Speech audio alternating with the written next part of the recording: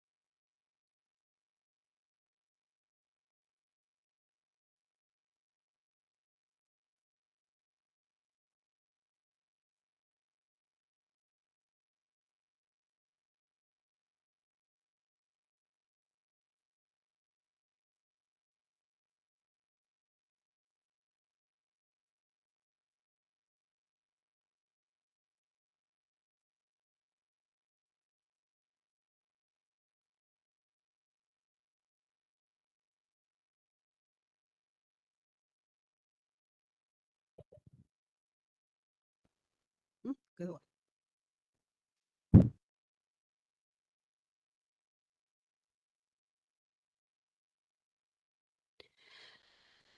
Good morning, everyone. This is California Acupuncture Board meeting. The time is June 13, 2025, Friday, and the physical address is California University of Silicon Valley, 441 D Guinea Drive, room A60, Health Center, Sunnyvale, California, 94085. So welcome everybody, the board member, staff. Thank you so much for your dedication to this board business, and welcome all the stakeholders in the room and online. Thank you for your participation and contribution to the board meeting. So let's make a roll call. And the meeting started, the time is 9:48. Good morning. I'll take roll. President Dr. Yongping Chen.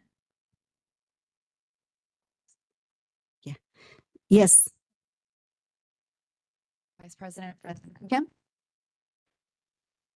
Gregory Leung. Yes. Shu Dong Lee. Dr. Amy Mataiki. Yes. And Ruben Osorio. Thank you. We have a quorum.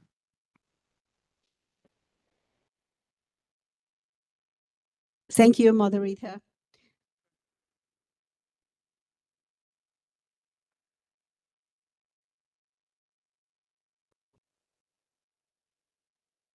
Thank you for reminding.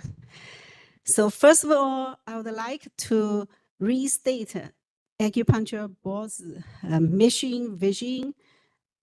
So California Acupuncture Board mission is to protect the people of California by upholding acupuncture and herbal medicine standard through the oversight and the enforcement of the Acupuncture Licensure Act.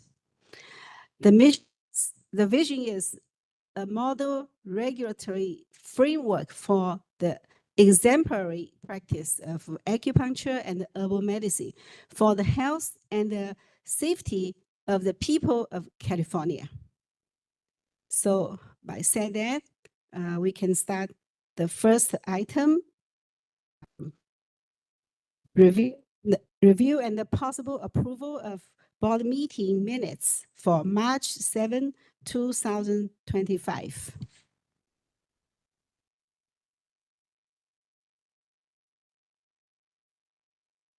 So we see anybody have some comments about the board meeting?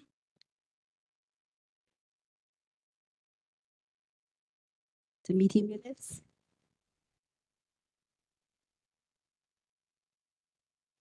Okay. Okay, so anybody want to make a motion? I'll do it.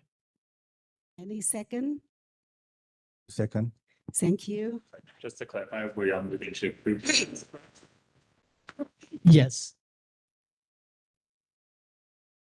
Okay, so any comments from the board? And if no, we open to the public. Any comments from the public on the site for the March 7 meeting minutes?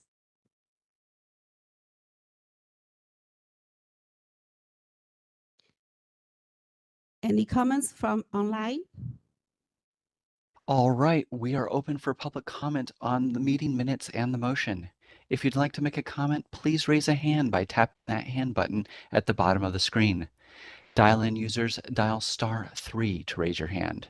And for our mobile device users, you may need to hit the ellipses button. That's the ... in order to find your hand.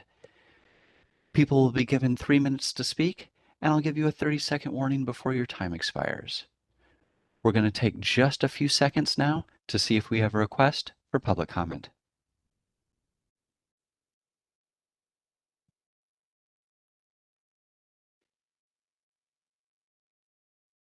Seeing no request for public comment, do you wish to continue with the agenda and the motion? Okay, thank you, moderator. So we'll have vote. Dr. Yangping Chen, Yes. Francisco Kim, Yes. Gregory Leung, Yes. Shudong Li, Yes. Dr. Amy Mateki, Yes. Ruben Osorio. Yes. Okay, motion passes to approve the March 7th, 2025 meeting minutes. Thank you, Christine. So I want to state for the public comment, we open for 3 minutes and everybody get a chance one comment, right? So that's So I just also want to remind our members of the public participating online that to make public comment, you have to follow the procedures that the moderator provide. If you put anything into the comment chat feature on WebEx, the board will not see that. So follow the procedure if you're online that the moderator tells you to do to make public comment. thank you, Brent. Next item is executive management report. Thank you, President Chen. We have the budget update first, and Ms.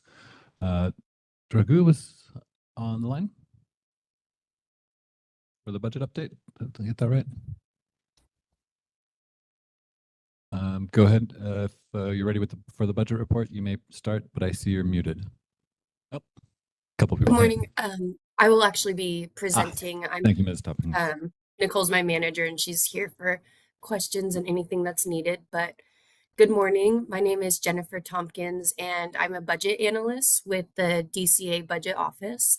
I want to thank the board and executive staff for allowing me a few minutes to present on agenda item 4A, the board's expenditure projections, revenue projections, and fund condition statement. First, we'll start with the board expenditures, which is page 40 of your materials, the next slide.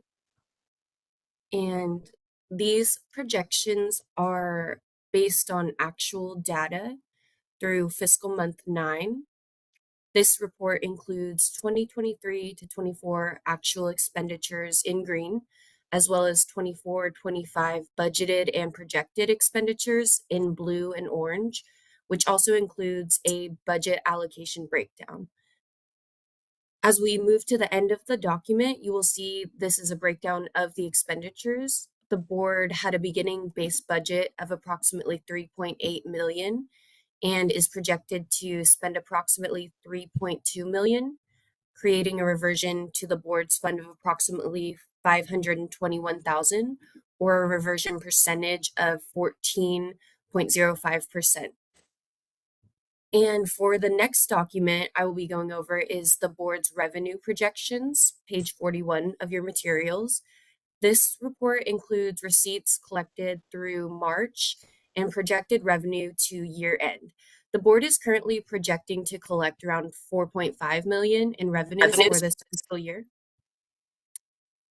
I'm sorry. I'll keep going. I will go further into the projections as we transition into the next slide. Lastly, on page 42 of the materials, we have the board's fund condition statement. As a reminder, we read this document top to bottom and left to right. The left column is the board's prior year 23-24 actuals, and it shows the board began the 23-24 fiscal year with a beginning balance of just over 4.1 million, collected roughly 4.1 million in revenues with about 60,000 from delinquent fees, 2.9 million from license renewals, and a combined 975,000 from other regulatory fees, licenses, and permits, and a combined 200,000 in income from surplus money investments and unclaimed checks. The board expended 3.7 million, which includes $234,000 in direct draws to the fund for statewide pro rata and pension payments. The board ended 23-24 with around 4.6 million in reserve balance, or about 16.2 months in reserve. For the current year, the board projects revenues of 4.5 million, with about 71,000 from delinquent fees, approximately 3.3 million from license renewals, a combined 975,000 from other regulatory fees, licenses, and permits, and a combined 165,000 in income from surplus money investments and unclaimed checks. The board's 24-25 expenditures based on the governor's budget with fiscal month 9 projections is about 3.4 million between authorized expenditures and direct draws to the fund, leaving the board with a fund balance of about 5.7 million or 16.3 months in reserve. The budget office will continue to monitor the board revenue and expenditures and report back to the board monthly with expenditure projections as we continue to close the fiscal year. And just a few things to note about the fund condition. This is a snapshot in time for fiscal month 9. One of the main factors driving expenditure increases in future years is a result of personal service adjustments. These include general salary increases, as well as employee compensation and retirement rate adjustments. The budget office includes a conservative ongoing 3% increase to expenditures on the fund condition statement to account for these ongoing incremental adjustments. And you will also notice revenue is projected higher in the out years. And lastly, I would like to note that the board, any future legislation or unanticipated events could result in the board's need for additional resources. And I would like to give some additional information, or I apologize. We're open for any questions after that.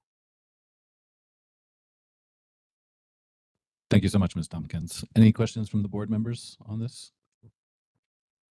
Yeah. I have a question on the delinquent fees.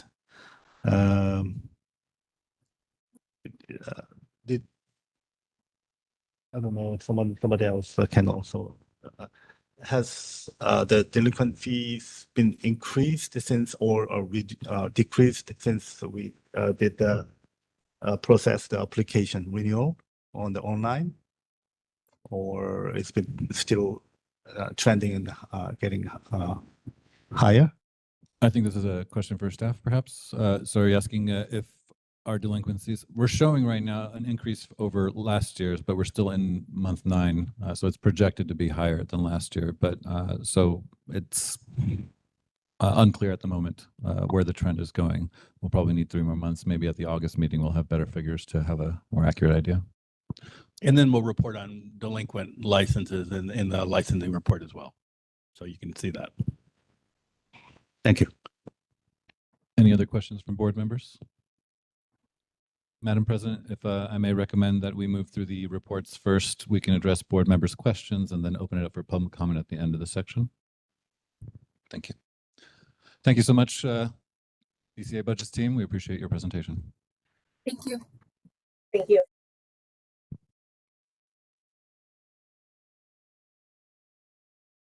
So next item, licensing report Q3 2024 to 2025.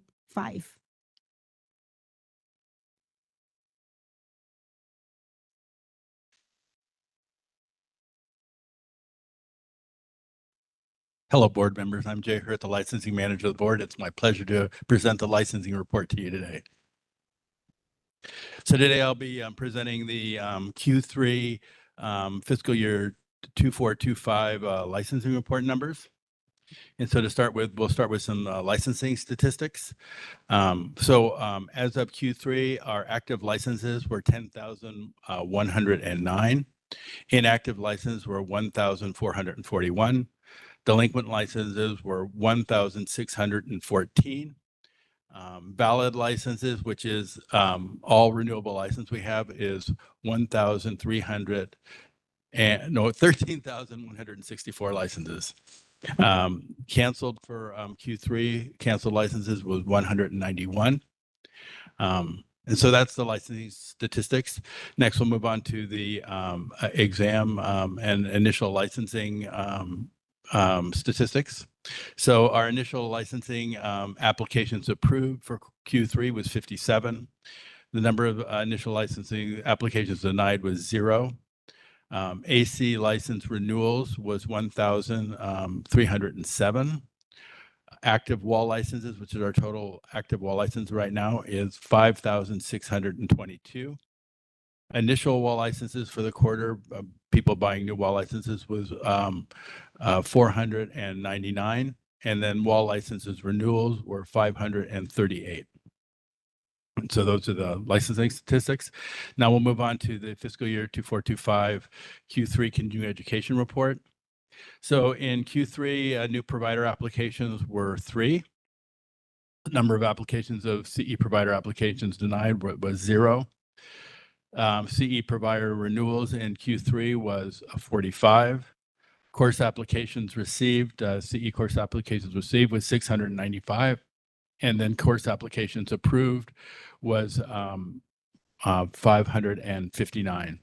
And just to note that statistics, the way that they're different is we receive the application reflects staff work, but then the providers are able to choose their start date. So that's what's reflecting the day that those courses are starting is reflecting the approved date. So they can be a little bit out of phase with each other, those two received and approved. Okay, and then course denials was 0. And then for applications of board approval of curriculum, for Q3, the number of applications were received were 10, incomplete applications were 5, and then approved applications for board approval of curriculum are 0, and then loss of approval is 0. And then just to speak of that number of 10, what happens when people apply for curriculum approval, a staff will receive their approval and then give them an outcome report. And if it's not complete, then it starts a going back and forth process. And so, this can reflect, in one school maybe having 4 application processes. Typically, it takes about 3 times, but sometimes it can take up to 7, 8 times for them to kind of completely clear all the findings that we have in the report. So that's kind of explaining why that number is high like that and not showing any new approved applications. So then moving on to the application of the acupuncture tutorial training program report. New applications received in Q3 were 6. New program approvals, tutorial program approvals was 5. Completed programs were 7. And then terminated or abandoned programs were 2, and that left us a total of 62 active tutorial programs. And then I'll move on to the exam statistics for first time and overall test takers for the period of 7/1/2024 to 12/31/2024. And so the overall pass numbers for first-time takers was 72%. We had 129 passes and 51 fails. And then for the overall total, which includes any retakers that have been there, we had 151 passes, retakers and first-timers, and 95 fails of retakers and first-time takers. And that gave an overall percent of 61% passing rate. And then finally, we'll move to examination results statistics by language. And so for applicants opting to take the California Acupuncture Licensing Exam in Chinese, there were 40 passes, 19 fails for a 68% pass rate. English test takers, there were 99 passes and 66 fails for a 60% pass rate. And then for Korean, there were 12 passes and 10 fails for a 55% overall pass rate for Korean test takers. And then the grand total was 151 passes, 95 fails, and the overall percentage was 61%. And that concludes the licensing report. Thank you, Mr. Hurt. Board members, do we have any questions regarding the licensing report?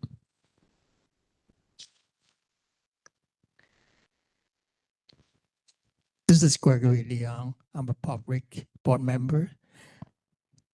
On the first page, licensing status for delinquents. So we have 1,614. And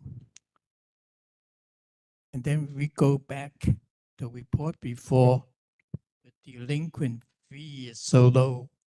So I'm just wondering, is there any way to decrease the number of delinquents? Well, actually, if you look at these numbers, I'm sure that they're way lower than they've been historically, because when the board raised the delinquency fee from $25 to $150, it got licensees' attention to be able to renew and not have to pay those delinquency fees.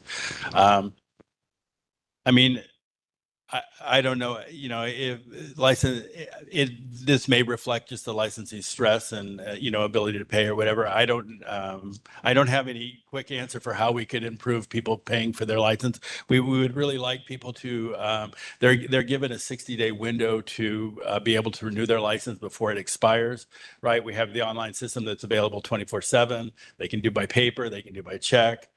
We have our licensing staff available every day to help them with that stuff. So, you know, and I think it's helpful for you to just mention this factor. It's like, yeah, the board prefers licensees to have, if they're practicing, to have their licenses renewed, right? And so in that delinquent state, technically they're not able to practice until they pay those delinquency fees and renew their license. So, and we are seeing a downward trend, at least in these quarters that we're presenting here. So I think it's a good sign. And in fact, that's what I thought you were going to outline. It's like, well, this one's only 1,614. Q2 is 1,688, and then Q1 was 1,694. Right. So it's at least it's trending in the right. We'll keep an eye on it. Okay, thank you. Yeah. According to this report, every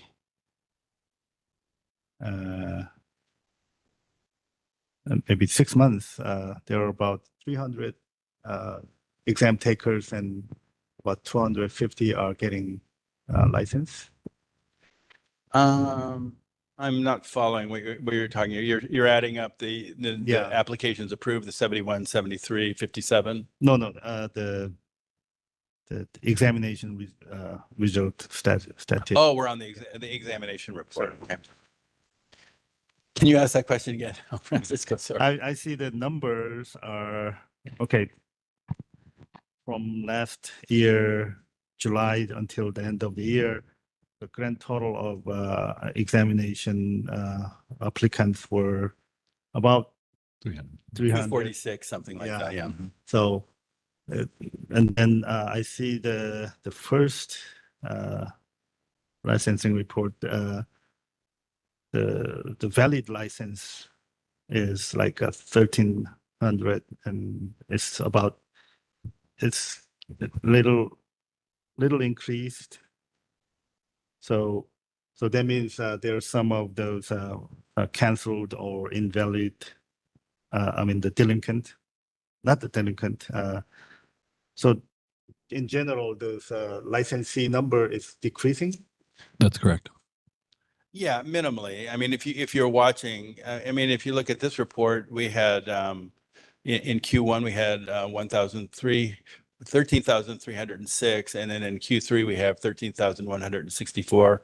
In this quarter we did have a little bump up of canceled licenses, but we do have an aging population actually, and for the last number of years, there's definitely been less new test takers, less examinations in general. And it's kind of a trend in the industry that there is decreasing new licensing coming in. So you're picking that up. That's kind of what they're pointing. And I guess the same thing happening in the enrollment in the schools too. Oh, yeah. How about the tutorial? Tutorial is, the tutorial is holding steady. I mean, I mean, Q2, there was 66, now there's 62. That reflects kind of completing programs. But, you know, we're running 50s to 60 for the tutorial program, which is a significant program, really. So, yeah. Thank you. Yeah, I like to make this board member should only. I like to make a comments on licensing report, and I do see the good progress on the, license wall license renews, and then I see the continued improvements, which is good for our consumers get a wall license, and also active wall license also increased. So the both is, I think we need to continue to do this and make good improvements on this. That's great, great progress. Thanks. And the board is looking for ways to actively, increase the compliance with the wall license, require with the wall license requirement for licensing. In regard to, we reaching out to licensees, but our staff makes an effort to inform them that it is required and to move them over with that. And any enforcement complaint that comes in is evaluated to see if there is a wall license complaint, and we'll either, allow the licensees to obtain compliance in a short period of time, or very possibly they could get cited, for that, get a little speeding ticket for not having that compliance. So, but I appreciate you bringing this up and discussing it, because it is definitely an issue we're working on. Thanks. Yes. Good morning. This is the board member, Amy Mateki. First, I want to see the form you presented. Thank you, and the staff is fairly clear. I have a couple questions. Number one is, so looks like, let's look at the CE providers. And so look like the applications received, the number is increasing. For CE courses? Yes. I mean, for this year, Q3 has the highest number of courses in there, right? Yes. Because that was one of the concerns, worry about the CE provider of courses going to reduce, but it looks like that numbers continue increasing.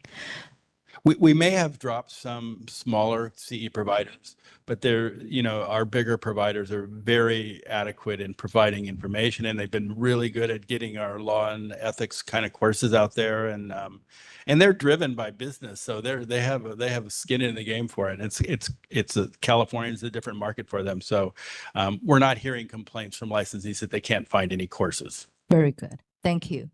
And the second one, I'm going to the tutorial training programs report, and totally approved right now. Look, the last one's like there's a 62 active one. Right. So how long the waiting process when they apply for a tutorial program? Hopefully when their application is received, it's processed within, I mean, it's a fairly complicated application, and there's a lot of going back and forth to get there, but hopefully staff would be able to process that at about a month. There definitely has been in the recent past some tutorial programs that had been delayed and took way too long, and so we've been working internally to make sure that staff is able to process that. But if you've heard complaints that somebody hadn't heard whatever, there are some outliers that has been the case, and staff has been turning to making sure that we're kind of getting that month response time, and particularly letting the applicant know where they're at, so. Thank you for the and answer. we apologize for any delays we've had with that. So, but that is something that's happened. Yeah, thank you. And the last one, promise everyone. All your questions. Well, the last one is about the examination passing rate.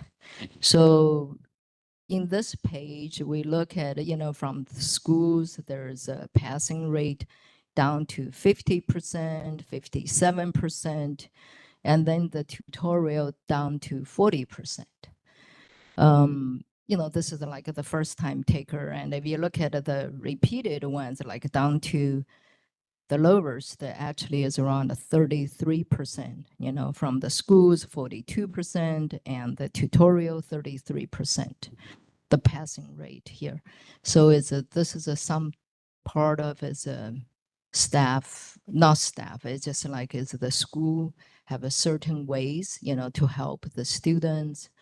I'm just, this is a quite low passing rate in consider. Well, and I could comment on that. Sometimes with if there's very small numbers like one or something like that, it's going to reflect 100%. And then another school might be, putting 19 or like maybe like we look at 5 branches that they had, what is it? That's 28 applicants.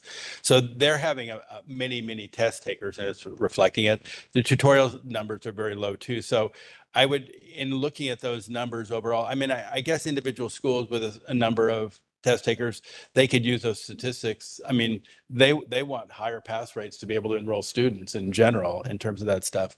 But in terms of how our test is performing, for the first time test takers at 72%. Our Office of Professional Exam Services is shooting for somewhere between 65 and 70% numbers in that.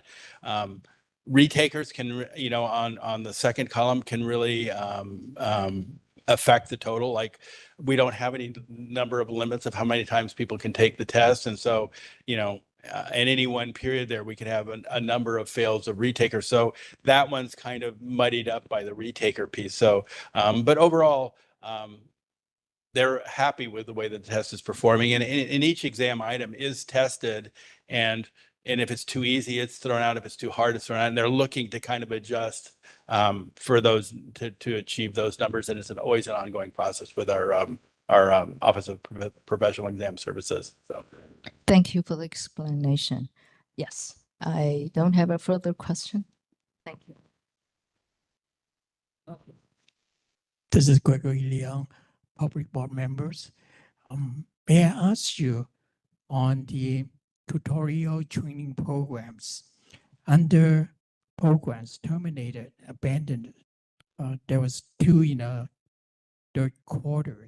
So I'm just wondering, is there any analysis on why the program was terminated or abandoned, or is there any way that we can assist them to keep their programs? Well, I mean, the best way to assist them is just staff support. And the other part of it is they have to complete their program. The tutorial program is 3,790, something in that range. So it's a very long program, right? I mean, if people are really on it and doing 1,500 a year, it's going to take a 3-year program.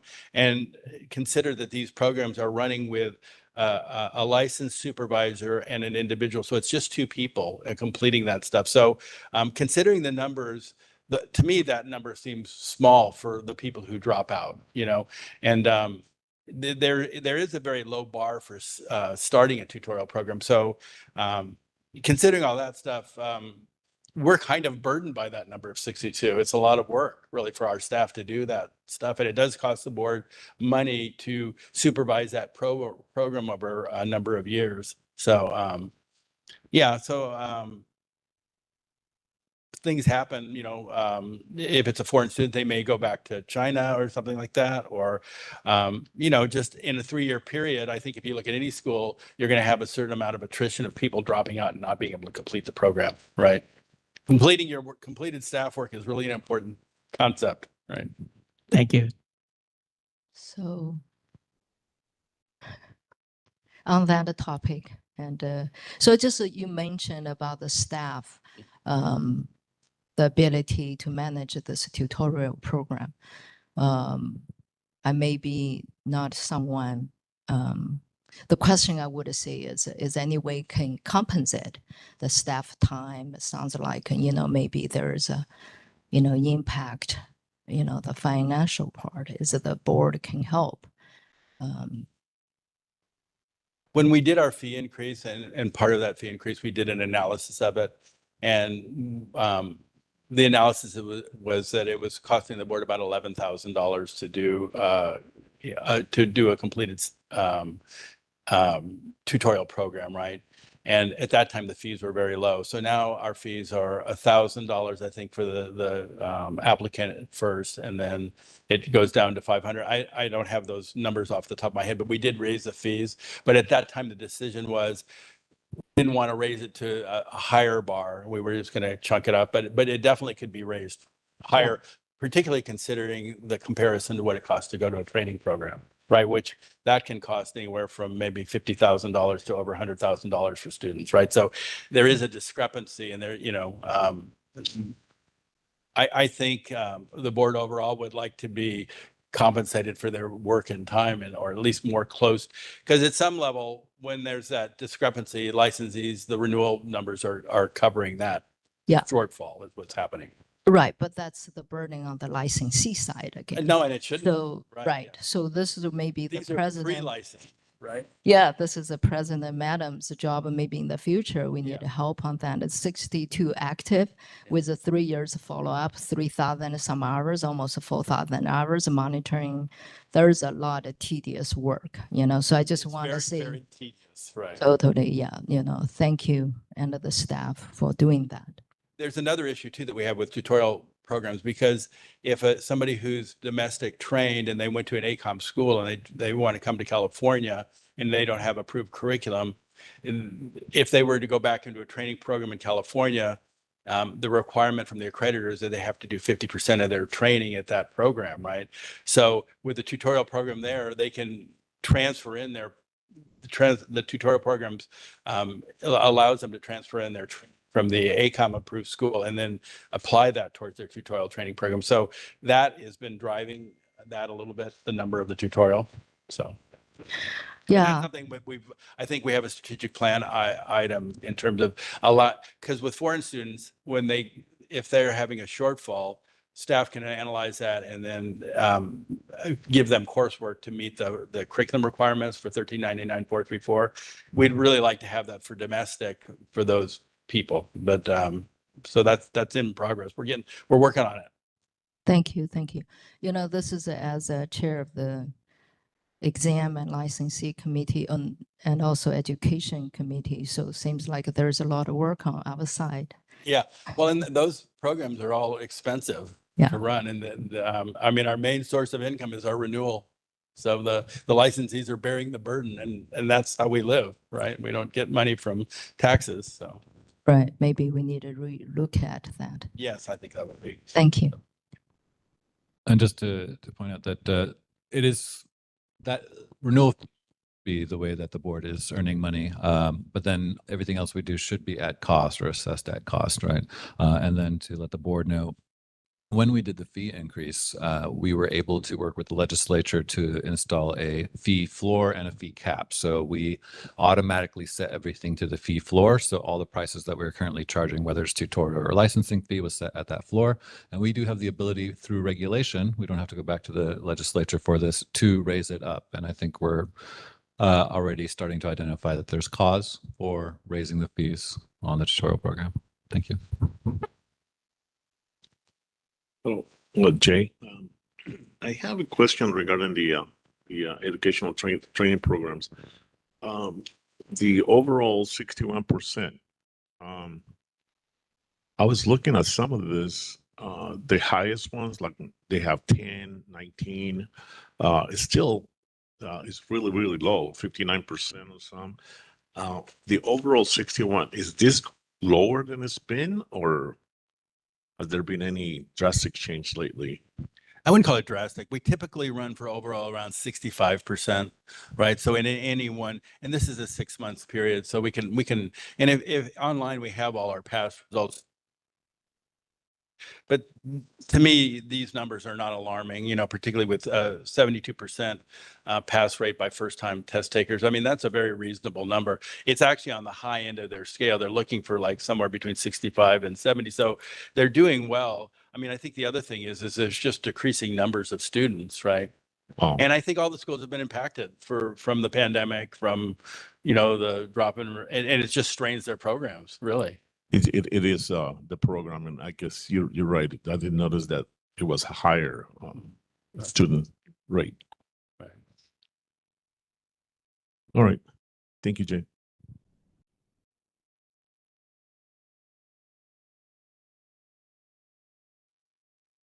Thank you, Mr. Herder, for your report and the explanation to all the board member. Help us to understand all different kind of situations. And thank you for all the board member, each of you.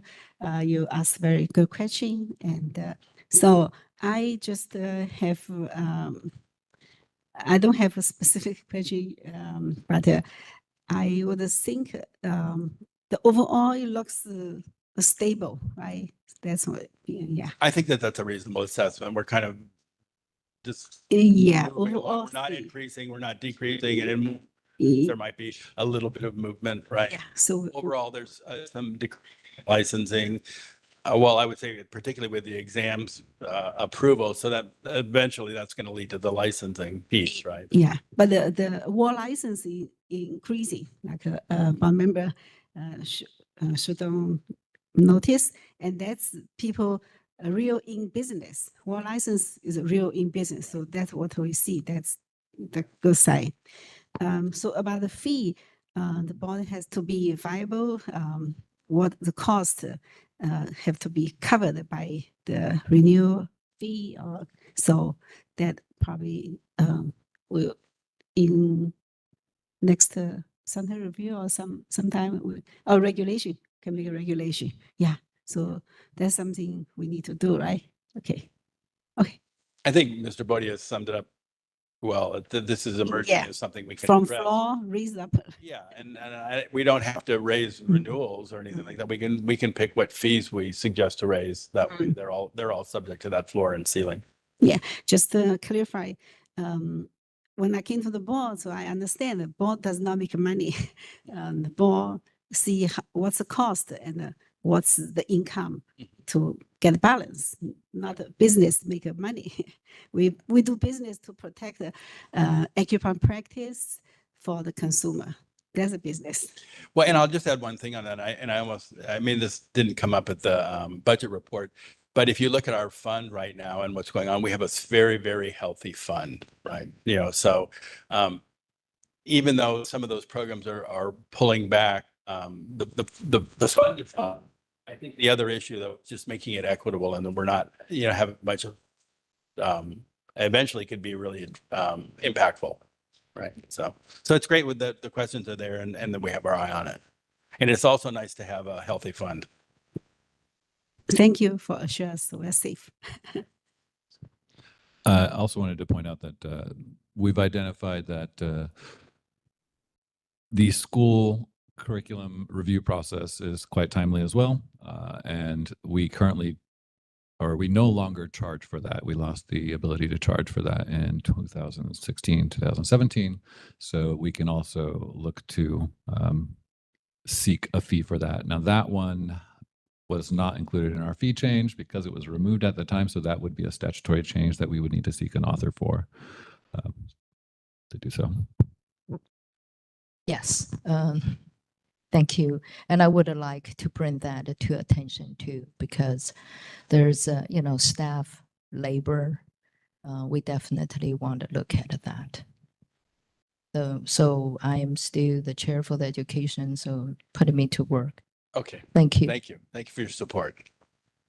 So last sunset review, I remember the board was talking about that. So last sunset review, we did not put that item for the fee, the school curriculum review fee. So next sunset review. Oh. Next sunset review would be a great time to do it. We could try doing it. So we're going to start the sunset report writing process next year.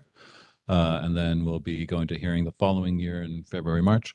So at that point, when we submit the report at the end of next year, we would be requesting or seeking an author at the time and perhaps including in our bill. We could try doing it independently next year if we need to move on it, but it's up to the board.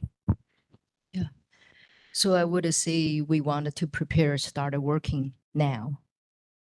Yes. Thank you. Or yesterday.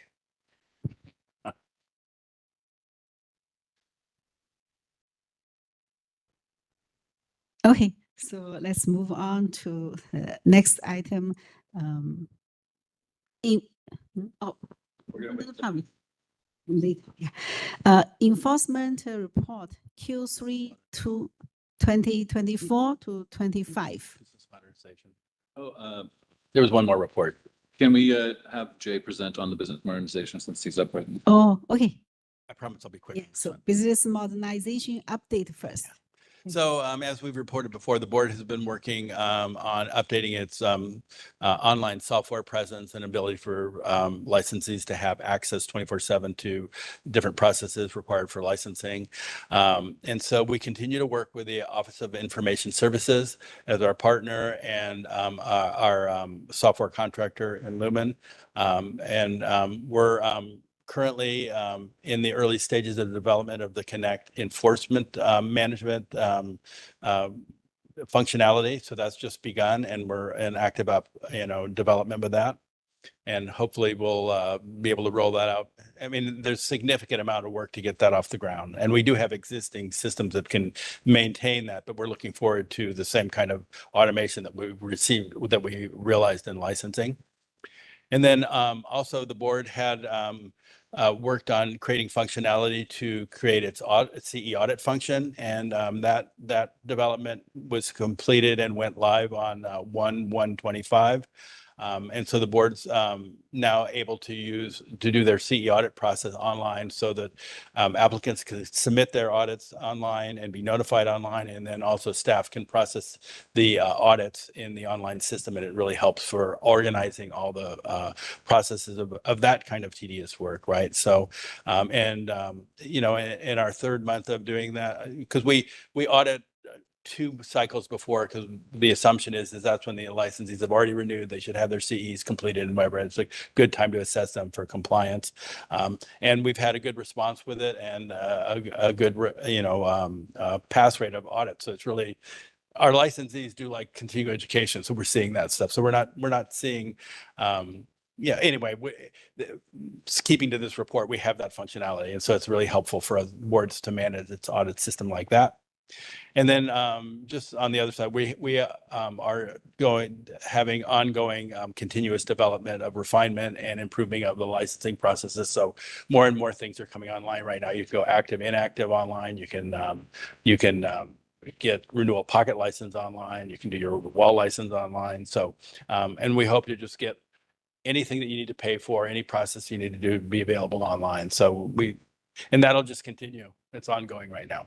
And that's the end of that report.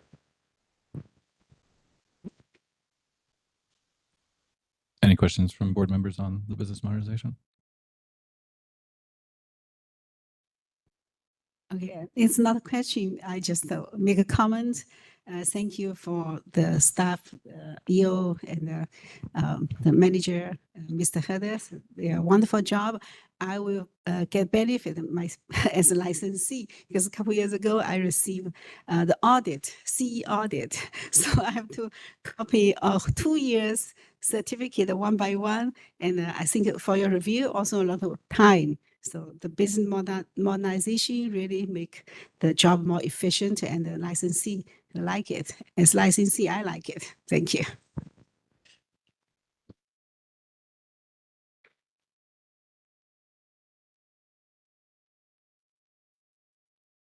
The last executive management report is enforcement report Q3 2024 to 25. Thank you, Madam President. Ben Bodie, Executive Officer. We'll start with the complaints and convictions and arrests. Total received was 34. Among those, we had 4 for criminal charges or convictions, 5 for sexual misconduct, 10 for unprofessional conduct, 8 for incompetence or negligence, 1 for non-jurisdictional, 6 for fraud. I was all reading up from the total, and that's just a reminder that these are just the allegations, aside from the criminal charges and convictions. Moving on to investigations, we have a total of 34 received in Q3, 26 were closed, and 318 are pending. And I believe we are seeing that number of pending investigations dropping. Moving on to the performance measures themselves, we have performance measure 1, again identifying the 34 complaints received. performance measure 2, we have 3 days to open or close a case that we received as a complaint. And for performance measure 3, we have 22 desk investigations closed, 4 field investigations closed, for a total of 26. The average days to close all the investigations, so 390. For the aging of non-AG cases, we have 7 for up to 90 days, 6 for 91 to 180, 2 for 181 to 1 year, 6 for 1 to 2 years, 3 for 2 to 3 years, and over 3 years at 2. And again, those are very complicated cases that usually take a lot of interaction with a number of other state or governmental agencies, sometimes international ones, to address any possible fraud or cross-state issues. And finally, 2 citations were issued. Total time to close that was 1,235 days, one of our more challenging citations that did not go to discipline, with 0 license denials. Moving on to performance measure 4. We had no final orders in quarter 3, therefore no days to close. 1 Attorney General case was initiated, 3 are currently pending, and no other items in that area. And then no items, since there was no cases closed, we don't have any statistics for those cases. And then no PC 23s or Penal Code 23s or interim suspension orders issued in 3rd quarter. And we have a total of 2 licensees on probation at the moment. So our probation population has dropped. As you can see, the prior year was 13, and this is great news. That is it for the enforcement report. Any questions from the board members?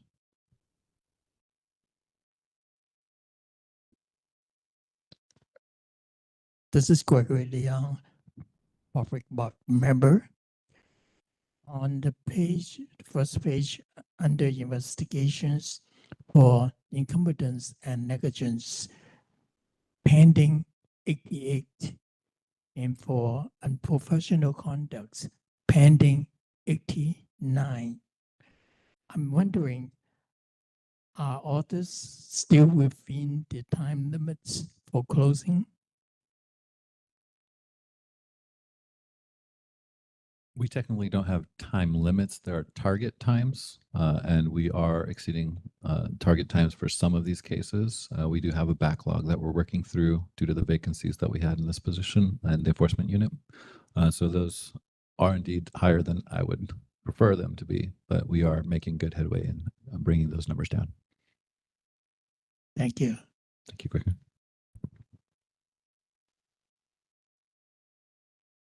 So my question here, there's an unlicensed, unregistered 11, the number is 11. I know there's a, some of the professions and the public has been raised the question about unlicensed, does dry needling, does acupuncture treatment. Is this included in this category?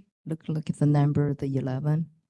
Complaints regarding practicing acupuncture without a license? Yes. Yes, that would be categorized here or caught here.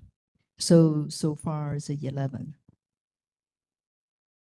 Possible, because that may be something else, right? So we have 11 investigations pending. Yeah, we did not have any complaints received in the last quarter in that area. But pending investigation, we do have 11 that we're looking into. Yeah. So sounds like there is concern and from the professional and the public, but it doesn't reflect in this report. We did not get much complaints about that. We do get complaints on that. Some of these, let's see, for the 11, so 2 were closed and we don't have the outcome here, but so some of them, they can be non-jurisdictional. Or we refer, if they are licensed with another board, we'll refer it to that board for them to practice out of, because they're practicing out of their scope. And then, there may be some situations where the person is here working temporarily and then they leave the state, right? Let's say a visiting physical therapist or chiropractor that is here for a little bit and they happen to do something and then they leave and then we can't get to them. So it's not always actionable. but we do investigate all the complaints we receive on it. Thank you for clarifying. I have a question on the investigation number, especially the incompetence and negligence and unprofessional conduct is the highest, but the second is a fraud. Is this like insurance fraud or general fraud, or is it reported by the insurance audit, or what's the? Yeah, it's where we have allegations that they are either doing some kind of insurance fraud or just anything involving accounting that affects their business. Thank you. Any other questions from board members on the enforcement report?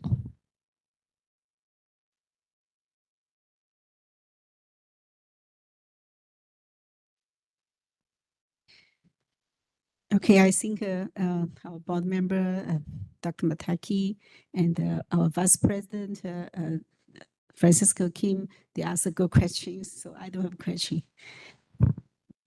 So let's.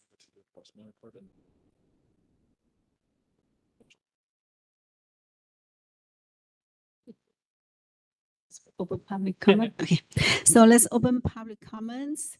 The stakeholders in the room, please, if you have any comments, come to the desk to the front. 3 minutes for everybody.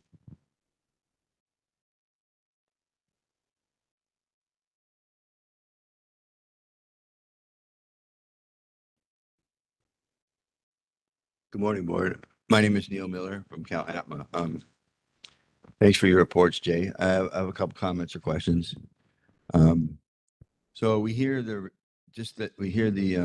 issues regarding the exam, but I'd like to know not just the numbers and the statistics, but what activities are really going on with the cab licensure. In other words, sometimes you hear out there that there's the integrity of the test has been compromised, and we don't hear about it. Like there are more people who are cheating, or is that an issue that comes up, or it isn't public knowledge, nobody's been convicted, but are there any other issues regarding the exam that it would be important to know about, other than just straight statistics? Like everything's cool, you guys are quite confident there's nothing going on, or the public could feel quite safe with the exam and everything that's surrounding it. And my other point has to do with two sections. One would be the licensing, and the other one would be the enforcement, where it overlaps. So we talk about the wall license, and we're getting more people who are being compliant in sending it in. But the reason we did the wall license is so that we would have an effect in enforcement and being able to keep records and things. So I've asked this now for over a year, and I'm going to continue to ask it until perhaps there's some statistics on, are the wall licensing work? Because if, we get 3-5 years into this and it's not working, you still have the same problem. And let's get rid of it or try to come up with another solution to the problem that we brought it up with in the first place. Thank you.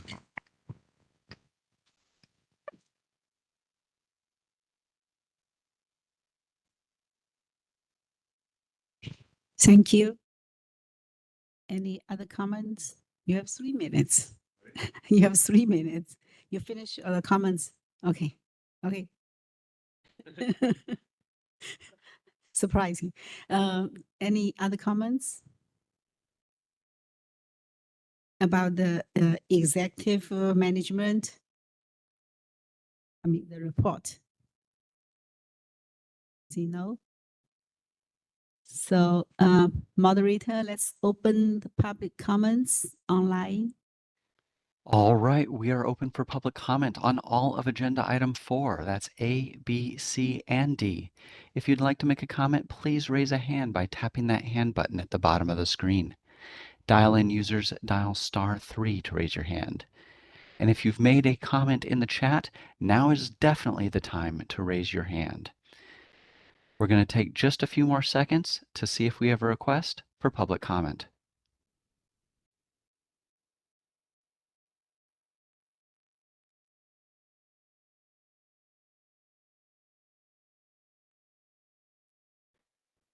Seeing no requests, do you wish to continue with the agenda?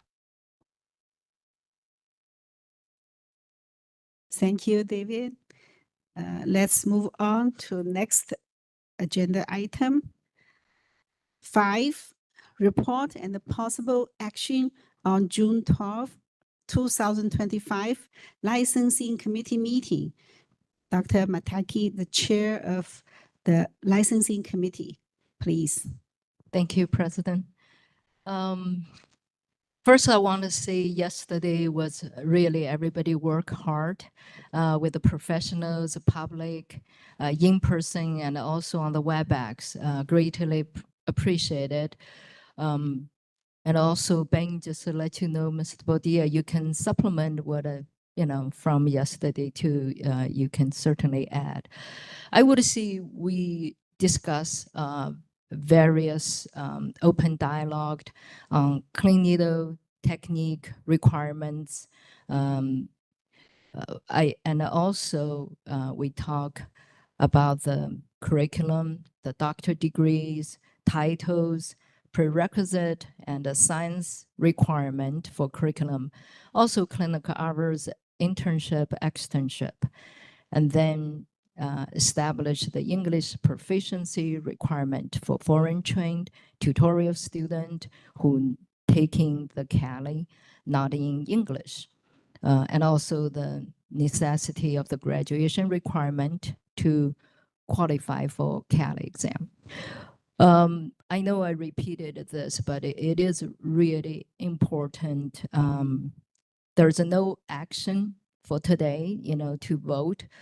We want open up for professions, public to continue working with staff and the board. Thank you, Member Liang, had a lot good suggestions. So I just want to do a couple of the summary currently was on the table from yesterday about the doctor titles. And a few of them was in the discussions. Yesterday, I mentioned we welcome the professions and the public continue because as a physician, also as a patient right now, it's very confusing with the possibility 16, 17 titles. I just want to say this is really at a stake as other professions continue move to the levels is more clear. Some of them with 2 characters, some of them with, few numbers, but very clear for the public to understand what the title represent.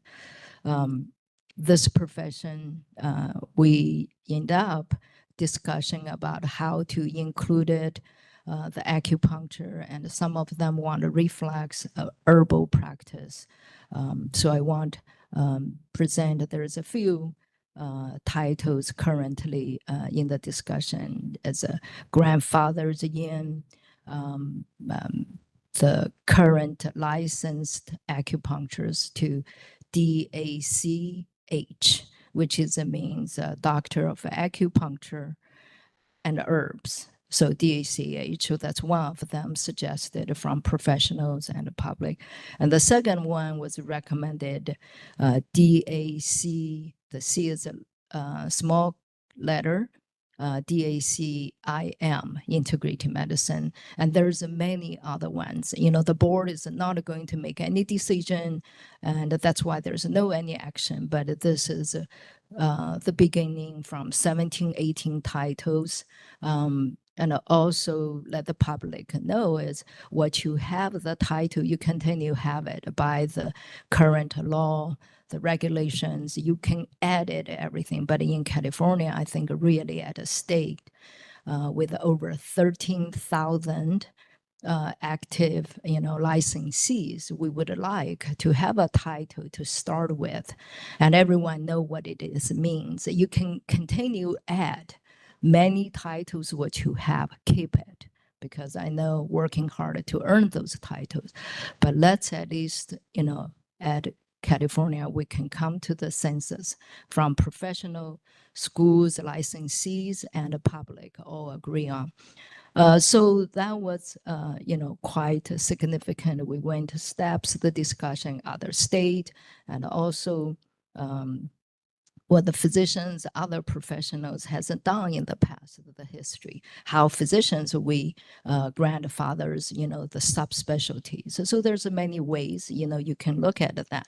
But the goal is to try to inspire and help. We have 39 million Californians here need help, and California is very unique.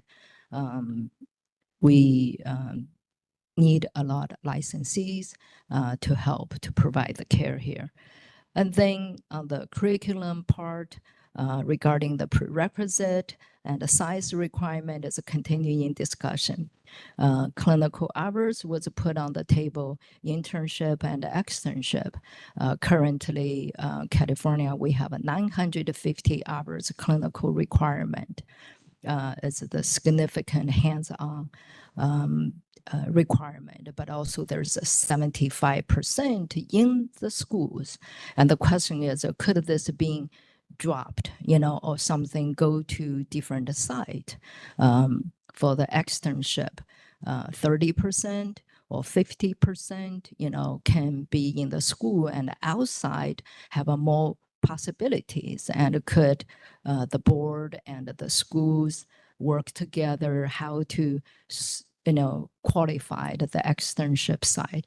But most important was brought in by the professionals to see is how to help the students graduate, and to through the internship, externship, you can be hired by the local or by the ones who you worked with. So it's increase the possibilities for their future. So there's this very positive discussion back and forth, and greatly appreciated the school participation and the professions participation. And the last two was in the committee discuss about the language, and we can see early was provided with, you know, the tutorial program, and also there is schools currently English proficiency, you know, there are minimal communications. And we made example, some of the professions yesterday they mentioned about AI, you know, in the picture in the future. But also I just said, don't just forget, use only thinking about this profession. You know, put yourself in the shoes. If you go to the surgery, you go to see a surgeon, how comfortable you have a translator is AI translating, and are you going to let this surgeon operate on you who cannot even communicate with you?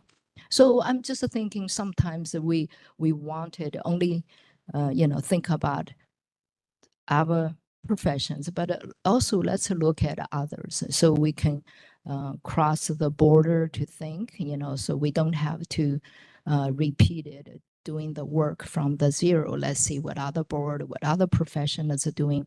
Greatly appreciated the EO and his staff, and also legal. Thank you for all the help. Keep me in line. But we want to continue to work with the professions, you know, so I'm signed up to work and I would like to continue. And Member Liang, want to greatly appreciate your insight and the suggestions, recommendation. I think this is a summary of my report. Thank you. Thank you, Chairman Teki. And I believe you have requested that we revisit these issues again at a future committee meeting before the end of the year. Was that correct? Yes, please. Thank you. And it will depend on the Madam President decision. Thank you. Thank you very much, the Chair, Dr. Mataki. Yesterday, it was really, really hard work under your leadership. The EO, Mr. Padilla, and the legal. So everybody sit here for a long time until almost 5 o'clock. And also thank you for all the stakeholders inside and online. You have all the input.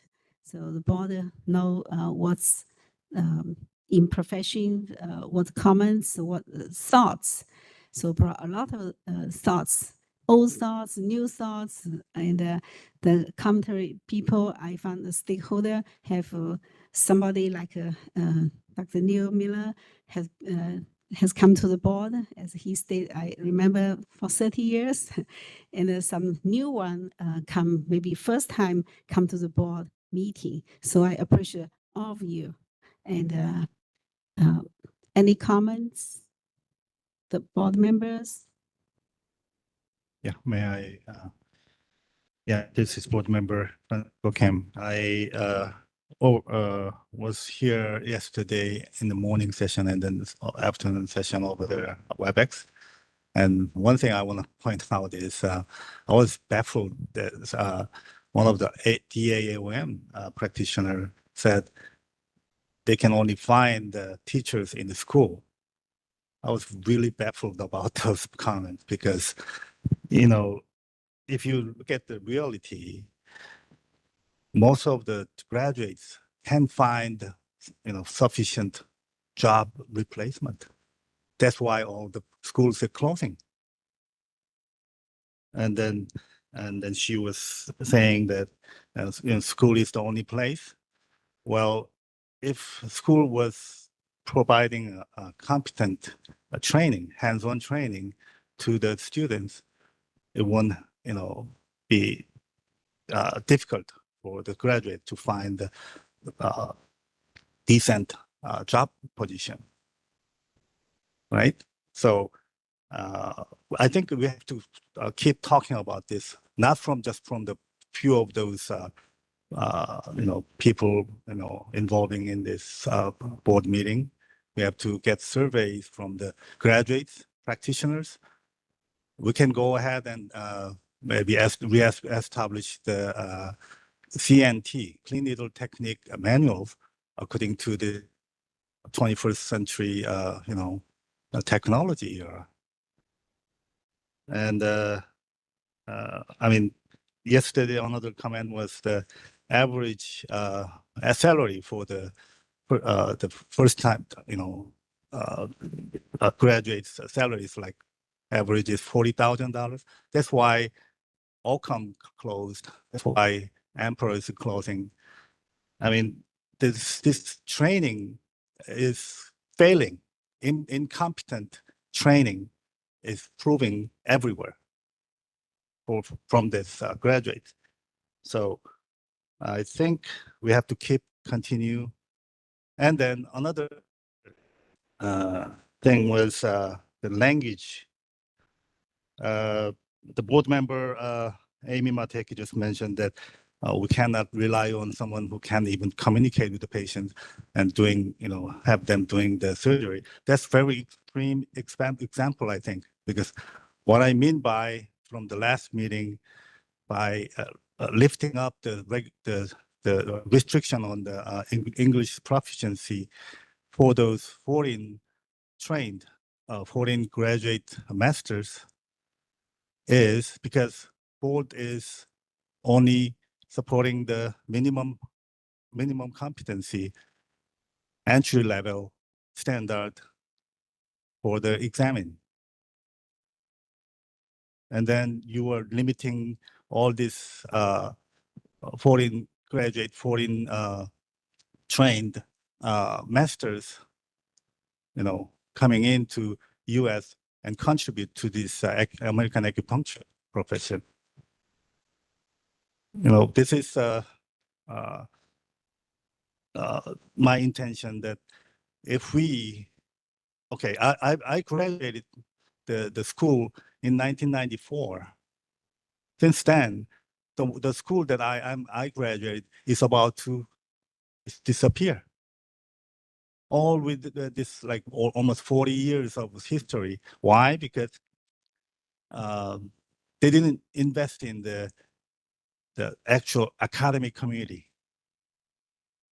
On the contrary, China and Korea, they've been evolved into almost same level as Western medical school. And then why, and then all these acupuncture principles, and then they are adapting different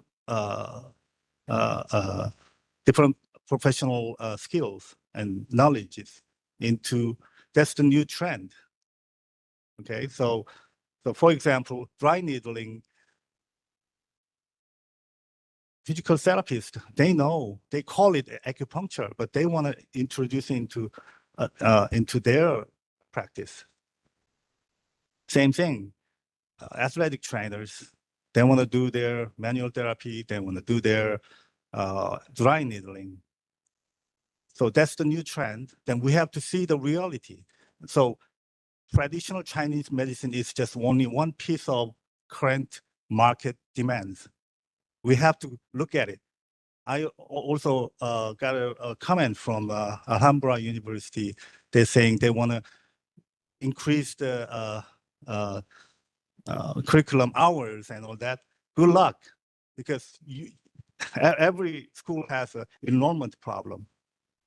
Who's gonna I'm not gonna let my child to go to that kind of school that doesn't guarantee the decent job placement. So we are looking at the training problem, quality of education problem. In that sense, I meant to lift the language barrier restriction so that we can have all these well-trained foreign masters come in and contribute to this American acupuncture profession. That's all.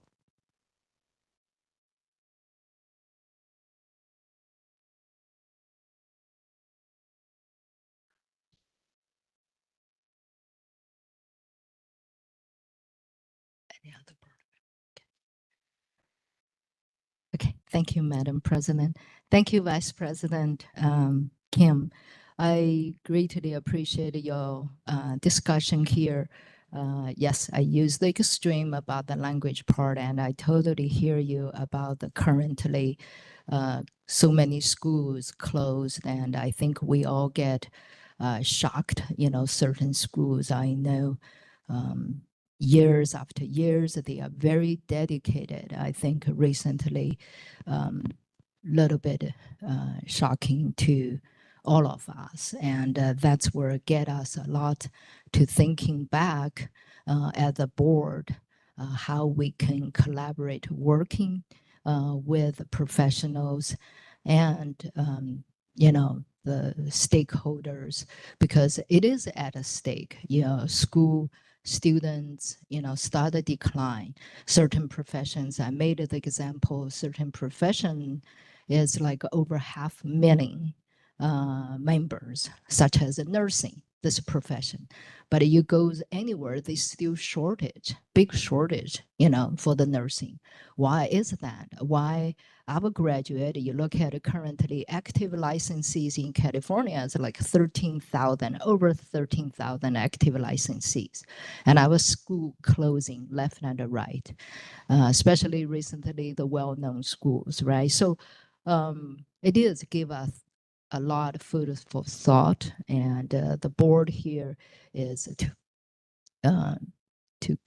engage in the Yancheng level licensee protection. We work with the profession and to protect the public. But also is a very important is all levels of the schools, how you continue have the students enroll for your profession if you can't even find the job for them. So this is at a stake. So I think let's drop our egos. Let's work together, how we move forward. Greatly appreciate it, Member Kim, Vice President Kim mentioned about there are a lot great masters, years experience practice in other countries come to the California, but California have a very unique policy here. You can teaching and demonstrate in the schools for 6 months without have to have a California license.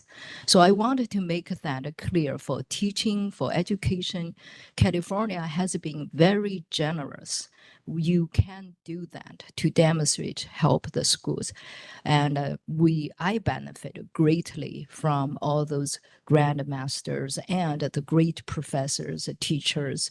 So I just want to throw that in the public and also let them know California, one side, we do very strict, how the license, over 3,000 hours curriculum, we have a very strict highest level for the education, but also we do give you the leeways. I know those those professors, when they come to the school's education, many of them school accompanied with a very good translator on the site, and they doing the teaching and the demonstration right there in their school clinic. So I would say there's a, both sides we look at, there is a great opportunity on the education, on the learning. I know yesterday there was some professional was here, moved from East Coast. And currently I know there is quite a bit, a few students who moved into California, study the schools here. But in the meantime, how we can all work together, let our students graduate and can find, a job. And then also, look at why the good schools close, So I just wanted to add it, elaborate a little bit. And thank you, President Kim. And it's always a very pleasure, to work with you all these years. Thank you. I just wanted to add that the 75% mandatory training should be in the school. That I remember last board meeting, I think 5 branch came up and asked for to change the rate. I think if we can have a survey on the students so that they can have an opportunity to work under the masters rather than the school, professors' supervision, I think they will go for the 100% on hands-on training under the masters of their choice. Because let me make a example. I know a very good practitioner colleague. He got an offer from a school for teaching a DAOM students for like $150 an hour, but he's making $600 an hour. So he said, school cannot afford him. So school cannot even afford those very good practitioners in the United States. So how can school can afford those masters from China or Korea or Japan? So you have to be realistic, and then you have to give them a chance. Those students, give them a chance so that they can make their way to their professional career even after they graduate. So I think that's board has to focus on that, because that's 75% requirement. I think it should be revised. Public member Shudong Li. As a public member, from I saw, as the 3 parties, we do need looking for working together, put the effort into it, because the community need, also the education part, of course, our administration part, 3 party looking for solutions based on the goal of our protect public's safety. So I do see a lot of great area, and also a lot of improvements area can be made. So, I think it should be across board, like licensing committee, enforcement committee to work together. We see more improvements areas we can do. Yeah, that's my comment on this.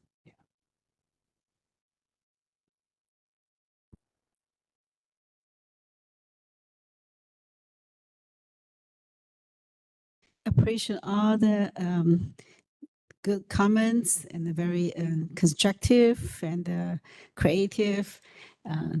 So thank you, Chair Dr. Mataki and the Vice President Kim and Member Shudong Li. Dr. Lee. So I heard all days and yesterday, all day we discuss about the doctoral degree naming. So I feel if profession, everybody talking about to unify, to have unify the name degree naming for the board position. We would support the degree naming to be unified because it's the best to protect the consumer. Really, why we have so many, but of course, Chinese medicine or acupuncture or Asian medicine, we practice because it's so complex. We basically treat the whole person from head to toe, from outside to inside, and cover all the system, not just the muscular system, also all the visceral organs. So this complex, and that's why people have different school, different name for doctor degree, DA. CM, DAIM, DAHM, all this. So we really need, I agree to have some investigation or school investigation or the association have some investigation and what really the profession want to have the name and get a unified voice. Could you please unify and talk to each other, not just the individual come to the board, like say 13,000 different ideas. So please do this work and then we make it more efficient. The earlier, sooner you get unified and the sooner board will support to make that happen, right? So we work together with you, right? But have to initiate from the profession and the board support. Because we support the unified the naming, degree naming, okay? So that's the one point about the externship, I agree. So we see before, like in China, in Korea, because everybody work in the hospital and work together. So older generation teach younger generation for free. This because everybody want the honor of their hospital. The hospital have different level from 8 to 1 to 3, and if the 3 and that the highest, if you work in the hospital, everybody knows, and the patient will come to the hospital, to the number 3 hospital, the highest level. So you work there, you feel honor. I'm work at this hospital. So here is different because it's our private owned school, but how to smartly utilize all the resources in the private office. We collaborate with the masters. We have a lot of masters, like people practice 30 years. They have a lot of experience and compare with work 1 year. So the income said $40,000 income a year, but I also know some people have $500,000 a year income from our occupational analysis. We saw the huge difference, and those people, they can have some way to help young generation. I believe everybody in the room and everybody online, I believe this profession, people come to this profession mainly is not for the money, because I believe at least 90% people come here with a passion to use this natural medicine to serve patient, to serve people. So put that on, and I think it's possible to convince the masters to supervise the younger generation for the externship. So that's what I thought. Thank you, everybody, for hard working yesterday.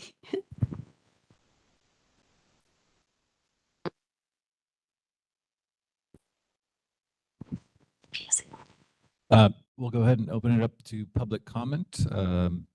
We can start in the room, just an advisory. We are doing 3-minute limits on the talk, and you'll notice that there is a difference in the setting today than yesterday. Yesterday's meeting was a committee meeting with 2 board members.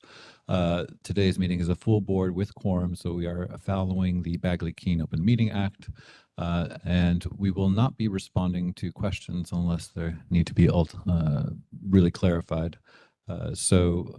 But we will be receiving your comments, and you are welcome to step up and provide them. Anybody in the audience?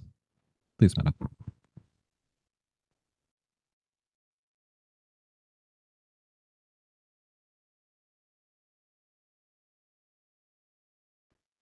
Julie Rose. I'm an acupuncturist in this area.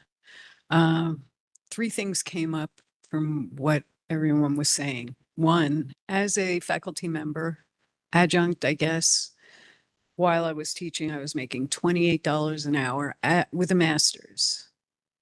I don't think that's enough.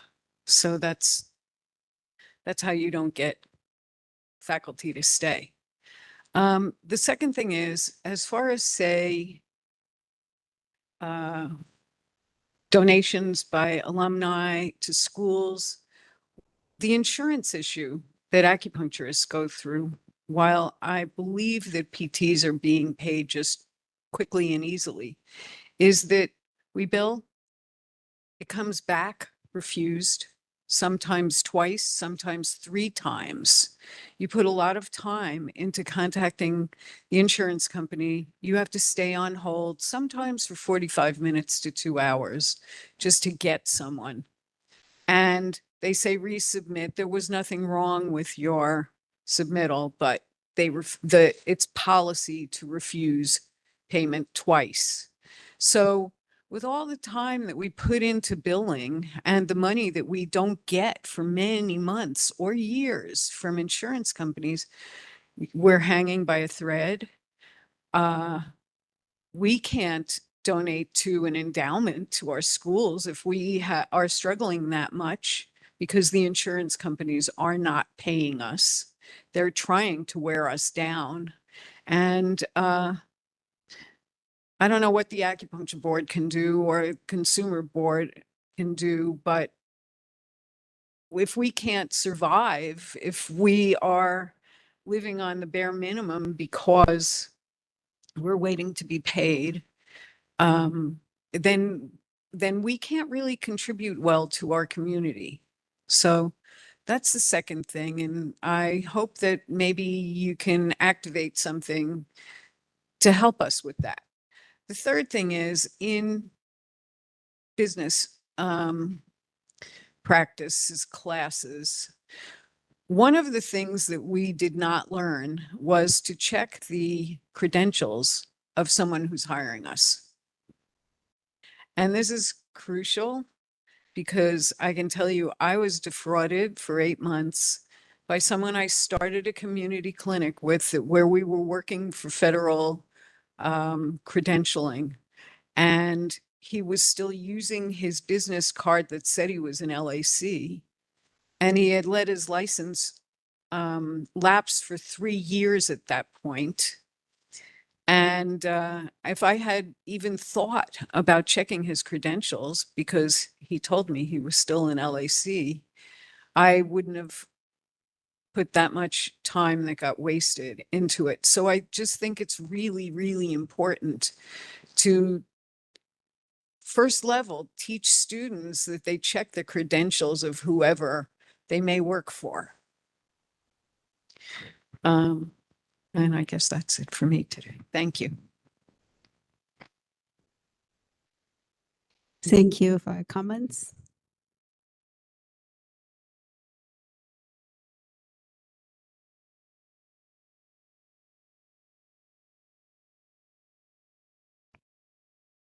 Chair, members of the board, 3 minutes is impossible. I was there yesterday and it took 9 years to get this on the agenda. So I'll try to stay focused on what happened yesterday and to inform those, certainly the public members who were not there yesterday or public members who weren't there for the whole meeting, who missed part of the discussion. And part of that was mischaracterized today. So I'll try to be as clear as possible. Dr. Mateki, you did a fabulous job taking very complex issues, giving everybody an opportunity to speak, and then in the end summarizing your opinion, and your opinion was really based on listening to everybody, both in the audience and online. And so Mr. Leon made a great suggestion that we reach out to, or that it's reached out to the schools and the associations and the individuals on what the names might be. And after great discussion, those names that we came up with, the DACH and the DACIM, weren't taken lightly. We brought up all of the issues. So if there's anybody online who has their opinions, you could have been here yesterday because it was a really great discussion. And we really handled a lot of the various issues. And it came down to the two different things. One was the education title, that you have an education and that was your degree title. And we also focused a little bit on the doctoral title, like one is your licensing title, one is your doctoral title. And we pointed out, we talked that this is an evolutionary process. And I'm going to bring that up 3 times. We used to be the CCA, California Certified Acupuncturist. And you didn't have school. You were certified that you treated an X amount of people. And then it went to an LAC. So all of this takes place in an evolution. And we talked about grandfathering. Well, there's a precedent. When we went from education from 2,400 hours to 3,000 hours, they wanted to, you let me know if you got to cut me off. You wanted to know what we do with all those people who are in practice versus all those who are getting out of school with 600 more hours. And what it came up with was that if you had been in school, we increased the CEs from 30 every 2 years to 50. And if you were in practice 10 years, then you would have had 300 hours of education, which would match the 600 hours plus you've been in practice for 10 years. So that is the criteria with which the legislature looks at grandfathering. How fair is it to those who are in 30 practice? seconds. Those who are participating. 30 seconds. I'll leave it here, and I would like to speak again because it's really important.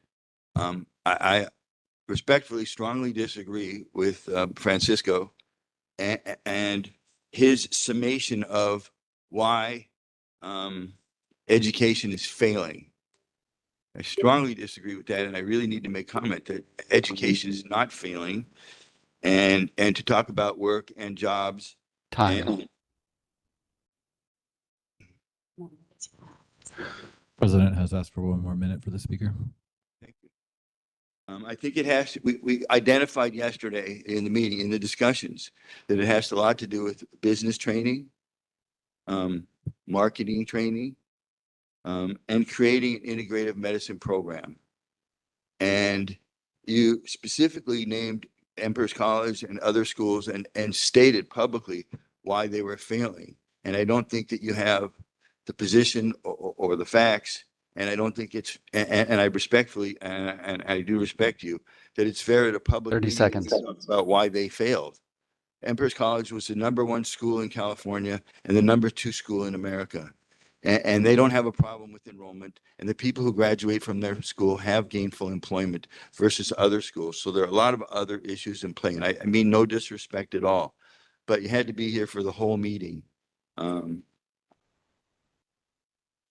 I've used up my 3-4 minutes, but it was a whole day and there was a lot going on. So to just get a fair Time. If there's time at the end, I would like to make a final comment. Thank you.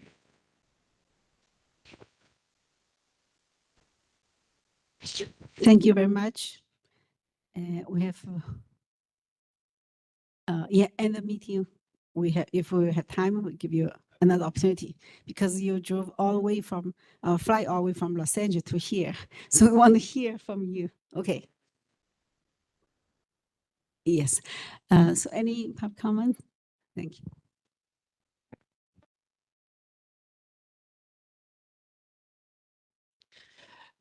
Philip Young from California University, Silicon Valley. Yeah, mentioning about the enrollment of the school. Because I'm in this field, managing a school, and also I know so many schools, including Empress College. They are my very, very good friends. And I do feel bad for closing the school. Of course, I don't know the detail, but one thing which is a common situation is in California, like in this area, we do have some like school competitions. I heard school USAN and Empress colleges are very close. They may have some competitions, and but fundamentally is the demand. Like in the past years, there's almost all the schools have a very good enrollment because of the demand is high, and the demand is determined by the income of the practitioners. Let's say right now is 25,000 per year, and how about 100,000 per year for the practitioners? Then there are even other like children, when the children choose the future direction, which major you want to choose, computer science, why? Make more money. Oh, accounting, make more money, and the job is very stable. Do anyone consider about how about acupuncturists? They don't think, because not everyone make good money. Like in this Bay Area, I know several practitioners have very, very high income. Million, 2 million in this area. But it's rare. All these good practitioners are my good friends. That's really true. So if everyone can get the income like this level or average or something, for sure the enrollment will be higher. And Bay Area is a little better, but the school competition is still high. Our school, the enrollment is not the great, but we still can survive. Because our clinic income is can make it balance, and also for the school training, for the training program, like the 75% uncomes to trainings and extern, that's really depends on the patient's base and also the training programs in the school. If the training program is good, you can provide the solid trainings for the competencies for the interns. Then with the graduates, they can have good practice and have good income. These are all corresponding. And of course, if they can't get enough training, externship is a very good choice. And even they get a full trainings of the 960 hours, 950 hours, still maybe compared with the like a Western medicine residence 30 seconds. program is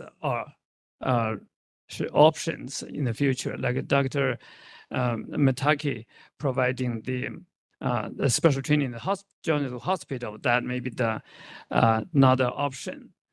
And also for insurance, yeah, like previously mentioned, insurance payment and something. This is also a problem for, yeah. Thank you.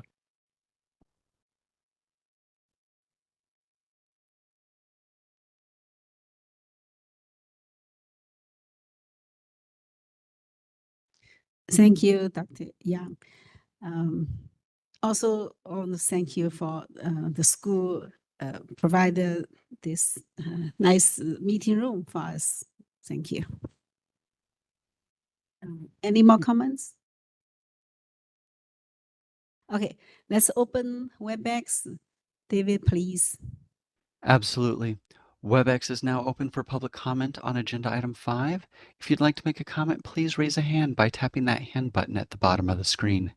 Dial-in users dial *3 to raise your hand. And as a reminder to our mobile device users, you may need to hit the ellipses button. That's the ... in order to find your hand. Our first request is coming from Farshid Namin.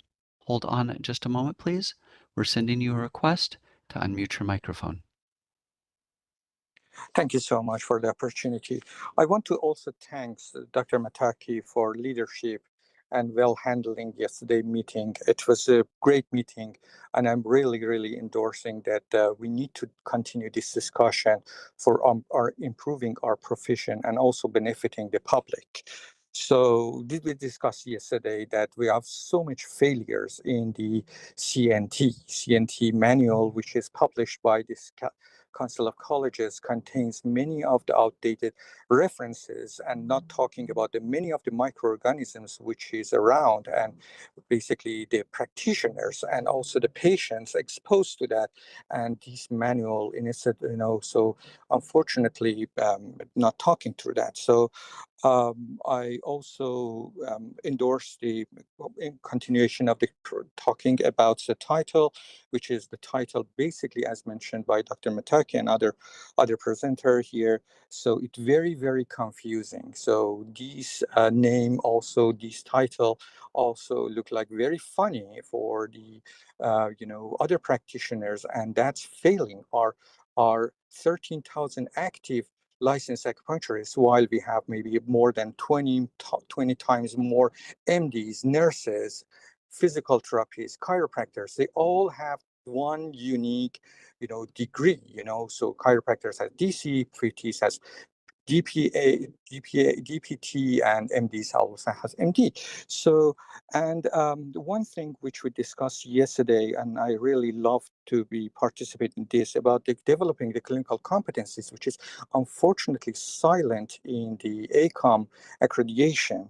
And lastly, in response to Vice President Kim point about the acupuncture schools, I believe that it is time, and this closing of very good acupuncture schools should be considered as a wake-up call for the profession, for the board, for all the stakeholders, that what's going on, we're losing very good acupuncture schools. So, and we need to have, especially main, stakeholders such as ACOM, such as Council of Colleges, they should remember that their standards is not working. Their standard needs to basically revised significantly.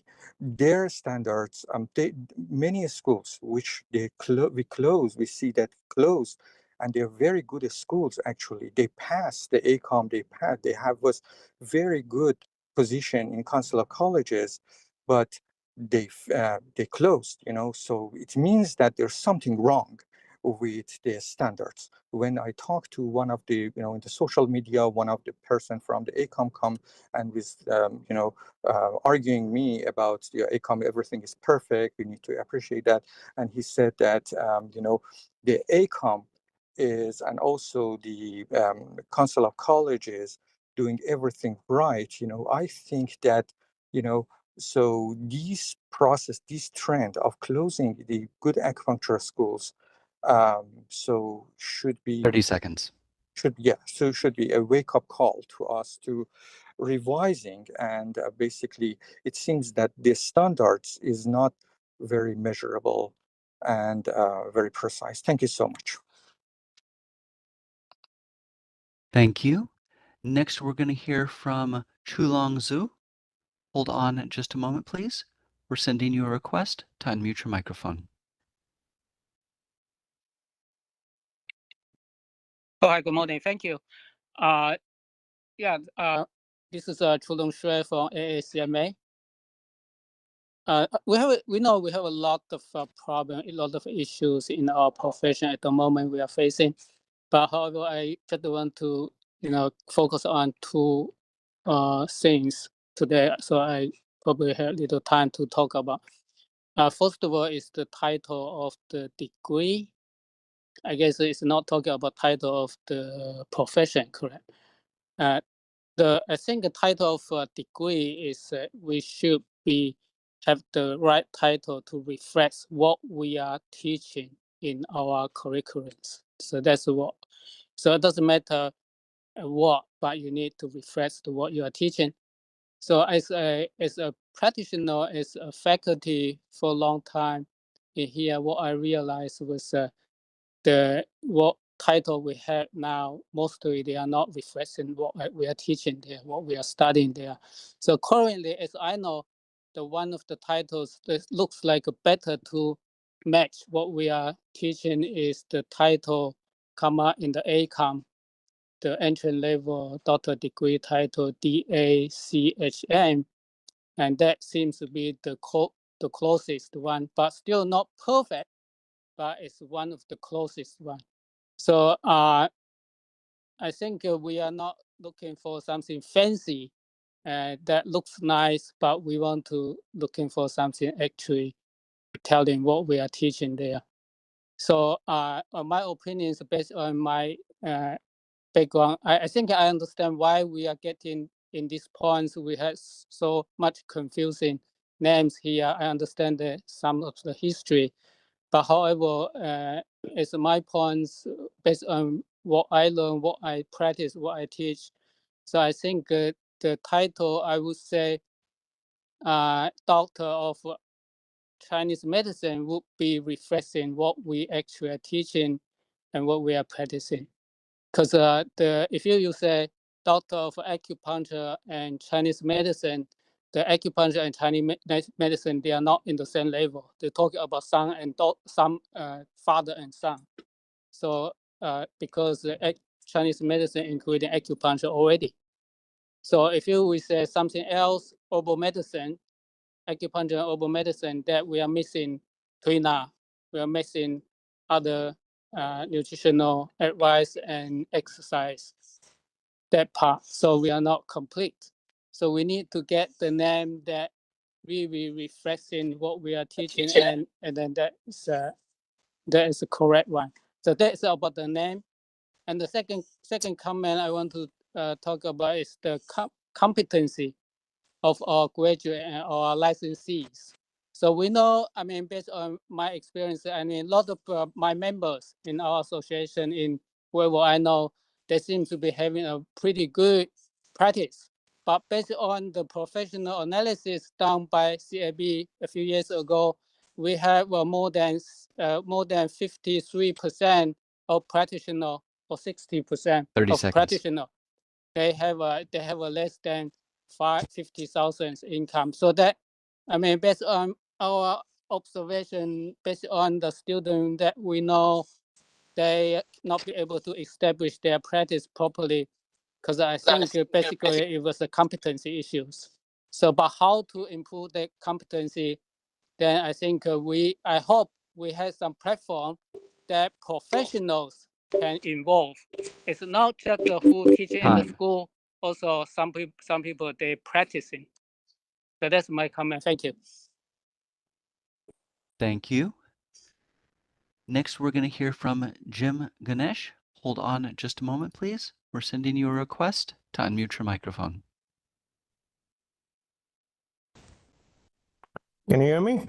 Yes, go ahead, please. All right, thank you. This is Ganesh here. I'm talking I'm not an acupuncturist, but somebody uses the services, not just here in other countries also have used it. First, I would like to recommend the board is very good. They're looking into the option of changing the titles, which is very good for all licensees, but also should look into the changing the actual name of your board.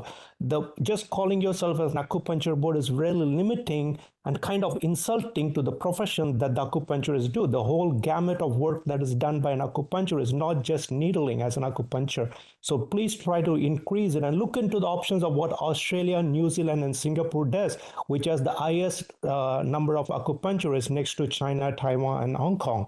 Of course, not excluding US on this side, but I'm talking about the Asian side. So please look into it. That, for example, the Australian calls themselves the board. It's regulated by the state, and it's called itself the Chinese Medicine Board. So you have to give that professional recognition and call yourself the Chinese Medical Board, or like Singapore does, the traditional Chinese Medical Board practitioners of Singapore. So please, and which is also regulated by the state. And also please look into the Singapore clean needle technique practice that they came out in 2020, which has an updated manual, and it's very excellent compared to the CNT manual that is currently in use. So please look into that, and I'll put the link on the chat. It's a very good manual, and it got updated after the pandemic. So they are really good instructions that hopefully the board can do something like that and put it into structure and which all the therapists can follow. Regarding this profession, I feel the profession as acupuncturist or the work of dry needling in the name of dry needling is being hijacked by other health professionals, be it physical therapists or doctors or no one. Now you never know. Tomorrow you may have the occupational therapist asking to do it, and you never know. One day the massage therapist, the yoga instructors, everybody would want to do it because everybody know it works. So all we have to do is try to give some more stringent measures for anybody who wants to practice dry needling. And again, please look into Singapore and Australia. A medical doctor needs to complete a graduate diploma course in acupuncture before they can even put any needle on a patient. Just because their doctor does not give them the elite status to practice acupuncture by inserting needling, but just going for 30 hours of training like it happens here in US. For example, in Singapore, you need to even take the license board, and even Australia says you have to take the Part 1 acupuncture board exam conducted by the AMC or some other, it's a ACM council, Australian Medical Acupuncture Council, which does the exam for it. So please look into those options and not just limit yourself to just what everybody is. That's the way. Thank you very much. Thank you. And potentially our last comment is coming from Lin Yang. Hold on just a moment. We're sending you a request to unmute your microphone.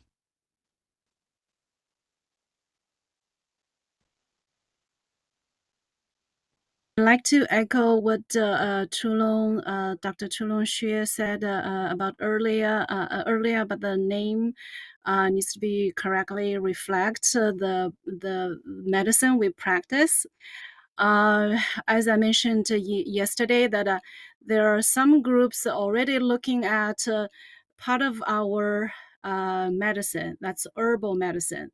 They're already looking at a possible way to chip it away.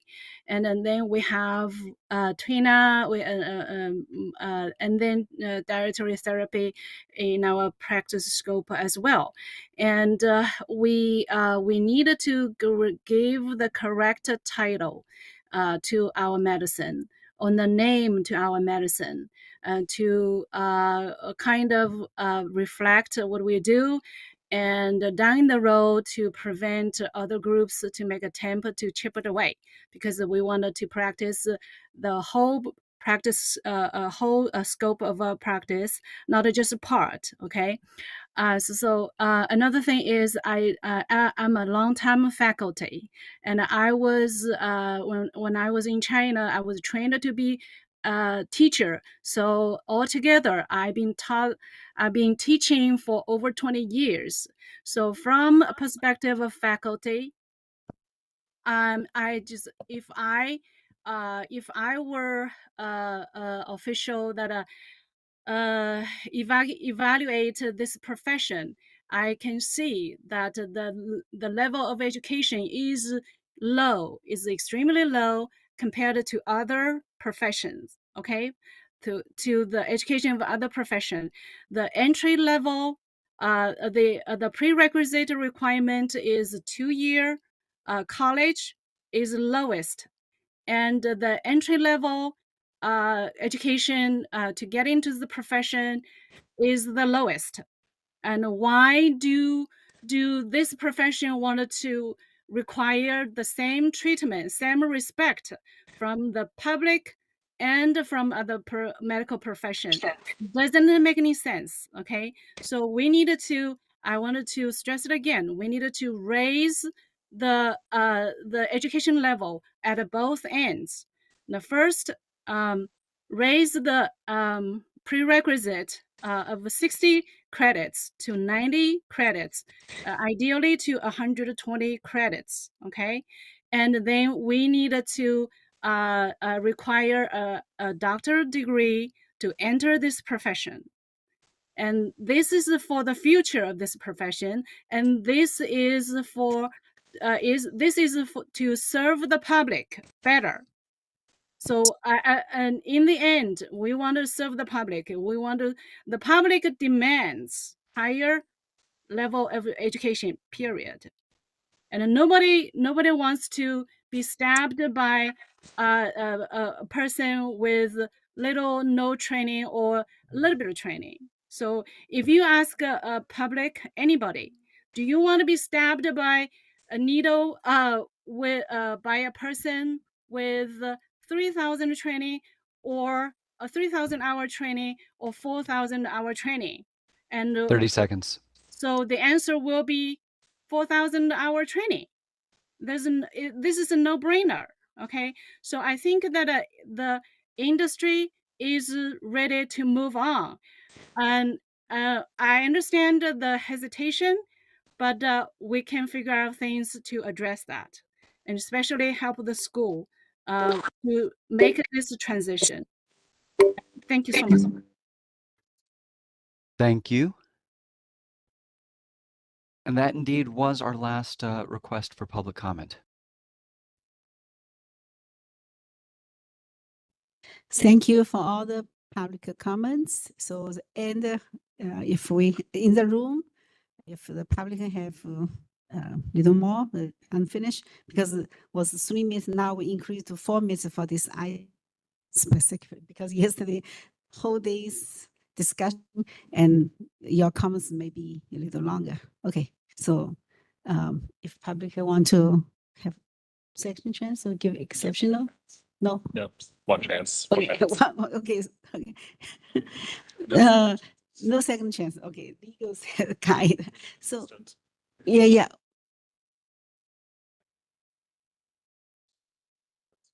Okay.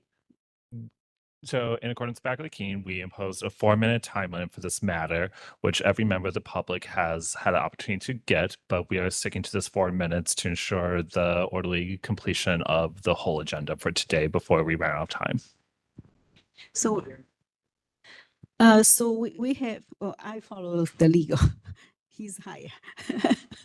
So just keep it consistent, but we have an opportunity for the agenda, the item not on agenda and for future agenda. So at the end of the meeting, you have an opportunity, 2 more opportunity for any item you want to see now.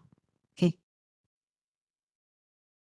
So the meeting is proceeding to next agenda item 6, legislative report and the possible action on bills of interest to the board. Ms. Brother, please. Thank you, President Chen. So before I get into the report, I just wanted to go over.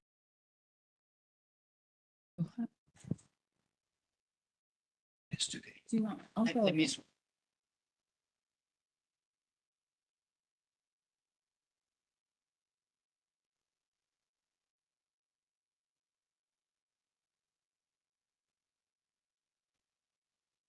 Okay. So I just want to go over a few 2025 legislative calendar dates. A few that have passed. May 16th was the last day for policy committees to meet for bills to move out of their house of origin. June 9th, committee meetings did resume. And then June 15th, the budget bill must be passed by then. July 18th is the last day for policy committees to meet and report bills. And then summer recess should begin after that day, provided the budget bill has been passed. August 18th, summer recess ends and the legislature reconvenes. You'll notice that we don't have any recommended positions on the bills that you're seeing, but at any time, if the board wishes to take a position, you can. So I'll just quickly go over those position options. There's support, there's support if amended, oppose unless amended, and no need to take a watch position as we're watching these bills that you'll see in the report. So the first bill of interest is AB 45. That's privacy, health data, location, and research. It was revised April 30th. It passed in committee, read a second time and ordered to third reading. So AB 45 addresses several critical issues related to health data privacy, particularly concerning individuals seeking reproductive health services. The part of the bill that is most relevant to us is it restricts the release of medical research records that could identify individuals seeking or obtaining an abortion, particularly in response to subpoenas or requests from the other states with laws that interfere with reproductive rights or from foreign legal actions. For board analysis, given that AB 45 primarily focuses on protecting the privacy of individuals seeking reproductive health services, such as abortion, its proposed changes are unlikely to significantly impact the board or its licensees. Moving on to the next bill, AB 479, Criminal Procedure Vacatur Relief. This bill is actually dead for 2025. The first committee hearing was canceled at the request of the author. So we'll go ahead and remove this bill from our watch list. But just as a recap, what it was doing was it was requiring courts to notify licensing boards when vacating convictions of license holders who were victims of abuse and to consider public safety in their decisions. AB 485, Labor Commissioner Unsatisfied Judgments Non-Payment of Wages. This was revised March 19th, 2025, passed in committee, read second time, and ordered to third reading. This bill would require state agencies to deny new or renewed licenses or permits to employers who have violated the unsatisfied judgment provision if those employers operate in industries regulated by the agency. It also mandates that the Labor Commissioner notify the relevant state agency when such a violation is found. AB 485 is part of wage theft reforms being proposed by the legislature. The bill is designed to designate state agencies to assist the Labor Commissioner and workers in recouping employees' unpaid wages. According to our 2021 occupational analysis, 75% of the respondents reported to be self-employed. The data, however, doesn't show or specify which of those respondents have employees. There was a newly enacted law that became effective January 1st, 2024, which established a definition of an acupuncture assistant. And they perform basic supportive acupuncture procedures under the supervision and order of an acupuncturist. In consideration of this newer defined role in the profession, it is possible there will be more employer-employee relationships established. However, we do not track that data and on the proportion of acupuncture licensees who employ personnel. The authority established by AB 485 would be similar to the board's ability to withhold issuance of or renewal of a license authorized by Family Code Section 17520 for noncompliance with a child support order or judgment. This section of law is more extensive in addressing some of the implementation. However, AB 485 simply provides authority for the board to deny a new license or deny the renewal of an existing license. So the implementation piece, we may have to promulgate regulations. Let's see. The license denial authority from AB 485 could increase workload for enforcement staff who perform the document collection and investigations. However, the board, currently we do not track licensees who employ personnel. So the volume of the licensees affected by AB 485 cannot be estimated at this time. Implementation of the bill may require a regulatory package. In addition, IT implementation will be required in developing a system status code to trigger the denial of a renewal, as well as possible like auto notices issued to the licensee. The department may want to develop a systems notification process from the Labor Commissioner to each DCA program when a licensee is in violation of Labor Code Section 238. And these are items for OAS to address. AB 489, healthcare professions, deceptive terms or letters, artificial intelligence. Actually, there was discussion about AI yesterday and briefly touched on today. So this specific to like unlicensed practice, this bill touches on that a little bit. It was amended April 10th, 2025, passed in committee, read second time and ordered to third reading. AB 489 applies to Division II Healing Arts licensees. It establishes the definitions of artificial intelligence, or AI, generative artificial intelligence, Gen AI, and healthcare profession within the new chapter. The bill makes a violation of the chapter subject to the jurisdiction of each licensing board or enforcement agency. The April 10th amendments also authorize boards to pursue an injunction or restraining order to enforce the bill's provisions. The bill prohibits a person or entity who develops or deploys an AI or Gen AI system from using specified protected terms, letters, or phrases in advertising or functionality that would indicate or imply the possession of a license specific to us, an acupuncture license, without having the appropriate license. AB 489 also prohibits AI and Gen AI's use of certain terms, letters, or phrases that indicate or imply the care, the advice, the reports, or assessments that are offered through the technology is being provided by a natural person with a healthcare license or certificate. The bill provides specificity for the board's application of our current law, which is Section 4935, which is seen as our unlicensed practice section, when addressing unlawful violations by AI and Gen AI technology. BPC Section 4935 prohibits any advertisements or representations by a person who claim they practice acupuncture, are licensed or trained or an expert in acupuncture, Asian medicine, as well as some other areas named in law, without an acupuncture license. The bill would allow the board to apply these same provisions on a person or entity who develops or deploys a system or device that uses one or more of the terms, letters, or phrases from BPC Section 4935 in the advertising or functionality of an AI or Gen AI system, program, device, or similar technology. The most recent amendments authorizing the board to pursue an injunction or restraining order do not provide us any newer authority, given that we already have the authority to pursue these legal actions under BPC Section 4963. It is possible that AB 489 could increase complaint volume for the board. However, an estimate, an exact increase cannot be determined. The volume is likely to be low, just based on current trends that we're seeing, AI or Gen AI technology coming up. With the recent amendments, there could be associated with seeking an injunction or restraining order based on AB 489. However, an estimate for these costs cannot be determined, nor would there be much incidence of this based on our enforcement history.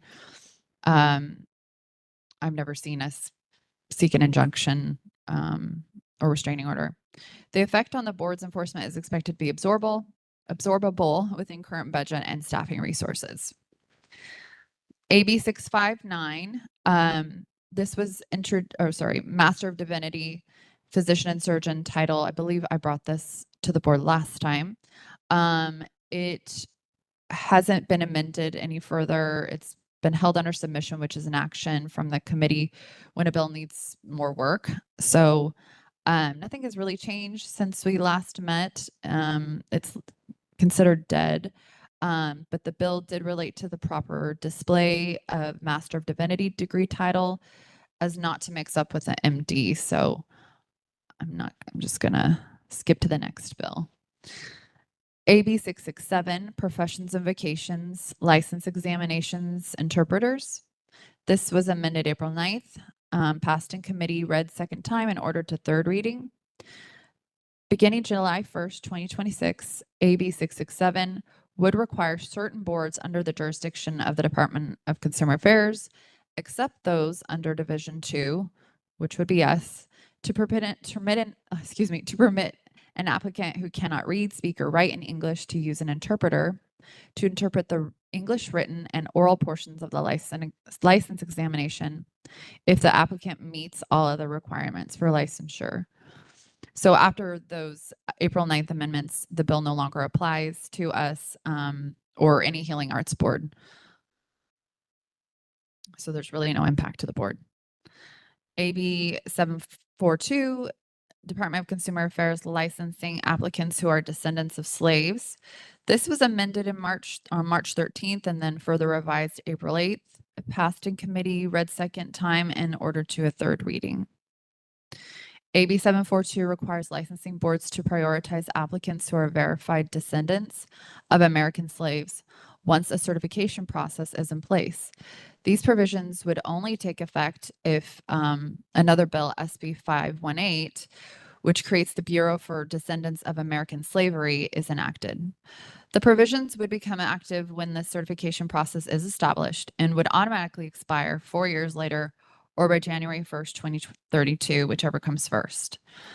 Currently, the board is statutorily mandated to expedite the initial licensure process for 4 groups of applicants.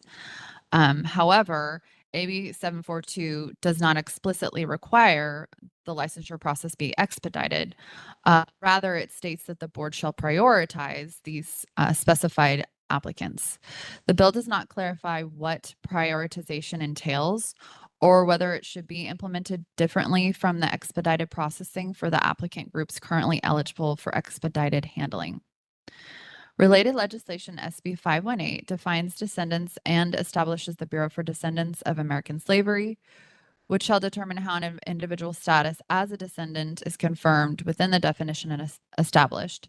Proof of an individual's descendant status will be the qualifying criteria for associated benefits, including the prioritization of applicants. In order for an applicant to document their descendant status and utilize the application priority benefit, the board would be required to add a question on the board's exam and license applications. There is currently not any reliable data to estimate the population of applicants that would be impacted by this bill. Additionally, it is unclear how the board would prioritize these specified applicants. Due to those uncertainties, the impact on workload cannot be determined.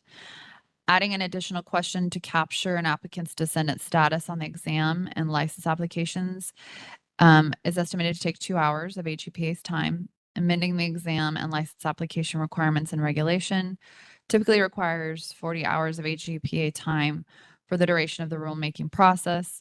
And there's approximately 2 hours of board member review and discussion time. Additional time would be required for board and department OIS staff to implement these changes in the online licensing platform. Just as a side, it's unclear what will happen with this bill. Last year, there was another bill where they wanted to expedite or prioritize. I think I can't remember the particular group, but the governor ended up vetoing that just because there's so many licensing subgroups that are being prioritized. So I'm not really sure how this one will go, but we'll keep a watch on it. AB 1186, data collection, race and ethnicity, minimum categories. This was amended April 3rd, and it was in committee held under submission. I think I did check the status last night, though it's moving through. This bill would require state agencies, boards, and commissions that collect demographic data on race or ethnicity to include, at minimum, standardized race and ethnicity categories, the 9 largest detailed groups, and specific write-in options. Compliance would be required by January 1st, 2029.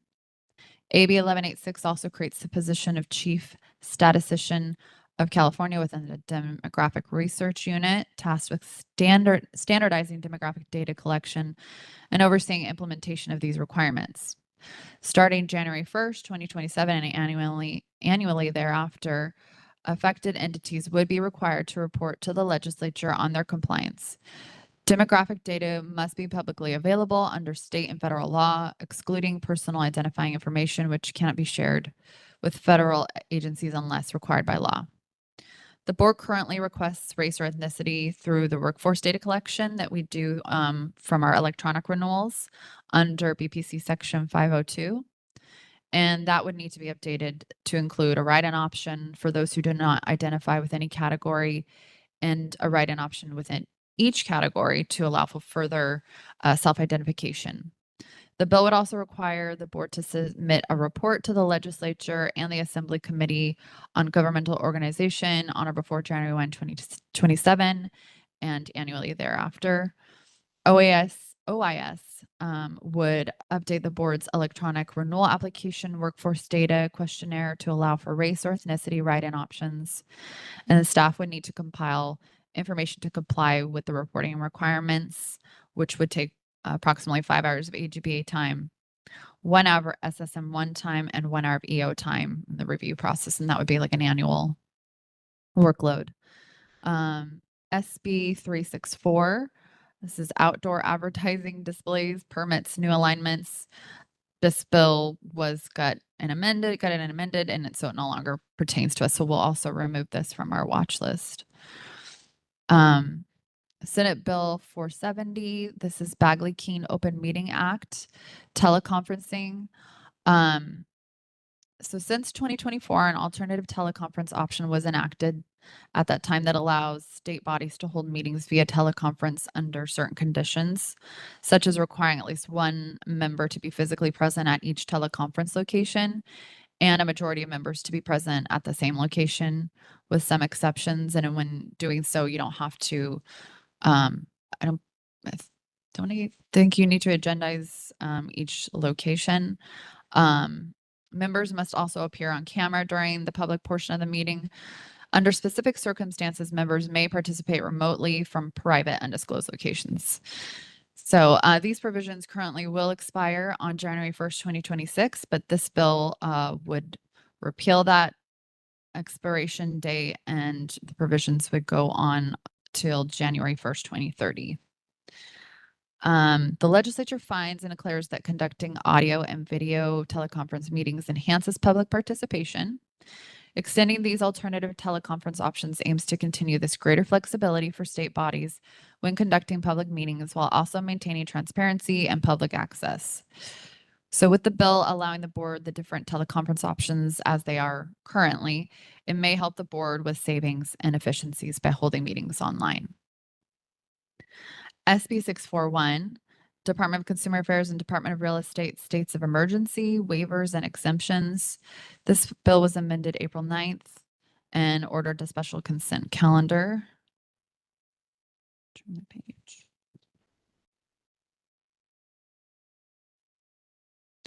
SB 641 would authorize Department of Real Estate and boards under the jurisdiction of the Department of Consumer Affairs to waive the application of certain provisions of the licensure requirements that the board or department is charged with enforcing for licensees and applicants impacted by a declared federal, state, or local emergency, or whose home or business is located in a declared disaster area. This would include the authority to waive certain examination, fee, and CE requirements. The bill would exempt impacted licensees from payment of duplicate license fees and notification of a mailing address change within 30 days. The bill would require all applicants and licensees of a board under DCA to provide the board with an email address. The bill further provides that no reimbursement is required by this act and declares that the provisions of the bill would take effect immediately as an urgency statute.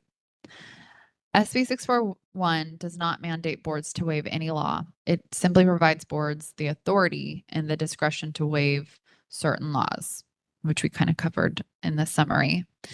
The board already has protocols in place to process requests for extensions on examination deadlines and CE hours for renewals. Therefore, the workload should be similar. There may need to be IT system updates to properly designate and track these exemptions or extensions.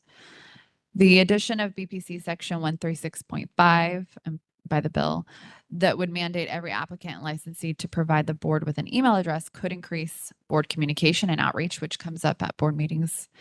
Having another means of communication other than a licensee's address of record is mutually beneficial, so that's good. The board already has IT system capabilities to record and track email addresses. The enforcement of compliance with the proposed law is uncertain when an applicant or licensee does not possess an email address, so that's not really covered there.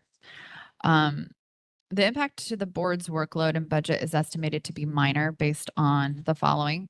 One, the majority of the bill simply establishes authority for the board to waive certain laws to individuals affected by a declared disaster. Two, the board already has processes in place to accommodate requests to waive or extend deadlines and CE requirements. And three, there's not much workload involved with granting waivers when the criteria is straightforward, such as individuals whose home or business is located in a disaster area during a declared emergency. The volume of individuals affected by 641 cannot be estimated, just given all the different variables and not knowing when there could be a disaster. In addition, IT implementation will be required to develop system codes for tracking waivers related to individuals affected by declared emergency or disaster. And then we would defer to OIS to address that. And that completes my legislative report. Any question? Thank you so much, Christine, Ms. Brother. Very clear report. And maybe we go through the regulation report as well, Cindy. Okay, okay. Should do public comments. Okay, so should the public comments, board member, open to board member first. Any comments? Questions? No? No?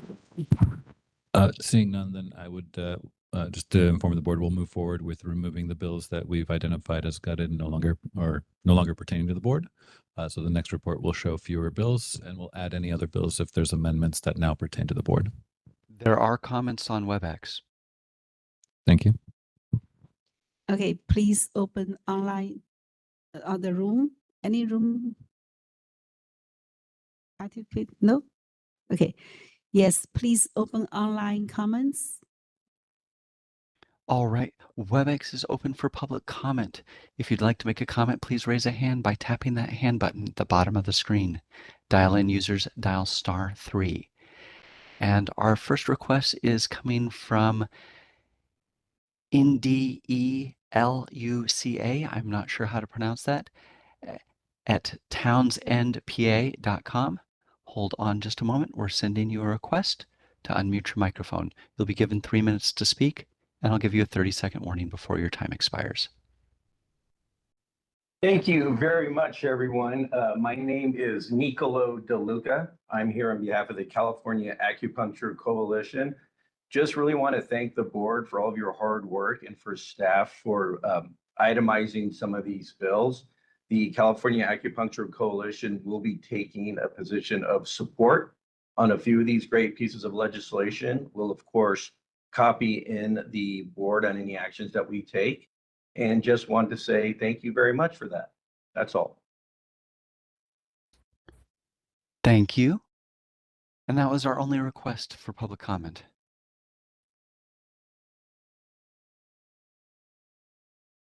Thank you for the comments from the online. And we can continue. Regulation report, please. Okay. Yes, our regulatory update. So the first regulation package is our implementation of uniform standards related to substance abusing licensees and an update of our disciplinary guidelines, as well as a disclosure of probation status to patients. This rulemaking package was completed, the drafting was completed and sent to the regulation unit for their regulatory and budget review on April 30th, 2025. Once their review is complete, there may be some back and forth to address edits, just the sheer size of this package. Have already gotten some feedback from our regulatory attorney who's on with us, Stephen. But I know he continues to review it. So it will be a process of back and forth before it's ready for further review from like the director and agency. Moving on to the next, the alignment of curriculum standards and approval of related regulations with statute. This relates to the older bill SB 1246, which became effective in 2017. So some of the amendments were approved in 2021, and those were actually, some of those were submitted through Section 100, and those became effective last year, March 27th. Also during that time last year, staff identified the remaining amendments that are left require revisions. Staff worked on incorporating all of the edits discussed with licensing staff, which includes additional amendments, reformatting, and reorganization of multiple regulations. We're also I've also been conducting some research into the history of the legal guidance that we received back in, I believe it was 2016 or around there, on SB 1246 and other areas of our regulations that possibly weren't addressed back then. So looping those into the package as well. And so after all of this is complete, we're working on all the revisions, then the proposed language and the authority questions that we have will be sent to the regulation unit for review. Application for retired status restoration. New and updated proposed language was approved by the board at the March 2024 meeting. The rulemaking package was submitted to management for review on April 30th, 2025. Management and staff actually completed their edits, and we forwarded that to the regulation unit last week. So that's under the regulatory and budgetary review, or entering that phase. Standards of practice for telehealth services. This is kind of our furthest along package. The production rulemaking package was finalized and submitted to the director for review on May 13th. After its approval, it was submitted to agency on May 19th, and that's where it is currently with agency under review. Hand hygiene requirements. After a collaborative drafting process with the regulation unit to revise the proposed text, the language was approved by the regulation unit on May 23rd. And today we're bringing the revised proposed language for board discussion and vote. And that completes the updates for our regulatory packages. Thank you. Thank you, Ms. Brother. Let's open the question and comments to the board.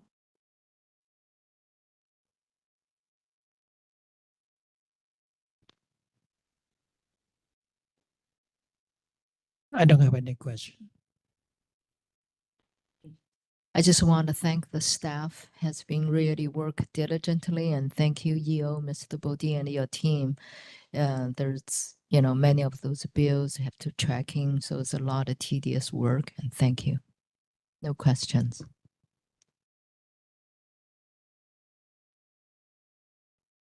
So everybody nod head. I saw we all agree. Dr. Taki's comments. We really appreciate Ms. Christine Brothers' long time precise report for the laws and the regulations, the bills and regulations. And thanks, Mr. Dio, EO, Ms. Padilla, wonderful leadership. Thank you.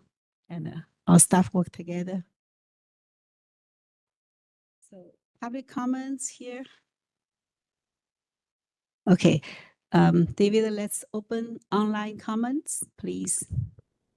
All right, we are open for public comment on agenda item 7, the regulatory report. If you'd like to make a comment, please raise a hand by tapping that hand button at the bottom of the screen.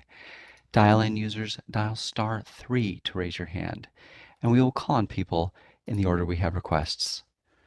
We're going to take just a few seconds now to see if we have a request for public comment.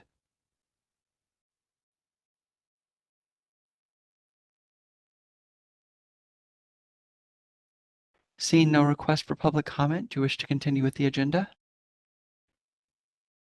Yes, please. I would like to also thank our regulatory attorney, Stephen Bong Esquire. We appreciate his assistance and help through all these packages as well. As was commented earlier, these are quite lengthy pieces of regulations, and we need his expertise there. So thank you, Stephen.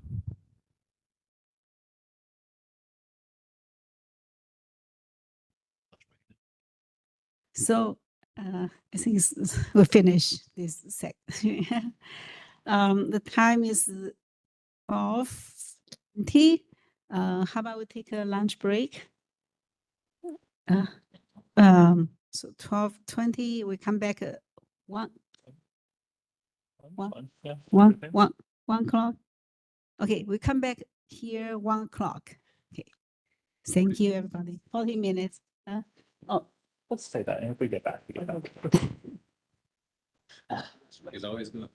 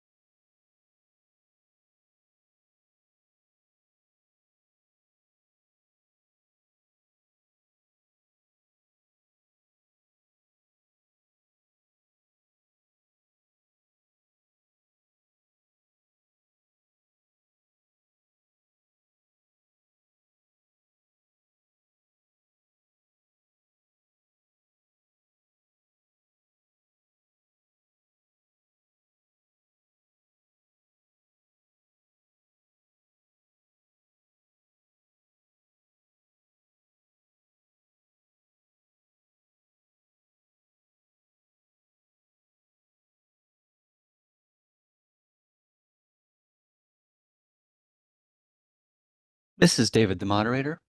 I want to thank our online guests for your patience. We'll get started as soon as possible.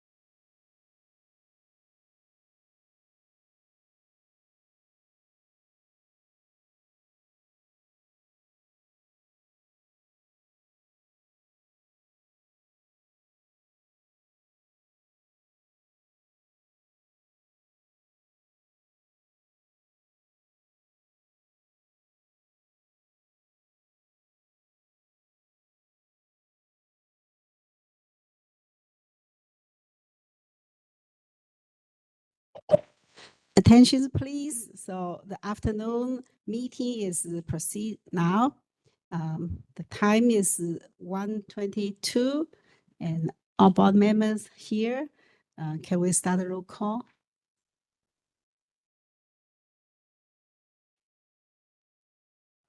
Yongping Chen. Vice President Francisco Kim. I'm here. Gregory Leung. Here. Shudong Li. Here.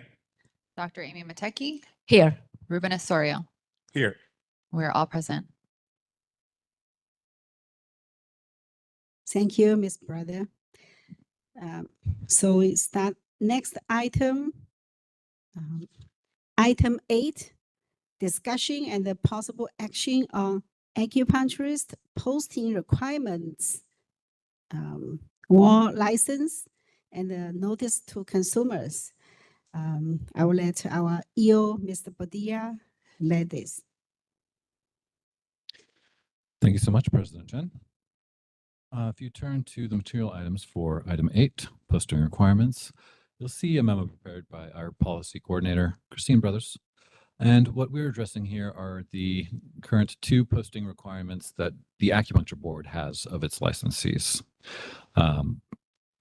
President Chen wanted to take a moment to remind our licensees of these items, just to make sure that the profession is on the same page with the board.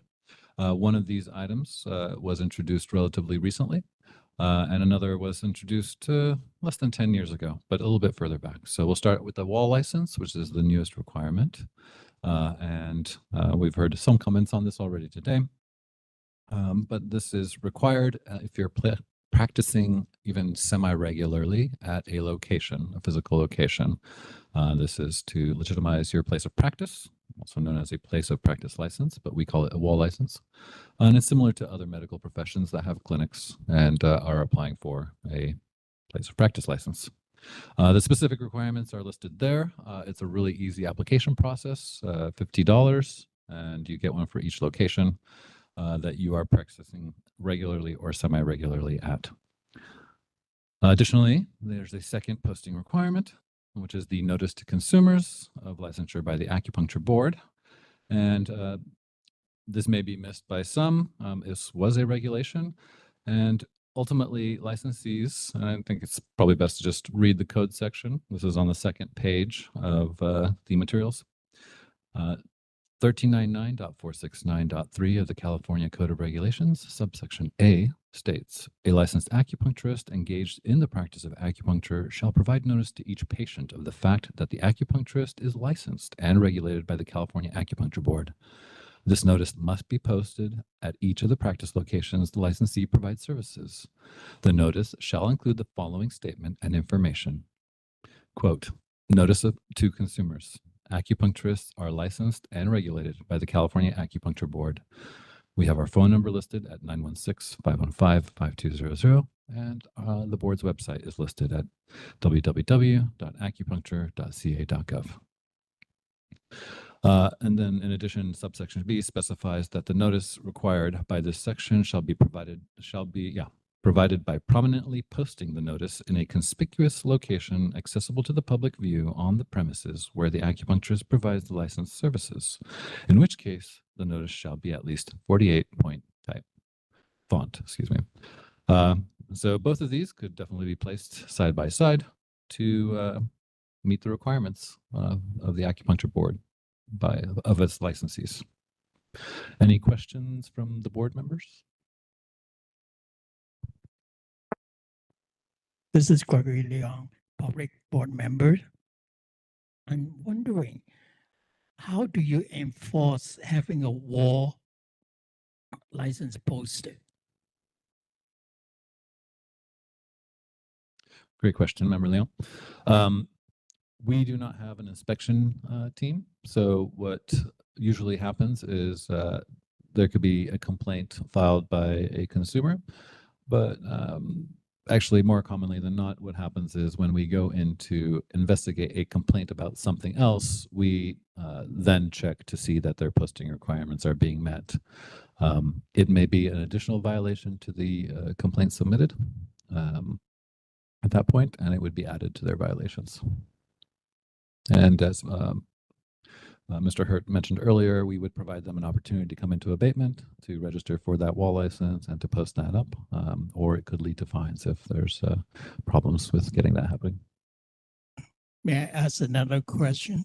What's the penalty for not having the wall license? A citation and fine, and depending on how many times you are refusing to do that, then it could escalate to higher and higher fines, and then perhaps disciplinary action for not obeying the board, which is obey. That requirement is listed in our BCP as well, to obey the board's laws. Okay, thank you. Mm-hmm. Any other questions from board members? Madam President, shall we open it up to the public, or would you like to make? Yeah, so no comments from the board members. Okay, so I think one public comments in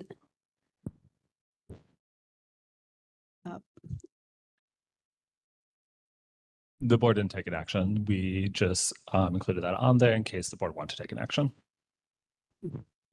Yeah, this morning I heard one public comment here said when the licensee find the employer to get a job and should check the credibility, and the war license is one of the credibility for the and of course more than that, it is just one kind of for consumer have confidence too. Consumer go to the office, to go to the room, they will look at when they're waiting time, so they will look around, see anything like that. So you increase their confidence to the licensees with that information, so they know what's the phone number, they can call the board, so they feel more relaxed. So it's better protect the public. Okay. Just to add to that, the wall license is a great item to look up. We, through the Department of Consumer Affairs, have a DCA live search function. It's on the DCA's, the Department of Consumer Affairs website, where you can see any of the professional licenses that the state registers or licenses, including the acupuncture license as well as the wall license. So if you put in a license number or even just a last name or a partial last name, it'll put up options that match that partial. And I encourage our consumers and our licensees to go ahead and look up folks' licenses that they'll be interacting with. Can I make a comment? I have a brief comment.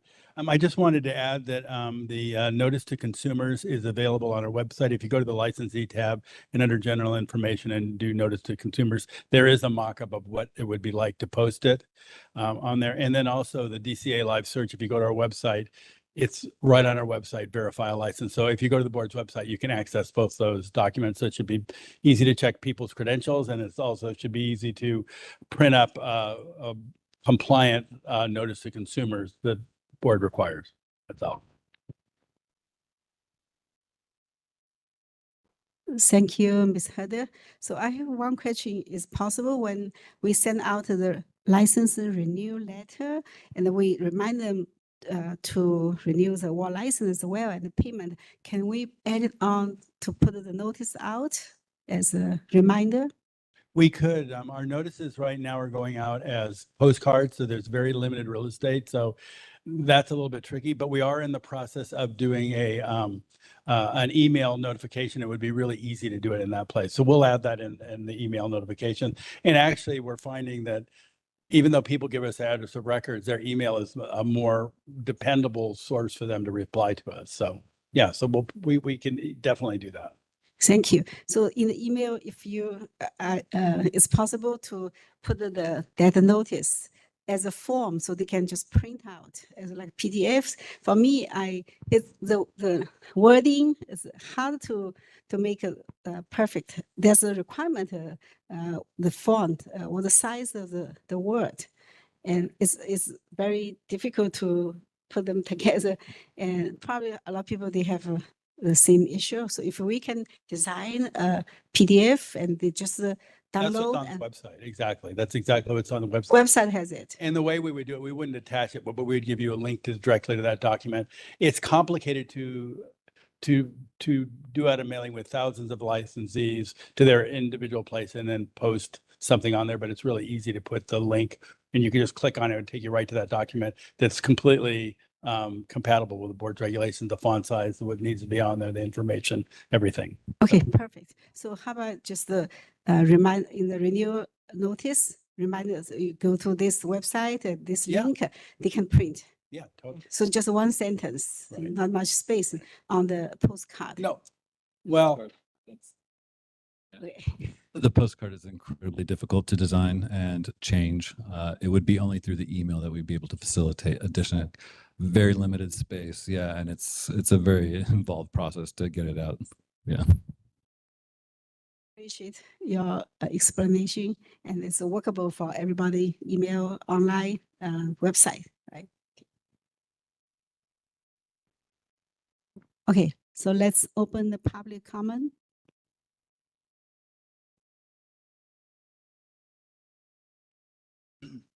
Anonymous public member. Mr. Bodea, perhaps you could remind the public and the profession the purpose of the wall license, and I'm asking whether or not it's being effective in meeting the purpose and having some effect on enforcement. Thank you.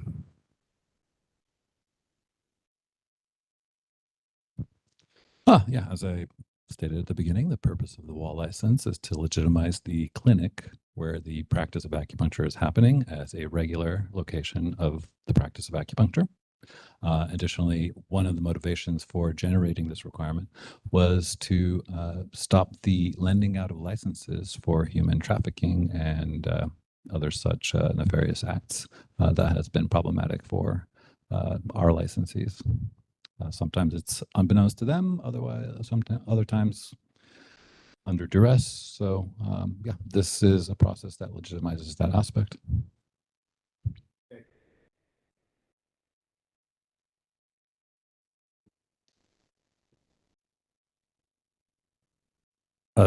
In terms of human trafficking, we have seen far less complaints. It's been less of an issue there. That's not to say that that stopped, but we are hopeful that this continued adoption or adherence to this new requirement will get everybody on board. And kind of speaking to what we were discussing earlier with degrees and equivalent level of training with other licensees in the healing arts practice, those other licensees have places of practice with licenses as well on top of their practice license. So this just puts them in the same regulatory domain.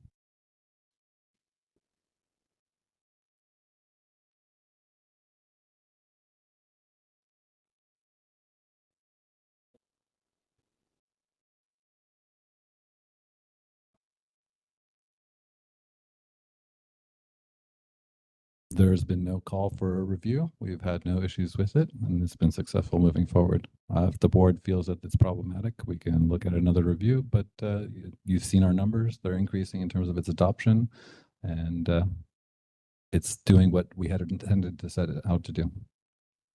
This is the moderator. We missed the question which spurred that response. The question was this requirement meeting the purpose for its drafting or enactment? And the answer was yes.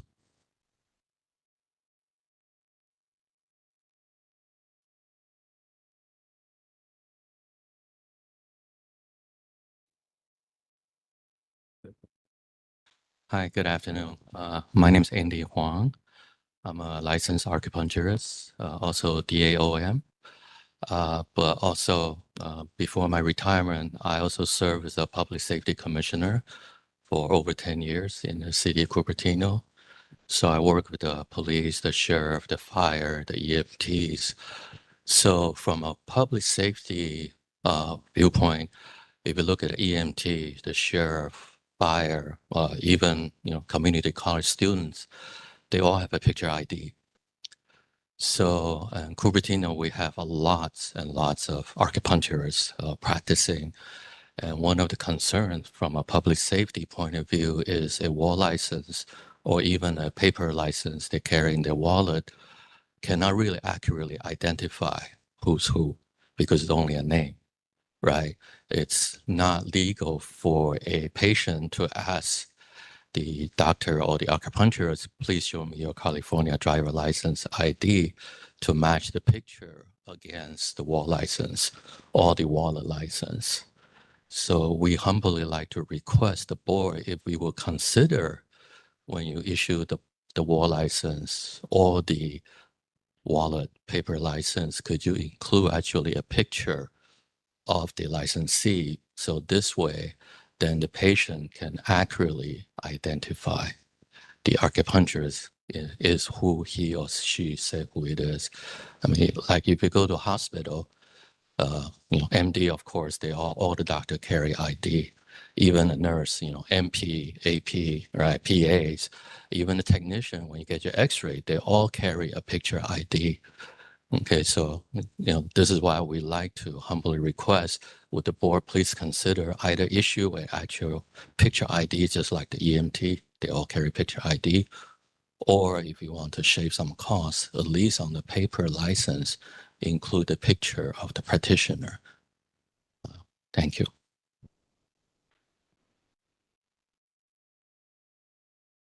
Thank you, Dr. Huang.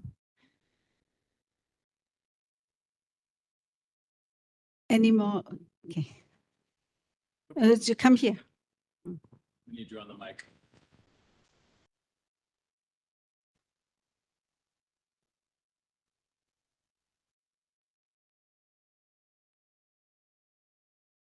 Okay. I think it's a great idea. And I also think even your college diploma, university diploma of your acupuncture diploma should have photos because anyone can pass for you.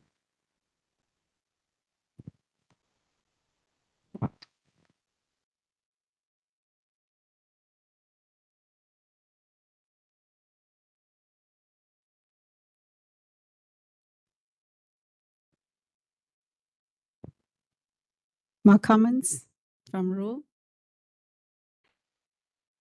Okay, there's no, so open public comments from online. Moderator, please. We are open for public comment on agenda item 8 via WebEx. If you'd like to make a comment, please raise a hand by tapping that hand button at the bottom of the screen. Dial-in users dial *3 to raise your hand, and we will call on people in the order we have requests. We're going to take just a few seconds now to see if we have a request for public comment.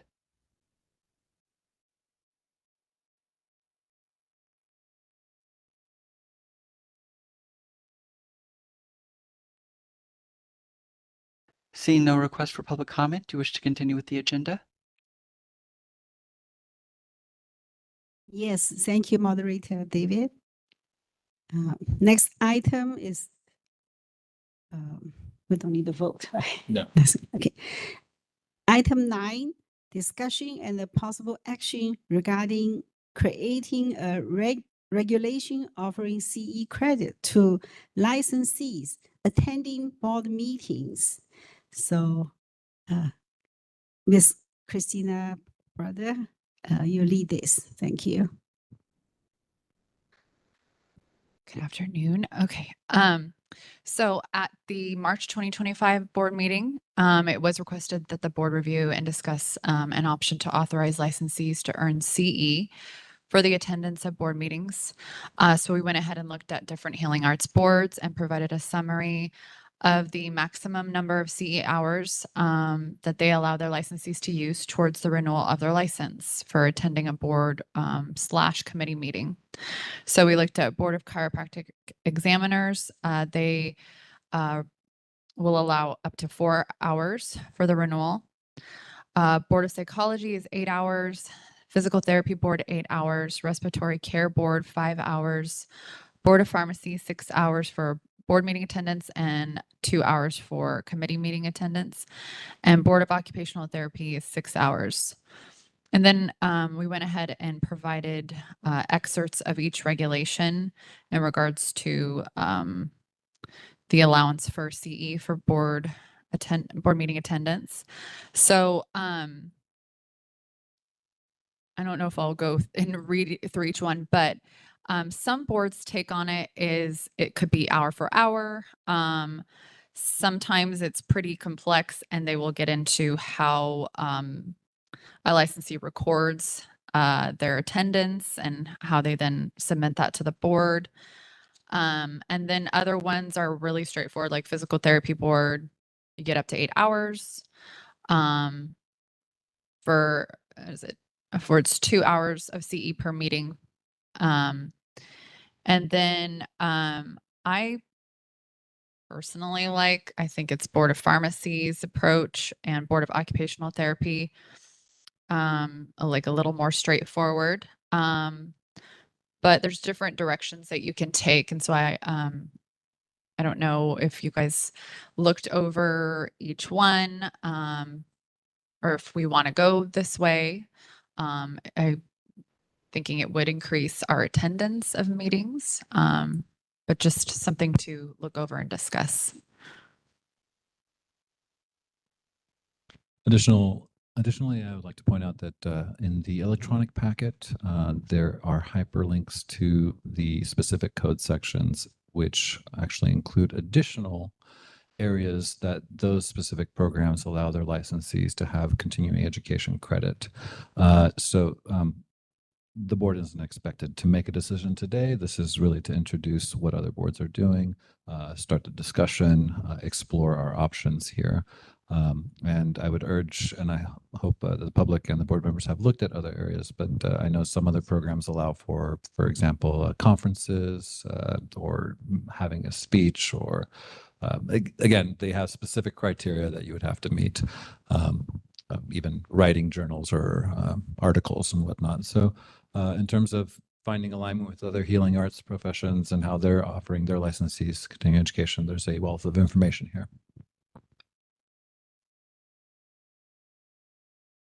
We open comments for all board members. Yeah, I have a question. So let's say we set it for 6 hours, and what if the meeting adjourns like less than 6 hours? We still give them over them 6 hours of credit? So for some of these, like they'll say a max of 6 hours, and then they'll do 2 hours per meeting, max. So, I mean, we could specify in the regulation if we wanted to be that, either 2 hours per meeting or as long as the meeting lasts, whichever is less, right?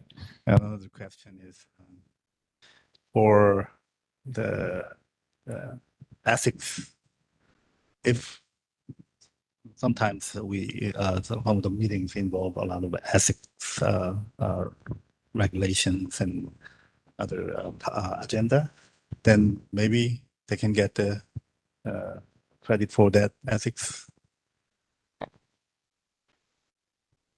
I would caution against that. Obviously, the board members are welcome to discuss that.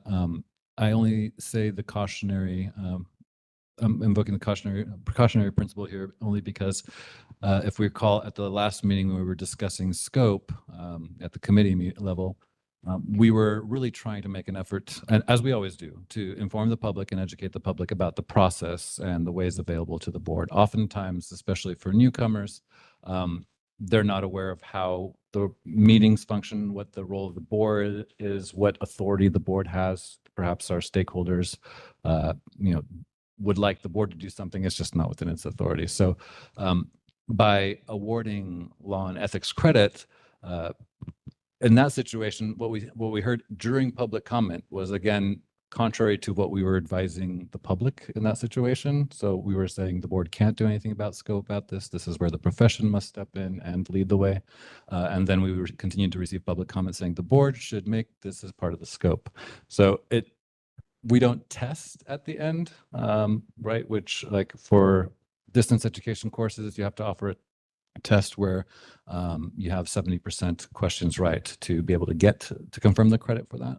So there's really no way to ensure, especially with the example of the last meeting. I'm not saying that not all of our public members, our members of the public, aren't capturing what we're saying. It's just that we were seeing examples right in front of us of how they weren't capturing that. And then oftentimes, we want to specify because they could be in the audience and they could be sleeping or they could be on their phone and not hearing what they're saying. So it's not an engaging scenario like a continuing education classroom, right? Where you are being, oh my God, are they going to call on me to answer this question? I don't know if that still happens, right? But, like you are in that educational setting specifically to learn that. Obviously, we want people to be involved in the board business, and this is one way that they can be. I think that it would be an easier lift to make this a category 1 course, since this is practice related as it meets government, right, in really establishing the roles of the various players. But again, the board is welcome to discuss that. So what if the online participants, will they get the same credit hours? We could, do you need the microphone? Oh, for Mr. Kim. Mr. Kim's question was, what about for people online? That would be something, if they would receive the same credit, that would be something that we can discuss or establish a limit. If it's a remote one, we could say, a reduced time for that fact. It's a new technology. I think that it might be easier to be able to, because some of these programs that we have listed here, they'll have directions in the regulation where you have to approach a staff member, provide your identification, and your license number, and they're, registering that you're there, and then a certificate would be issued after the fact, and we are collecting that information. So I think it's a bit harder when folks are online and doing that. Obviously, we have the name, but we don't know if they're paying attention or whatnot. And again, we're asking people to show up. We're not saying you can't close your eyes while you're at our meeting, but so it's like, of course, you could get away with it being in the board, but at least at the board meeting, you might step up for a public comment and provide us your perspective. This is Gregory Leon. I'm a public board member. I was with other state agency before, and when we go to a meeting, we do get credit. Usually is 2 CE credits, and you have to participate in the whole sessions. That means you cannot just come in and leave. And if you're on the internet, you have to keep your internet on all the time. And then once in a while, you show your face on the video.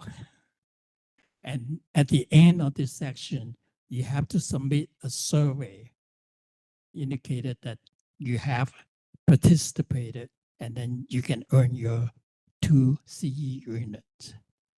Okay, thank you.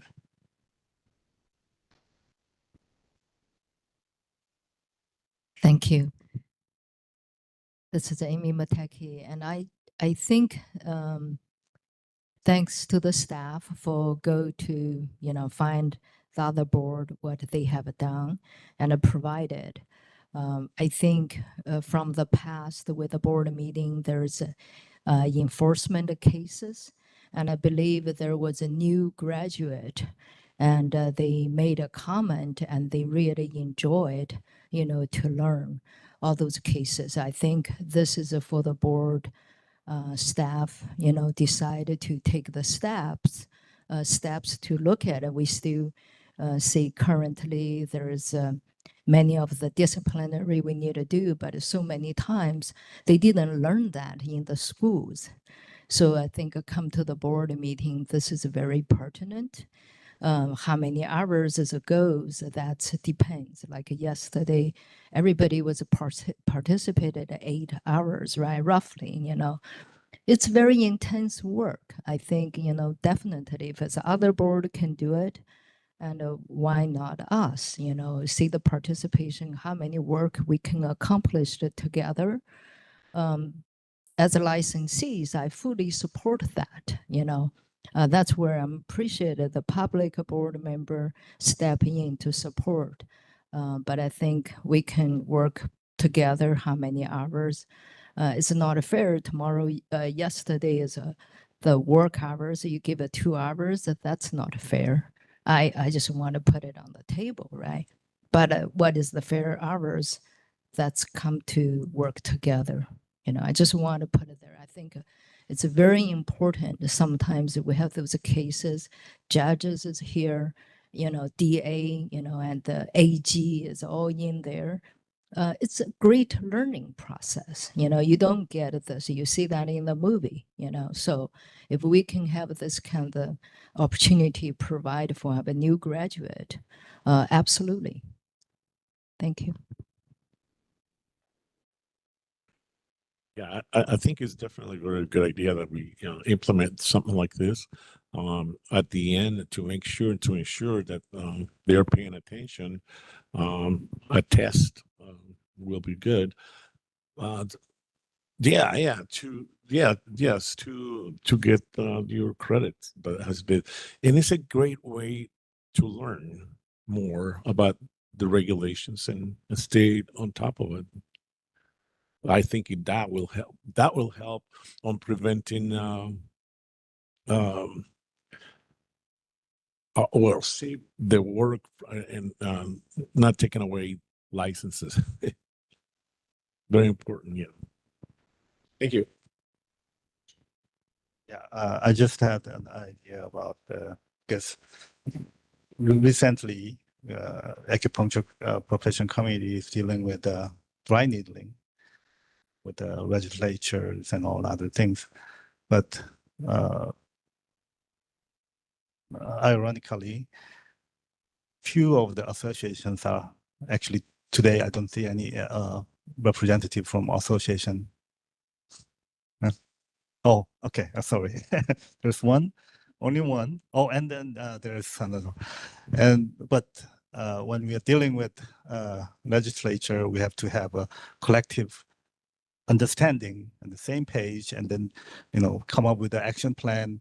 But they don't hardly participate. They just call themselves a association. So maybe we can put a clause saying any of those associations maybe mandatorily to come here to get their recognition.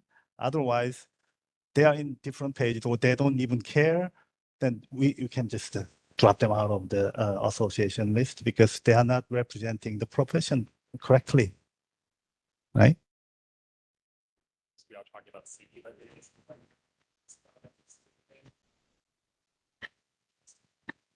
Yeah, thank you.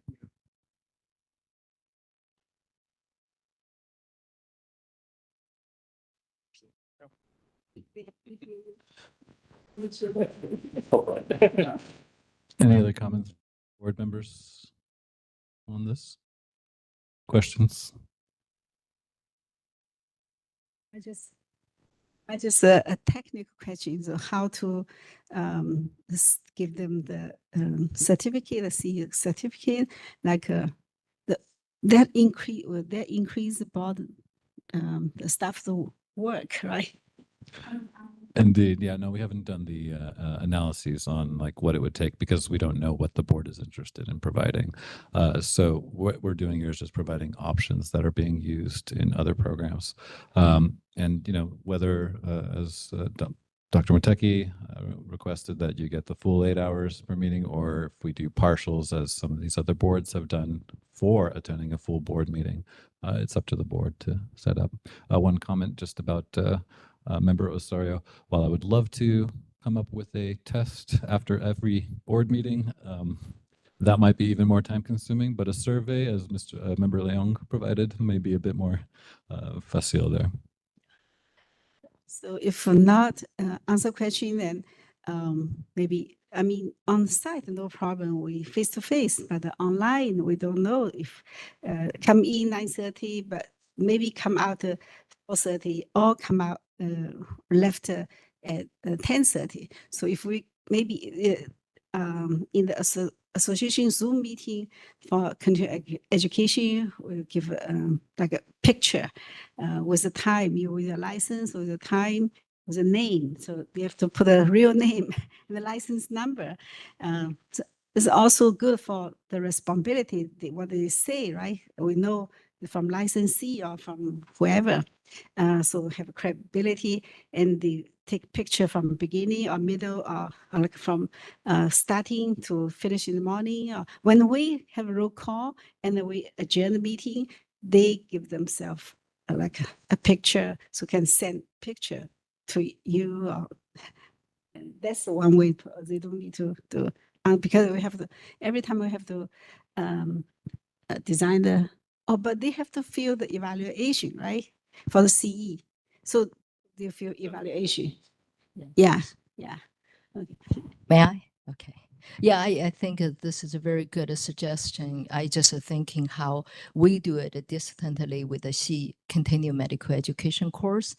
And at the end, we fill the survey. Because of the part we want to encourage everyone participate, and we do want fully trust, they put the effort to sit in. That means in person, everybody's here, but it's online.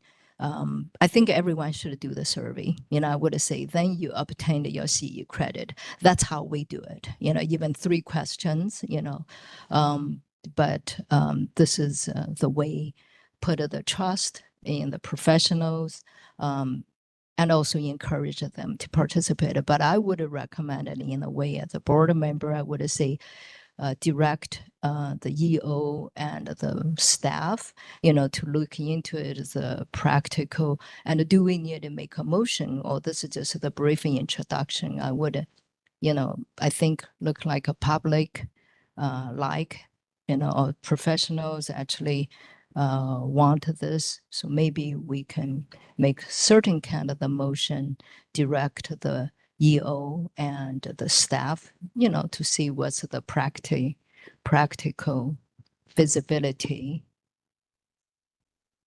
I would suggest that if the board members have a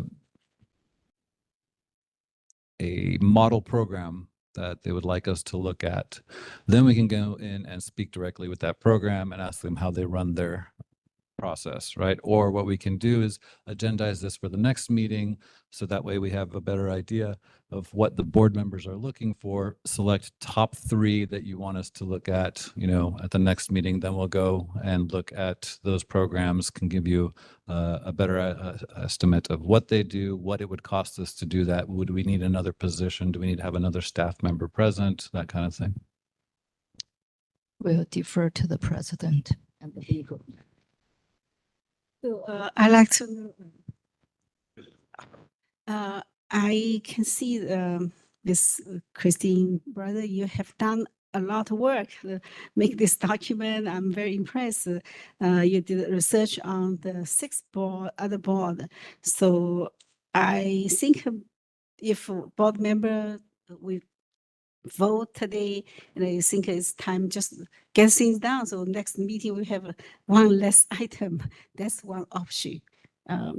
So if I want to listen to you, so how ready the staff going to do this, implement this? I mean, I think collectively you have to think about your priorities and what you want. You already discussed like a tracking mechanism, a way that we would record that they have attended.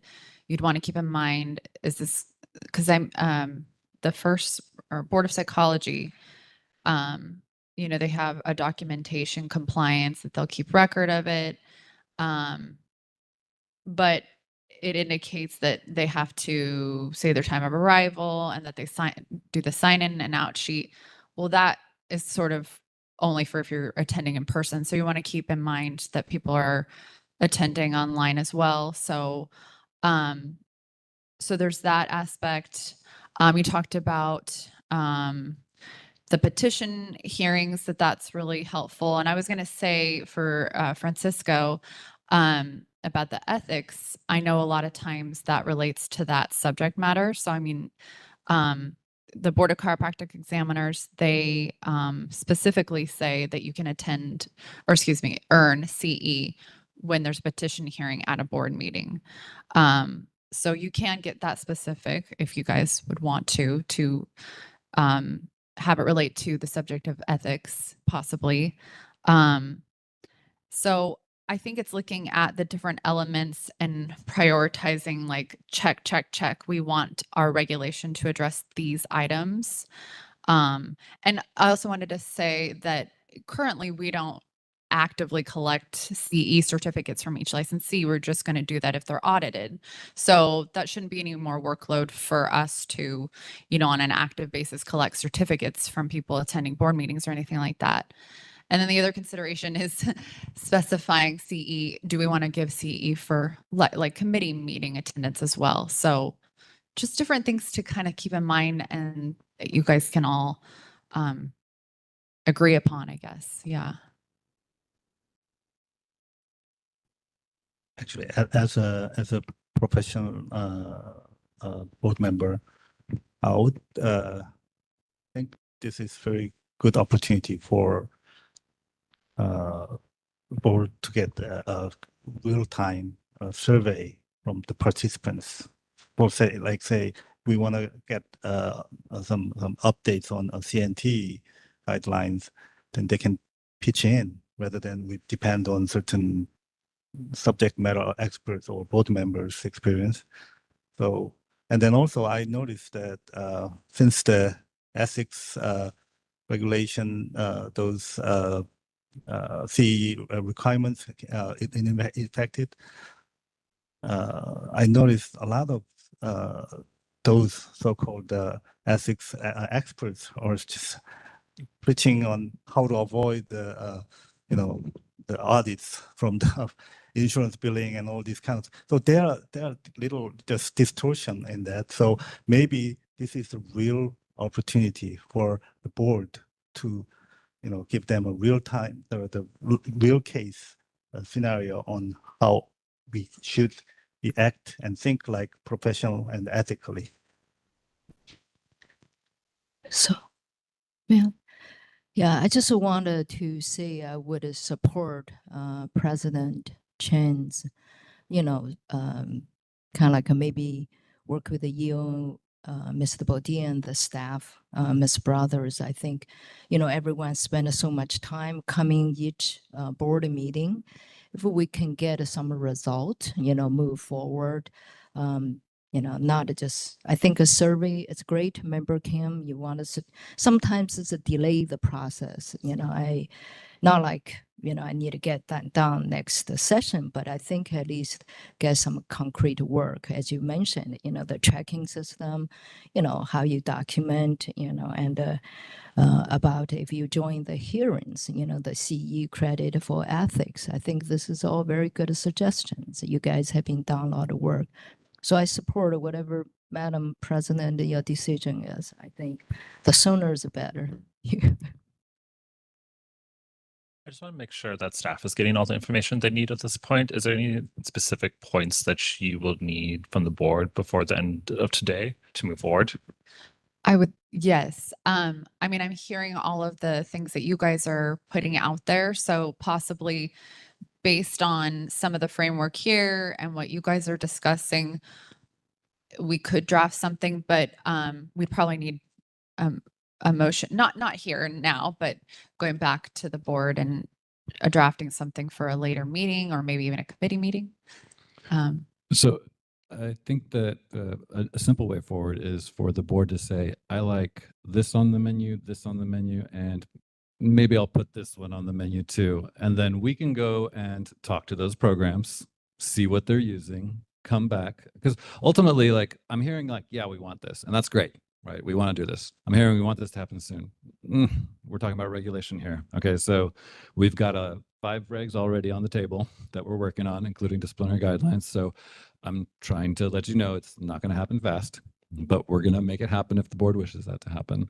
And it sounds like we've got a lot of public support, so we shouldn't have too many issues there either.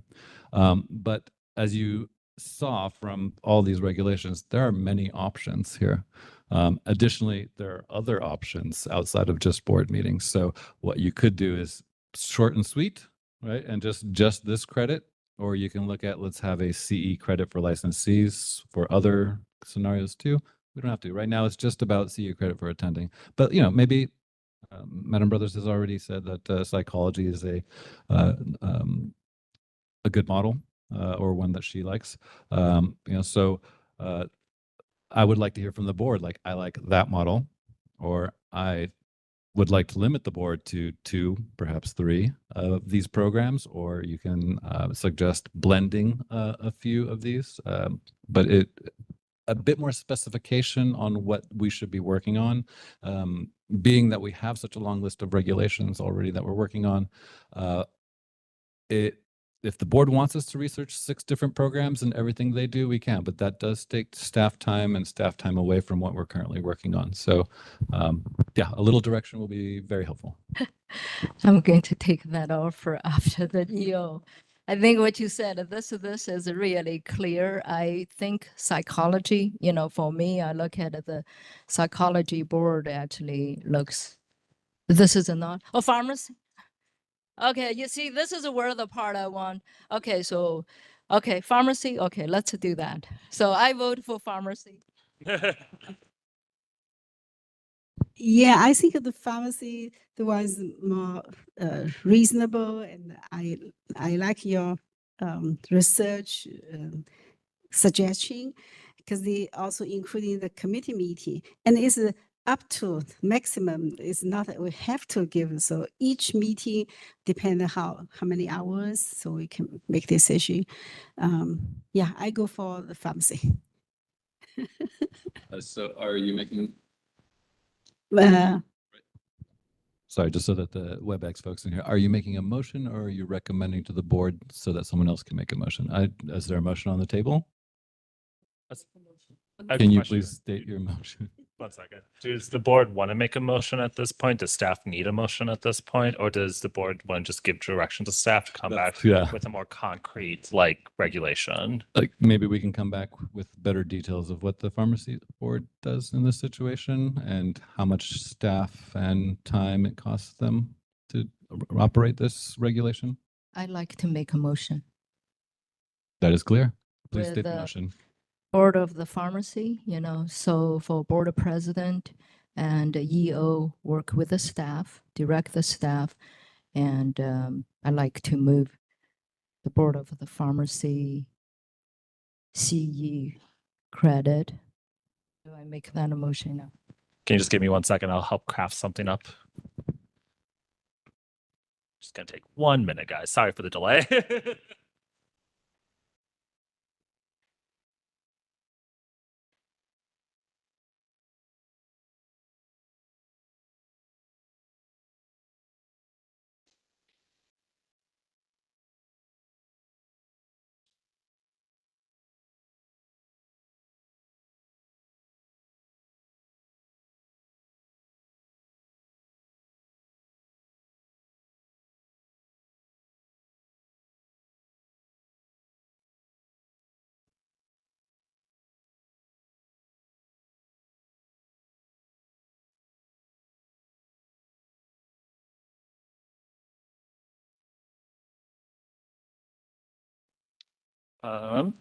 Okay, so this is tentative, but it would be, I move to direct staff to work to develop a CE regulation regarding attendance at board meetings and asks that staff model the regulation off the Board of Pharmacy's existing regulation.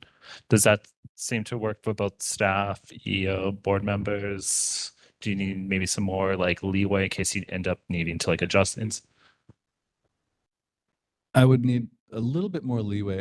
Are we looking for both D and E of the Board of Pharmacy's language? Also, Board of Pharmacy doesn't specify that an hour of attendance is equal to an hour of credit. It just says a maximum of 6 hours of continuing education per renewal period. So let's see. Why don't we maybe use Board of Pharmacies as a starting point and make adjustments as needed.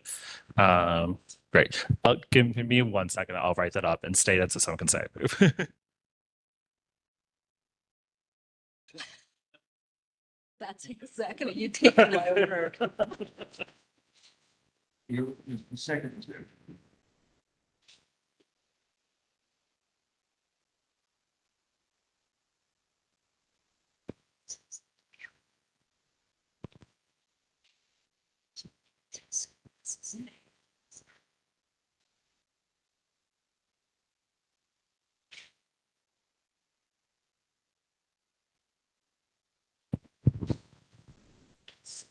Okay. So this would be it. I move to direct staff to work to develop a CE regulation regarding attendance at board meetings using the Board of Pharmacy's regulation as a starting point, but authorize staff to make adjustments as it sees fits. Does that provide enough leeway for everyone at this point? Good. So Motion. Second. I can be second, yes.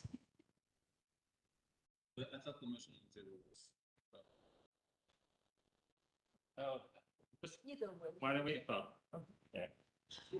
Dr. Mataki, would you mind just retracting your previous motion? Yes, I retract. Member now. Hold on, and I'll read it. So I move to direct staff to work to develop a CE regulation regarding attendance at board meetings using the Board of Pharmacy's regulation as a starting point, but authorize staff to make adjustments as it sees fit. I motion. I second. Thank you, Mr. Liang and Dr. Mataki. Board member comments? No? But like we. Give them to the, yeah. Okay, no, you already said something. All right. Okay, so public comments from the room first.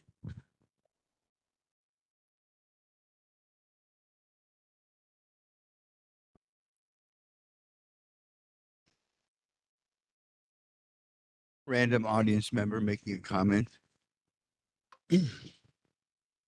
Yeah, so the Board of Pharmacy was 6 hours, but we're not locked into 6 hours, and it was per cycle. So that would be per 2-year cycle. So if it's 6, it might be, if you could do 2 1 year and 2 the next year. But I think it's a great suggestion. I think it will bring people regionally the opportunity to come to a meeting. So like the next meeting is Southern California, perhaps, maybe near Yosan. So Yosan could do a big promotion of their students and other schools in Southern California. So you'd be getting students enrolled, you'd be getting the school enrolled. And at the next meeting, that would be someplace else, those same people might be getting involved, and you might hear from them on the WebEx, where they might be getting, more involved. So I think it creates a wonderful opportunity. And in another field of mine, when they had something similar to this, where you got credit for showing up at a meeting, you had to come to the meeting, you had to sign in, you had to sign out at lunch, you had to sign in, you had to sign out.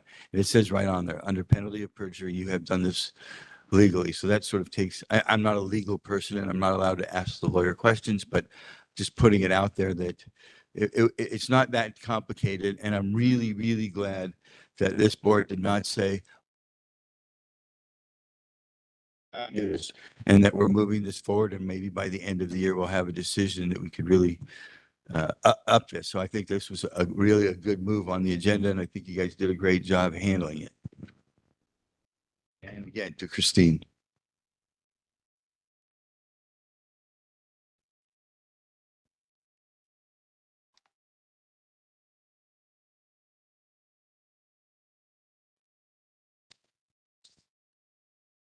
Hello again. Andy here. Well, first of all, I look at there are 3 online right now, right? Is that correct? Reading 3 online? No? How many online? This is the moderator. We've got 14 online, 3 who want to comment. Oh, okay. Oh, 3 to make comment. Okay, so my apologies for cutting in line. Okay, 14 plus, we have about 7 here, so 21 out of, I believe, Ben, correct me, 10,000 acupuncturists licensed, 13,000. 13,000 plus. So if my math is correct, we are less than 1,000, right? Less than 0.1% attending. So as a fellow, acupuncturist, I'm ashamed, that we are not actively participating. We should be, right? I mean, look at Christine, how much time she put in, right?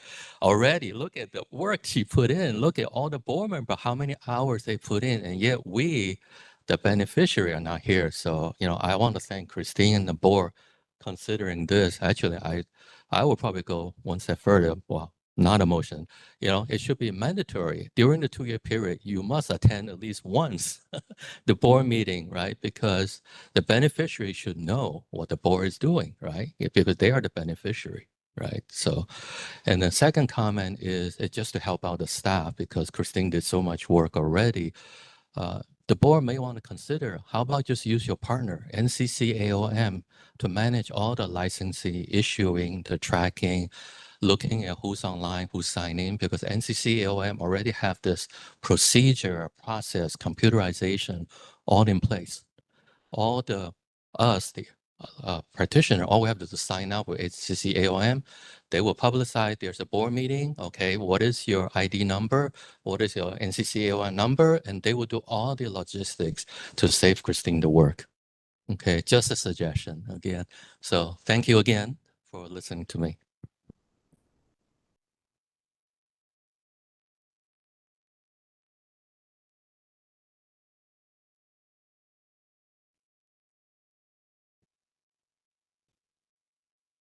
Julie Rose, acupuncturist. I took PCOM's 96-hour, 96-unit base course a few years ago, and they had a system in place that I think that you could tap easily. PCOM San Diego, but it was an online course. It's Zoom. You sign in the chat when you arrive. You're not allowed to be absent. Your face has to be on your face has to be on the screen, on your little screen. And at the end of the day, you sign out, and they use that for attendance, and you cannot miss. You don't leave to use the restroom. There's a break, and they have that figured out. So you could also tap PCOM and figure out how they do it, but they do use Zoom, not WebEx.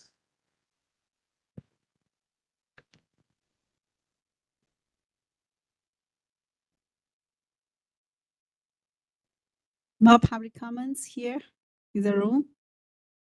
Okay.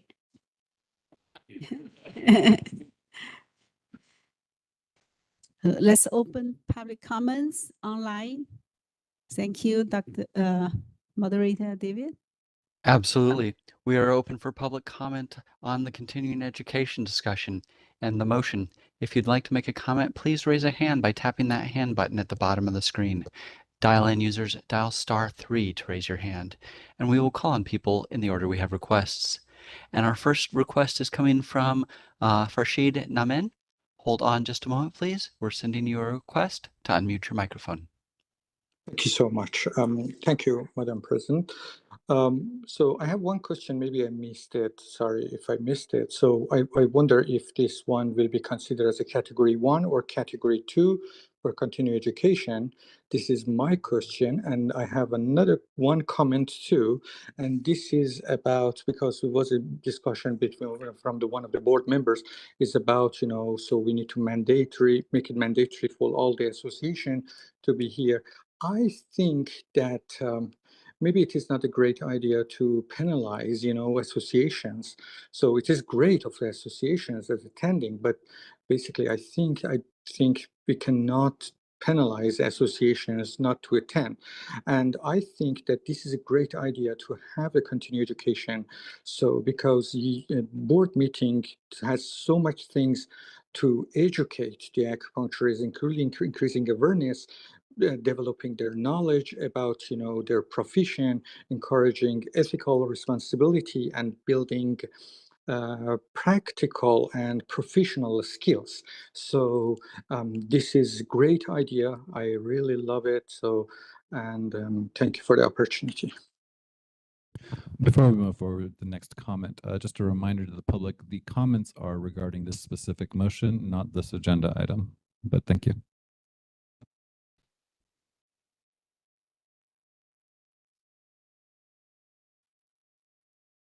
All right, next we're going to hear from Mr. DeLuca at townsendpa.com. Hold on just a moment, please. We're sending you a request to unmute your microphone.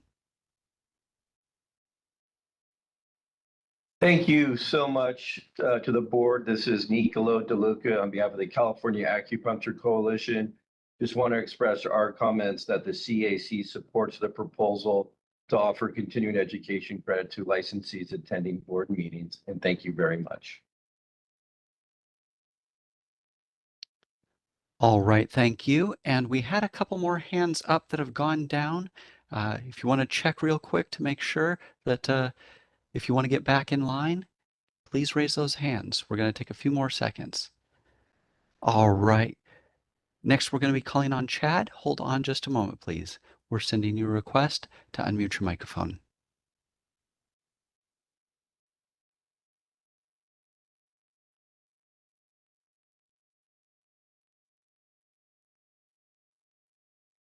All right, we're going to try Chad again. Hold on, please. We're sending you a second request to unmute your microphone.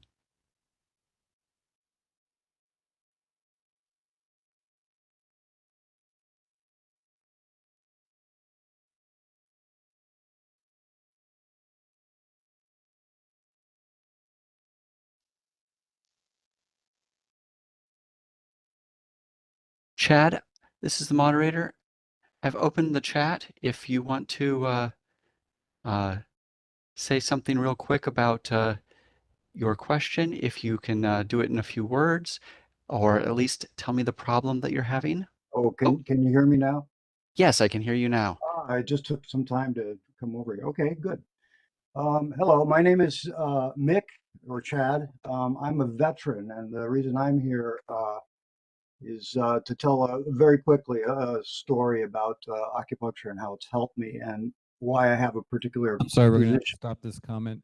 Nick, Chad, we appreciate your comment, and you can leave it for public comments not on the agenda, but this specific public comment session is to address the motion on the floor, which is to move forward with creating. That's what I thought. That's why I lowered my hand. Okay, I'm sorry. Thank you.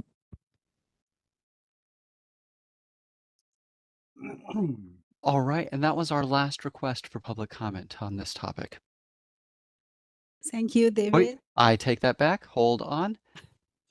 Lin Yang, we're going to send you a request to unmute your microphone.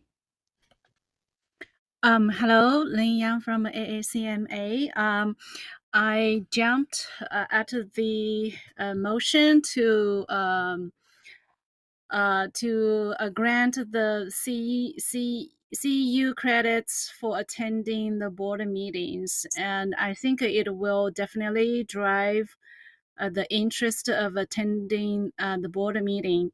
And I have to make a confess that this is the yesterday was the first time that I attended the board meeting, and today is the second time. And I've been practicing acupuncture for over 10 years. The reason was I didn't think it was so related to me, or so I applaud that effort. And I further like to suggest that the board reach out to the acupuncture schools, because I know that at least for doctoral program, they have a requirement of called the professional development. So if the students can attend a board meeting, they can get a credit for something or some aspect. And I think that will really educate our acupuncture students to be aware of everything that matters to the development of the profession. And also it will be a great opportunity for them to learn how to practice this medicine responsibly. Thank you so much. Thank you. And that was our last request for public comment on this agenda item. And just as a point of clarification, this is a request to initiate a regulatory package. So no one present will be getting credit today. No, I'm so sorry. Until this regulation is passed. So please bear with us as we move through this. Thank you. All right.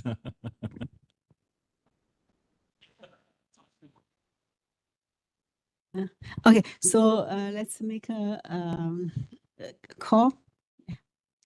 Roll call. On the motion on the table, Dr. Yang-Ping Chen, Yes. Francisco Kim, Yes. Gregory Leung, Yes. Shudong Li, Yes. Dr. Amy Mateki, Yes. Ruben Asario. Yes. Motion passes.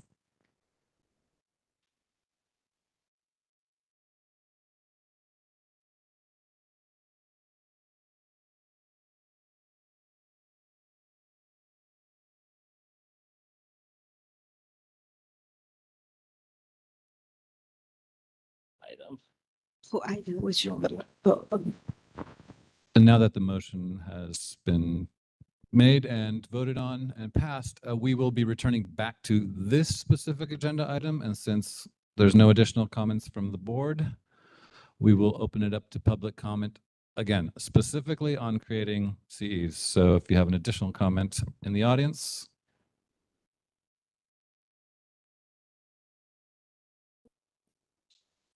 Sorry, we can't hear you. We're not there yet. It's Julie Rose. I just am wondering which category this would fit in and whether it's ethics. So, Ms. Rose, the regulations so far fully isn't in development yet. At this point, the board has just authorized staff to initiate the process. Yeah. If you do want to comment that should be in a specific category, go ahead and say that right now. I think it should be in the ethics category. It really helps people recognize how to behave, how to practice, what's okay, what isn't. It makes it much more clear. Thank you.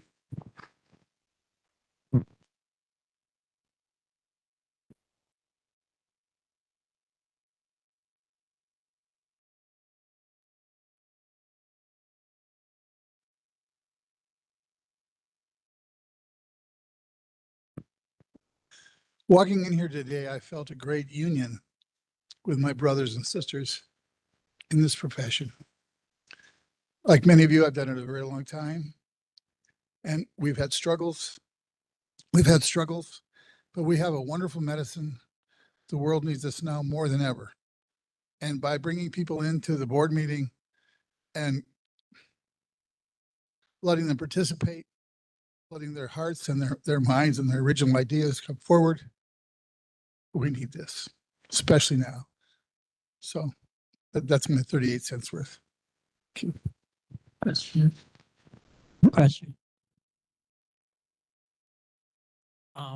Can I ask the gentleman to identify yourself?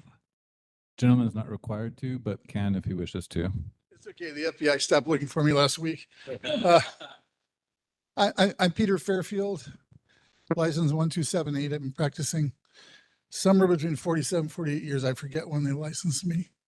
I still love it, and I still study.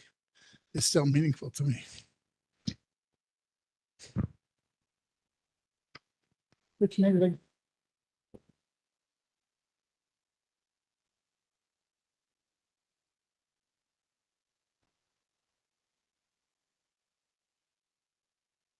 Okay, any more comments? We don't require you come here, get a CE, you have to say something, right? We didn't say that, but we can add that later. Mr. Good WebEx. Okay, so let's go to WebEx. Moderator, please. All right. Reminder. Just a reminder, this is just on the discussion possible action regarding creating a regulation offering CE credit. For anything not related to this, please save it for public comment for items not on the agenda. Thank you. You heard the man. We're open for public comment on all of agenda item 9. If you'd like to make a comment, please raise that hand by tapping the hand button at the bottom of the screen. Dial-in users dial *3 to raise your hand, and we will call on people in the order we have requests. As a reminder to our mobile device users, you may need to hit the ellipses button, that's the ... in order to find your hand. We're going to take just a few more seconds to see if we have a request for public comment.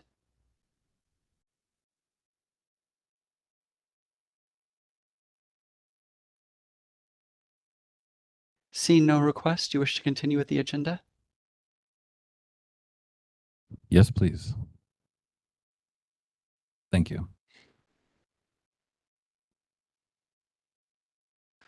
Next item, Madam President, is discussion and possible action to reconsider previously approved text to authorize the initiation of a new rulemaking and to adopt new amendments to Section 1399.451 in Title 16 of the California Code of Regulations for hand hygiene requirements. Madam Brothers. Thank you. So this is an older regulatory package. And just to give a little bit of history, I'll go through the background. The board first reviewed this topic of hand hygiene at the February 14th, 2014 board meeting. At that time, staff noted that the Centers for Disease Control and the California Department of Public Health had issued hand hygiene guidelines to reduce healthcare associated infections that support the use of alcohol-based hand sanitizer over traditional hand washing when hands are not visibly soiled. The board's current regulation on hand hygiene contradicts this recommendation and currently does not address the use of alcohol-based hand sanitizers at all. Additionally, the board requires that students complete clean needle technique coursework and use the Council of Colleges of Acupuncture and Herbal Medicine's Clean Needle Technique Manual as its primary reference, and the manual's guidelines appear to be consistent with CDC's recommendations. Staff last brought proposed regulatory language for discussion at the October 2018 board meeting, where the board agreed to proceed with the previously approved proposed regulatory text. In 2021, the proposed language previously adopted by the board was submitted to the regulation unit, to which there were substantial edits pointing to areas that required alignment with updated CDC guidelines and clarity issues. Since this time, staff has worked with the regulation unit on a few draft versions of proposed language. The amendments align with CDC and CDPH guidelines, and today we're bringing you the new proposed language for discussion and review. So the proposed language that follows the memo, you can see that there, and the amendments are in underline, and deletions are in strike through. And then the page behind that is a reference material that we used in developing the proposed language and the revisions from CDC. So the proposed language provides the following. It updates the method of hand washing to align with CDC and CDPH guidelines. It adds protocol to use an alcohol-based hand rub when hands are not visibly soiled or contaminated. It specifies alcohol concentration be at least 60% when using an alcohol-based hand rub. Provides the option to use an alcohol-based hand rub as an alternative to soap and water, and requires the alcohol-based hand rub be used according to the manufacturer's instructions. So our recommendation today is that the board adopt these new proposed amendments to Section 1399.451, which is the board's treatment procedures. And of course, if there's any discussion, this would be the time. Board members? This is a much more simplified version than what we had previously worked on, and we'd love to hear your thoughts on this.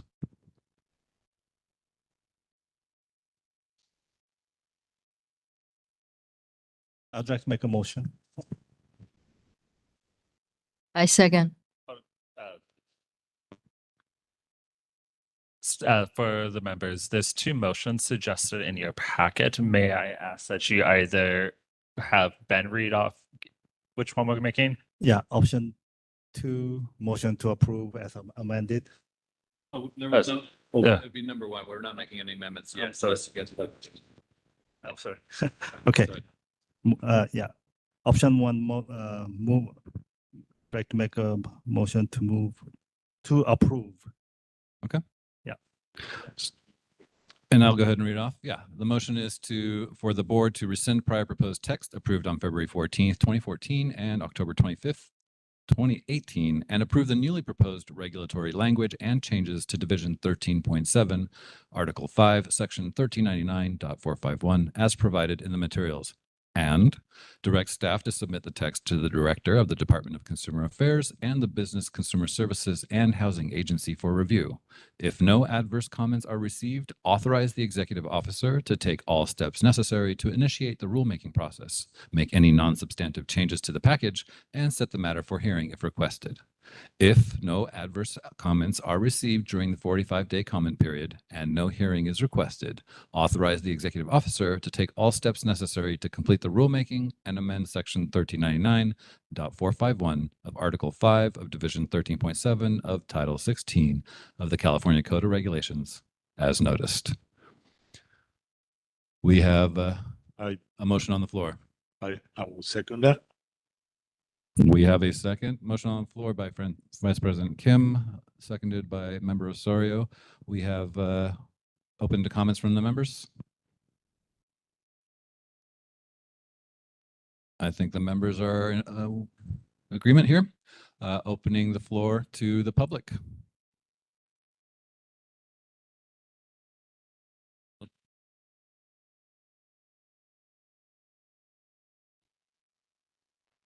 Still Peter Fairfield. I'd like a point of clarification. So this requires alcohol or doesn't require alcohol? It does require. Yeah. Allow, because if you really think about it, alcohol is a carcinogenic substance. And it takes, if the science says you need a 3-minute betadine scrub to actually make a difference with alcohol on skin. Alcohol doesn't work. It's ceremonial. That's really the science, if you look at the science. So are we demanding a ceremonial wash, or could we use another kind of alcohol? It just seems not good science to me. So may I? The language just says an alcohol concentration of 60%. I don't believe isopropyl versus ethanol is specified here, although the study that the CDC issued did use both in their testing. I'm not quite sure what additional solutions you would be referring to, but this is what our research yielded. I just also want to add that it does state if hands are not visibly soiled or contaminated, then you can use an alcohol-based hand rub, otherwise hand washing.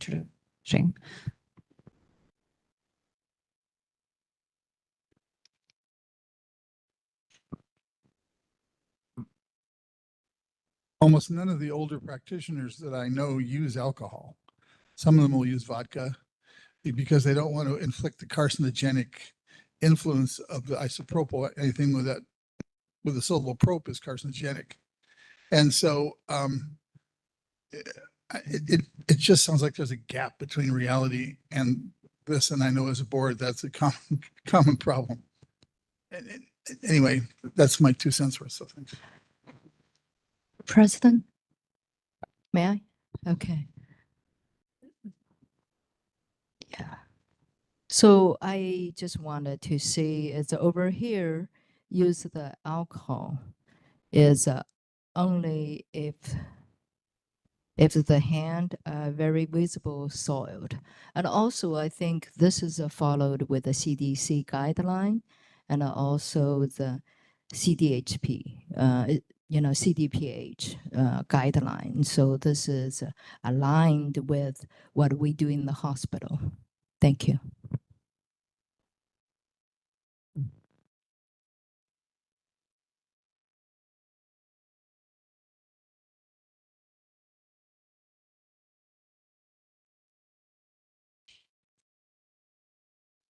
Back to the public. Random public member.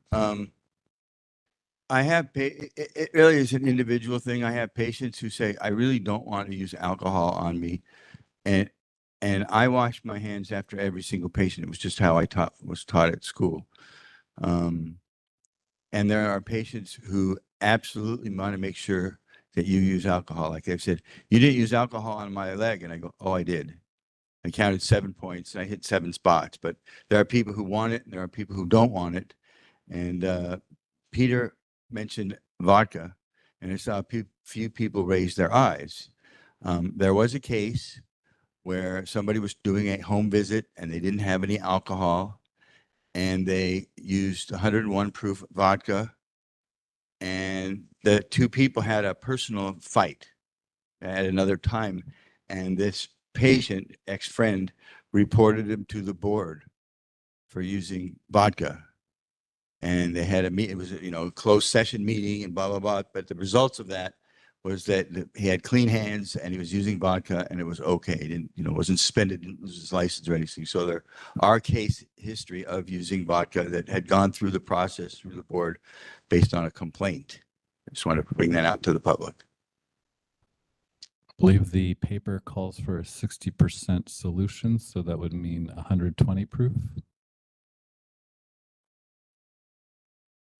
Mind if I chime in real quick? I have just one statement. The regulation allows you to thoroughly wash your hands with soap and water, covering the surface of your hands for no less than 20 seconds. So you could use hand washing if you didn't want to use alcohol and meet the regulation.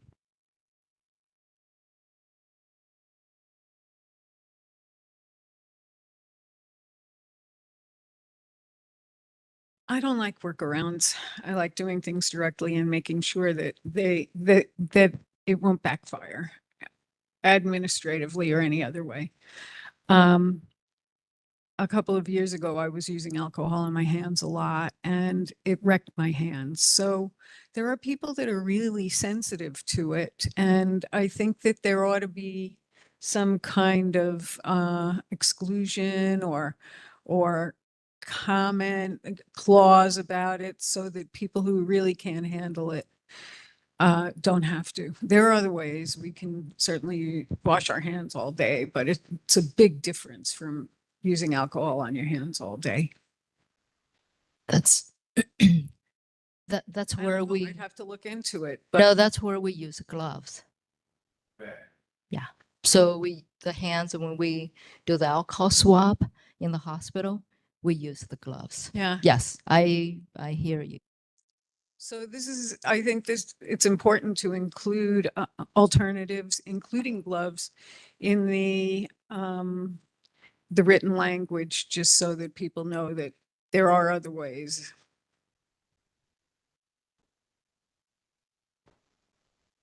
So they don't think they're going to get in trouble if somebody has it in for you or something. Gloves are fine. So, washing your hands is fine, but just the emphasis on the alcohol, in addition to whether it's carcinogenic, also is like really drying for the hands. Thank you. I think this is a good, how good this board meeting can educate, for all the public and also the profession, because this is the regulation that we have to come up with a regulation to protect the public health and aligning with other health professionals' guidelines. So this is what we are just trying to establish, but at your own decision. Of course, the regulation is here. So if that patient report, then you have to get the consequences. But this is what we are trying to do here. So you have to get the idea how things are done here, and remember that we have this regulation. Yeah.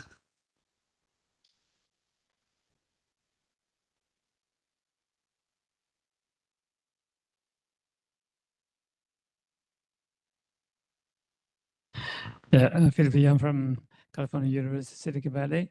I think this regulation that it's safe because it follow the CDC requirement, and this provide the range for your different options. You can, like right now we use the alcohol professional alcohol 70%.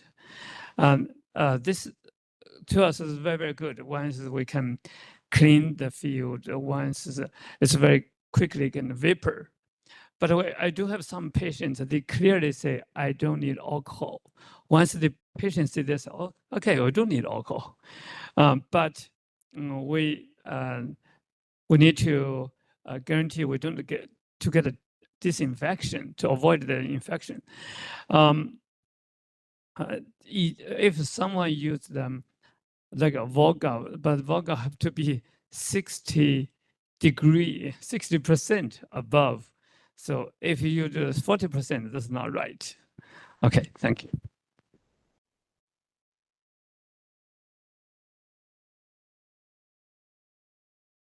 Okay, no more comments from the room. So let's open comments from online. David, please. We are open for public comment via WebEx on the motion. If you'd like to make a comment, please raise a hand by tapping that hand button at the bottom of the screen. Dial-in users dial *3 to raise your hand, and we will call on people in the order we have requests. I've seen a couple hands bounce up and down. It's time to make sure that they're actually up if you want to make a comment. We're going to take a few more seconds to see if we have a request for public comment.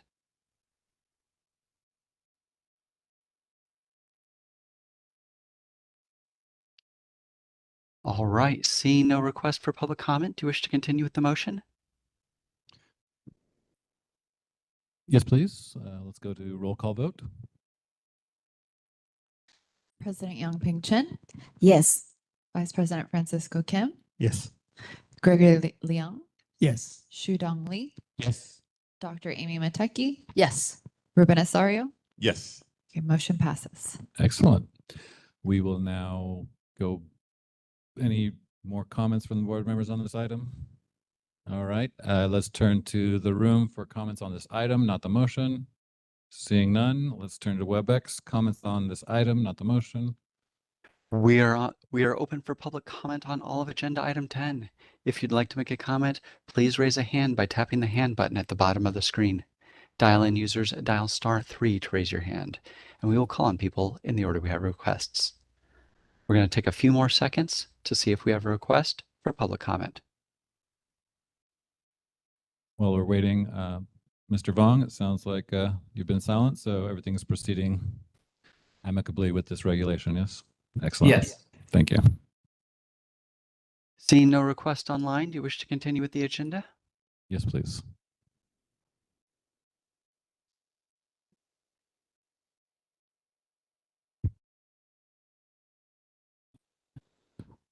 Would next like to invite our panelists for the mental health acupuncture treatments for mental health. If you would please step forward, Dr. Bird and Mr. Nicholas. Apologies, remind me of your last name again, Mr. Nicholas. Nicholas Hancock. Thank you. Of course. Welcome, distinguished board members and stakeholders. Again, I'm Nicholas Hancock. I'm a licensee practitioner educator in our field. I'm here with Dr. Bird, who is also an educator and a distinguished member in our community in Santa Cruz County. We are here to give a presentation on what is our experience of the very effective use of acupuncture to treat mental and emotional health disorders. We're both working and residing in Santa Cruz County. Also, Dr. Bird, I believe, works in Santa Clara County. Our experience at Five Branches University, another place of employment for us both, and in the community really shows a dramatic impact that our licensees have on what appears to be a mental and emotional healthcare crisis in our state and nationwide. Acupuncture, as we all know, is effective for a treatment of a variety of disorders, but this presentation is going to focus on mental and emotional health disorders.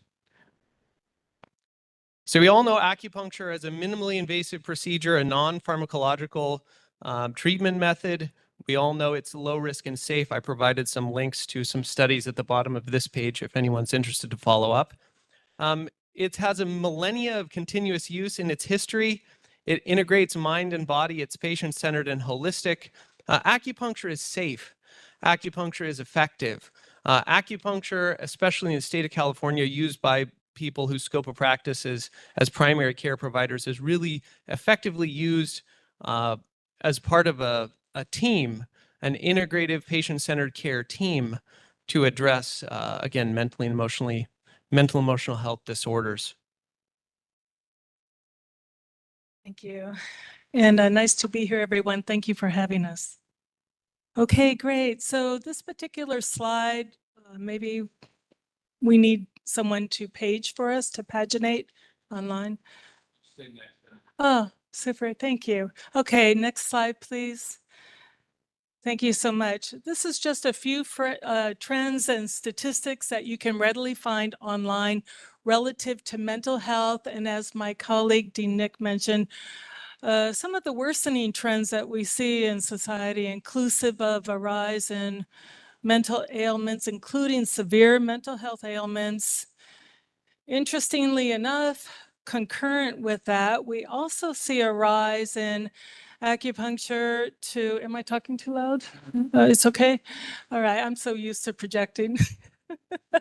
Thank you, okay, great. Okay, super, so thank you. So concurrent with this rise in mental illness, we see, interestingly enough, a decrease in resources available for mental health. Kind of interesting. If we are paying attention to our industry, maybe it depends in part on the particular practitioner, the segment of society and their community that they're working with. But I do believe overall we see a corresponding rise in the number of cases where we use our medicine to treat mental health ailments. When I started the program at Santa Cruz County for acupuncture, my colleagues, it's a Western environment, my colleagues thought of what I could bring to the table as 95% pain related. Now, 4.5 years later, the referrals that I get from my colleagues, it's probably 30, 40-ish, edging towards 40% for mental health. I have people stop me in the hall, oh, Dr. Bird, my patient loves you. They feel so much better. Their anxiety is better. So I get consistently this report among the patients at Santa Cruz County anyway. Sure, it's a certain population segment. So treating low income, in Watsonville, we're treating a large number of Latinos. Then in Santa Cruz, we're also including homeless population as well, but it's nevertheless a diverse community. And it's interesting to see the rise of what we're doing for mental health.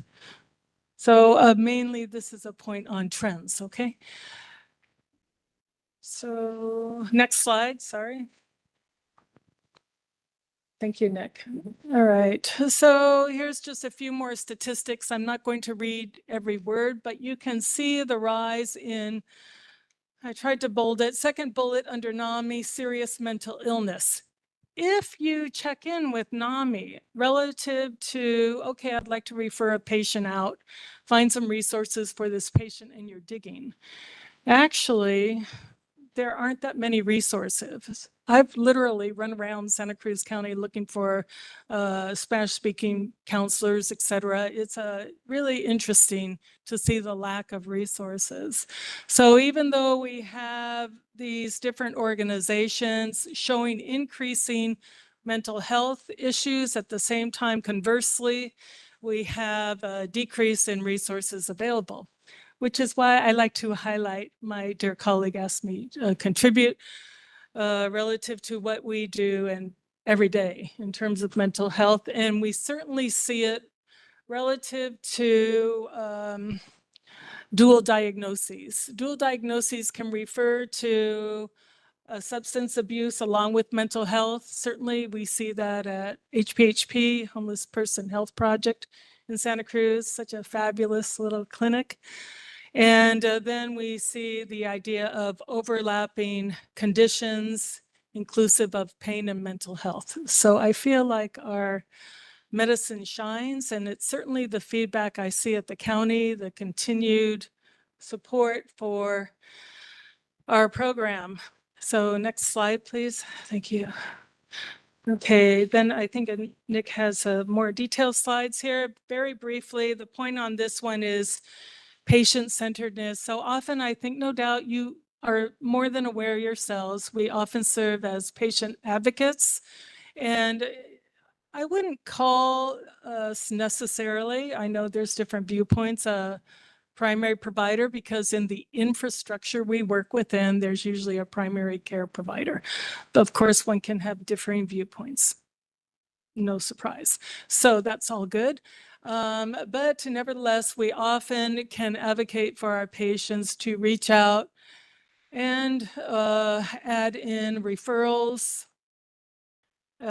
keep in contact with the primary provider, as well as increased communication. So these are the trends I've seen within at least my sphere where I'm working within. Thank you. Next slide. Okay, so maybe then you take the rest up to this one, okay? Or if you want to Oh, no, add. you should talk about HVHP. Okay, sure. So HPHP, such a lovely little clinic. Everyone who's there wants to be there, like so many of yourselves. We want to make a difference with our patients. And so I started volunteering quite a number of years ago within HPHP. I wrote a couple proposals for bringing acupuncture online with the county, and one of the managers got it going with a grant. We moved quickly in year 0 from grant-based to revenue-based. We're FQHC, which is a federally qualified health center. So it's basically revenue for the county. They're super happy with our modality. Our colleagues are happy.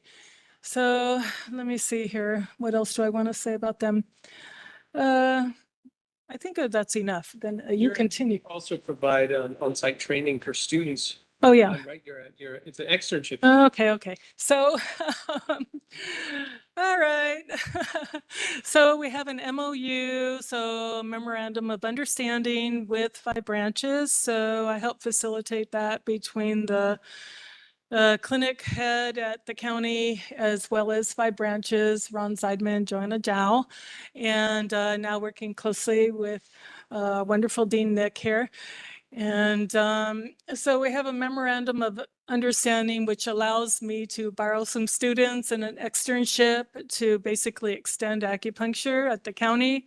Students love it. They learn a lot of real-time environment medicine and dealing with certain populations. And we will, I hope, continue to extend our MOU. So basically, it lets me extend resources at the county without additional outlay, which the county cares about when we look at cost-benefit analysis. But at the same time, we promote our reach with the university, and we promote understanding within our student population of working with certain diverse communities. So that's my message for today. Okay, next slide, and then please take. Thanks, Dr. Bird. Yeah, the reason that I encourage Dr. Bird to emphasize that training opportunity for our students is to make the point that this capacity to treat mental and emotional health disorders is being continued and furthered through that kind of training. It's something that, you know, if the board can find a way to get behind and we can figure out a way to advocate continually, you know, it's something that can really grow, and it seems to be really needed. Obviously, not only in Santa Cruz County, not only in Santa Clara County, but statewide, nationwide, worldwide right now. So we have these other programs that I wanted to highlight just again in our local areas. We have Santa Cruz Community Health Clinic, which is a health center, also with multiple locations throughout Santa Cruz County, providing high quality, affordable healthcare services, includes acupuncture. It's supported by Health Resources and Services Administration, so it's also backed, has had a huge impact in our community. They also have a thriving women's center and a numerous variety of other centers, many of which include acupuncture in their treatments. There's also Janus of Santa Cruz, which is a center for the treatment of substance use and abuse disorders, actually shares the same building as 5 Branches University. We have a really close working relationship with there. Another on-site training, well, actually it's off-site, but because it's in the same building, our students just walk next door.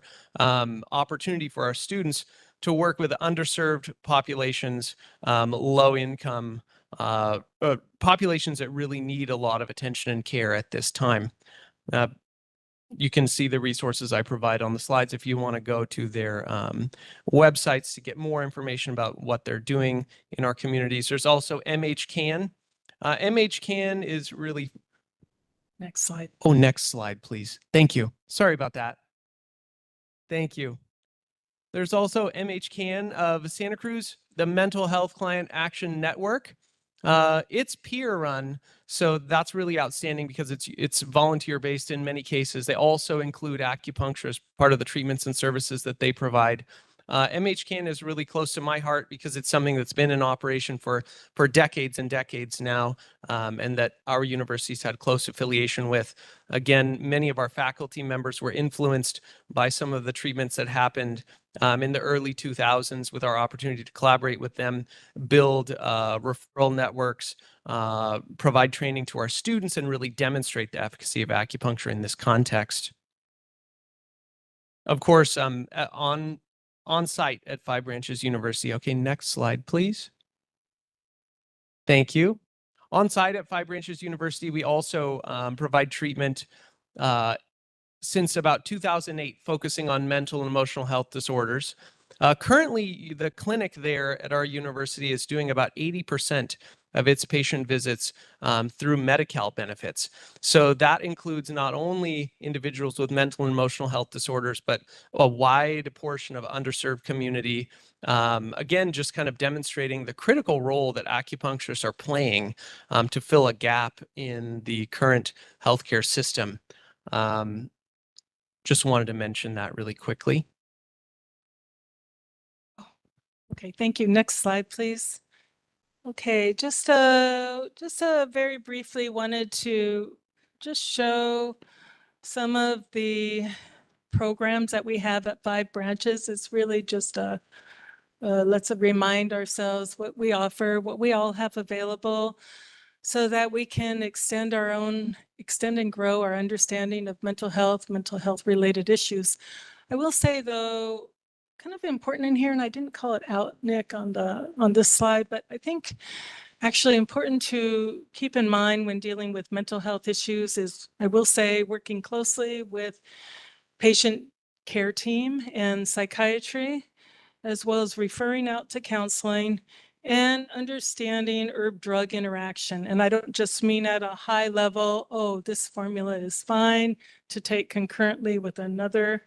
One has to look at a deeper level at some of the individual herbs and also check patient other condition.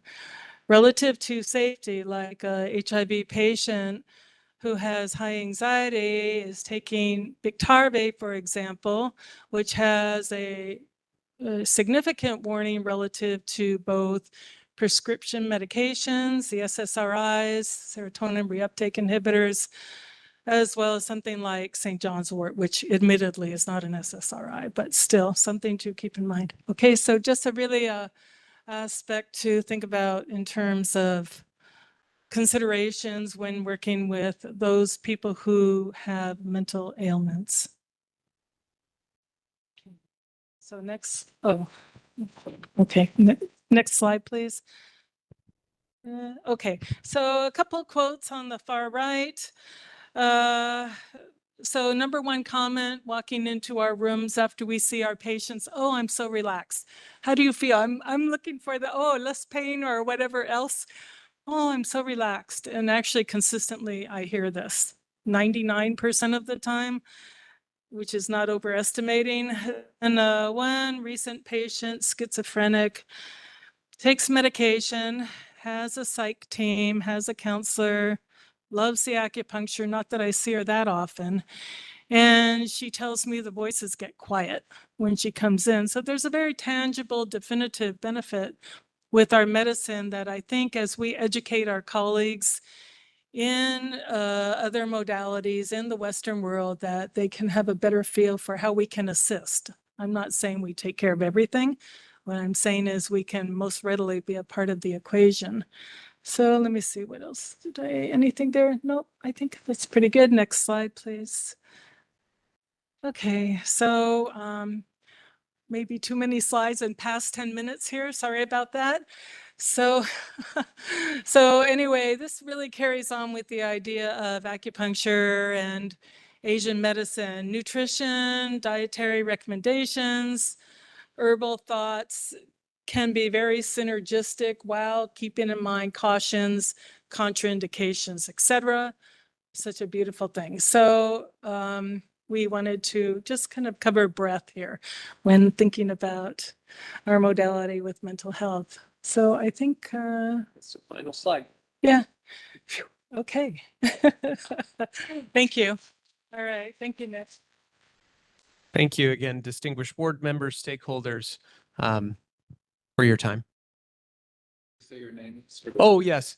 Nicholas Hancock, practicing licensed acupuncturist, educator. Dean of Clinical Program. And very good instructor. Okay, so I'm Jacqueline Bird or Jacqueline Van Dusen Bird, depending on how you look me up. And I'm licensed acupuncturist also, DAOM also. So I manage the program at Santa Cruz County Health Service Agency, HSA. It's a segment under public health. And then I teach at 5 branches a number of years now. I'm one of the associate professors. Okay, thank you. Okay. Thank you so much, Can I say something? Dean. Yeah. Oh, can I say something? Sure. Okay, please. Okay. I know a veteran administration's commissioner worked together with some acupuncture practitioners.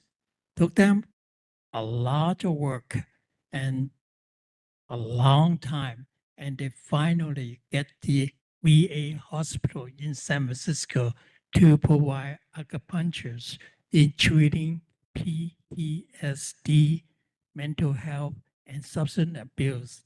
And they are having very good responses. For PTSD, cause a lot of veterans to commit suicides. And substance abuse and acupuncture is another form to help them, rather than just using drugs or locked down up in a room. Okay, I want to thank you for making this presentation. Yes, I'd like to echo that. We are very grateful. Both of you turned to this right away when we reached out to you through President Chen, and we appreciate that you've put this together for us. This was a request of Member Leong, who would really had asked that we provide the public and our practitioners a window into how acupuncture is being used in mental health. And it is so encouraging to see that this is happening and that there's this integration not only between the practitioners, but the school and the county as well, and the community. So thank you again for your service. Thank you. And, you know, it's really a 10-minute, few slides presentation is a really short period of time to really qualify all that. But I think it is our experience, probably your experience, that it is a very safe and effective form of treatment when it's used in a care team setting. So it's something I think we all know already as well. Thank you.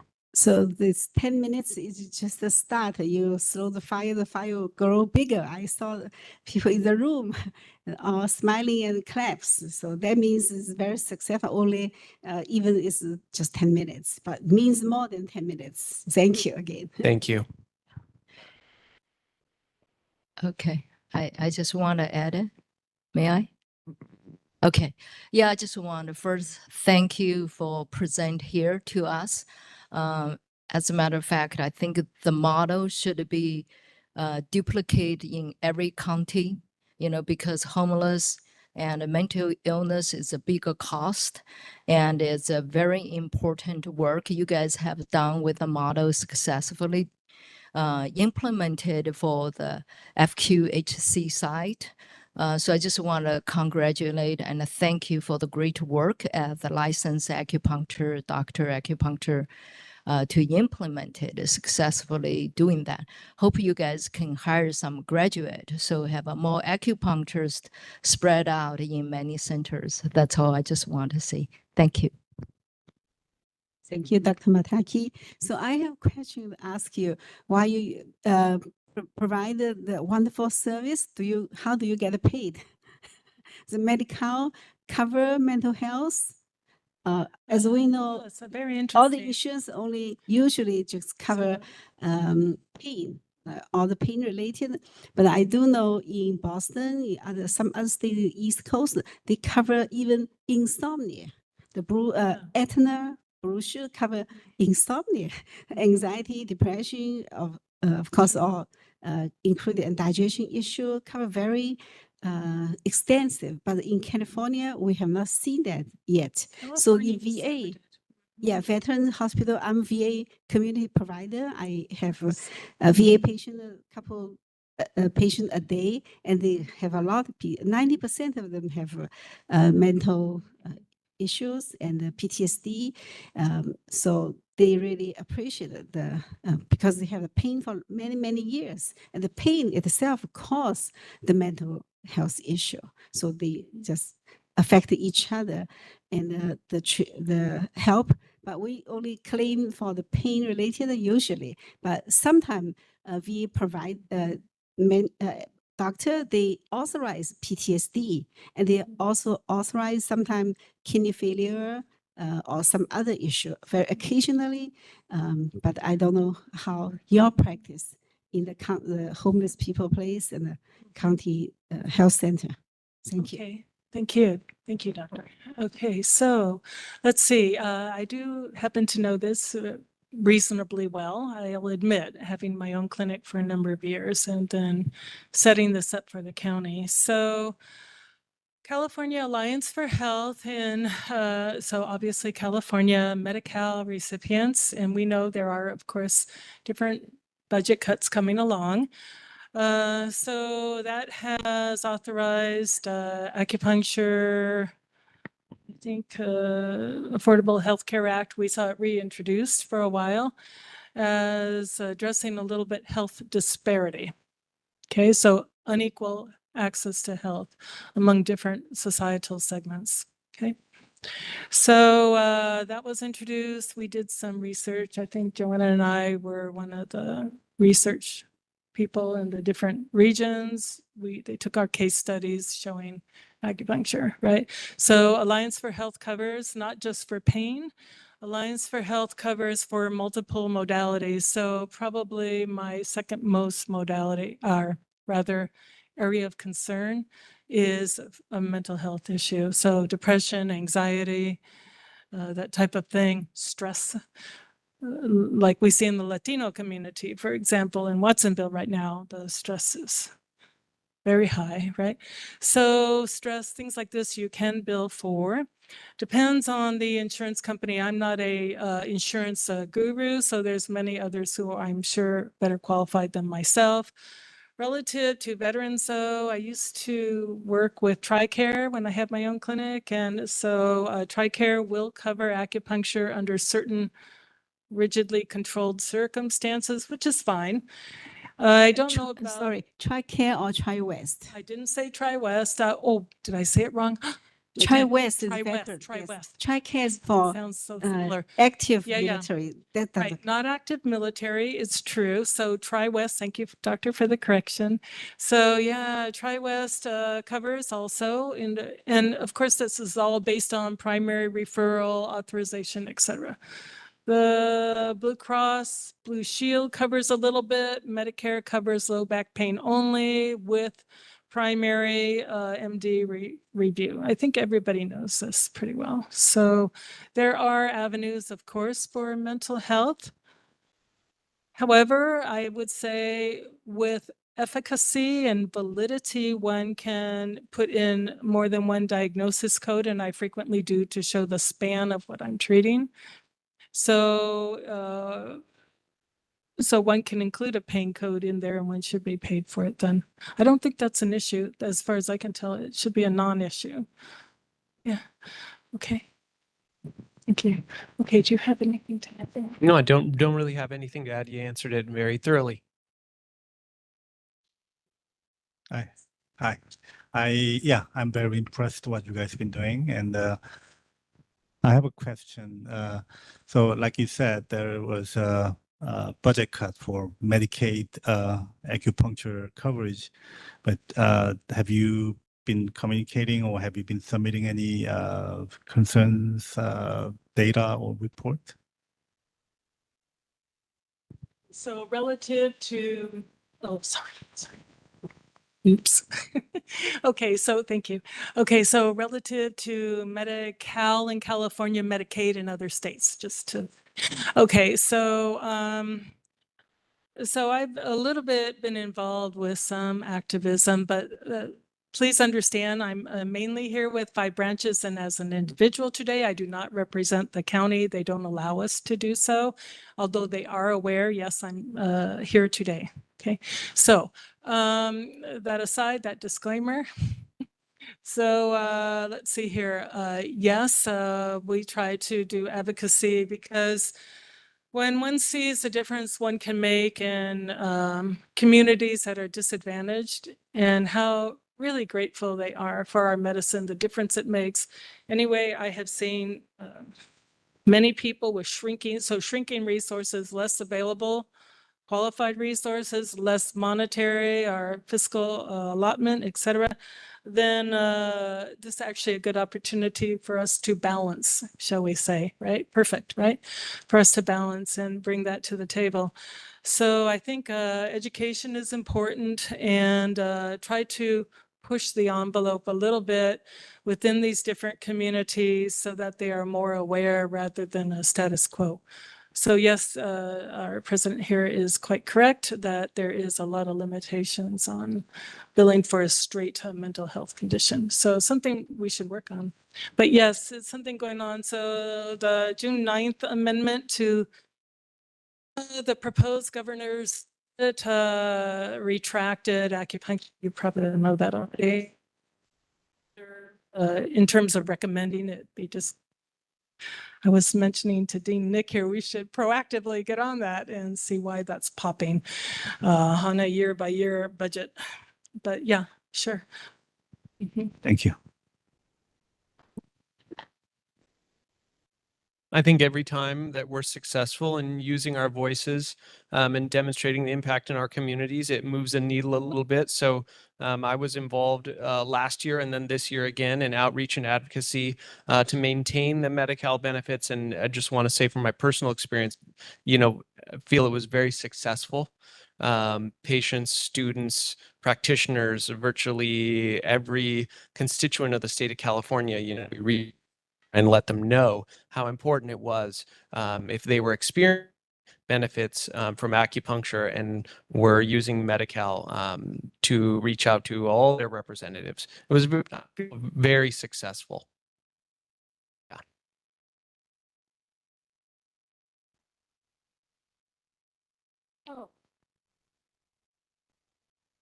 We'll go ahead and open it up to public comment if you don't mind staying there. And then Mr. Fairfield, I saw you had a comment. If you could please take the microphone from Dr. Bird. I had requested to make a presentation both by email and a number of calls and never heard back. So I have a few minute conversation I'd like to present about this. Now a good time, or? You have, this is public comment time, so we can reset the clock at this point to 3 minutes and you can provide something at that point. I have more to say on that. I've done this for 50 years. This is the main thing of my practice. I requested from the board a week and a half ago. I never heard back. Once the agenda is set, we cannot change the agenda. The agenda has to be set at least 10 days before the board meeting per the requirements, but we can work with you if you communicate sooner. I wasn't able to reach out to you. And I'll speak really quickly. Please.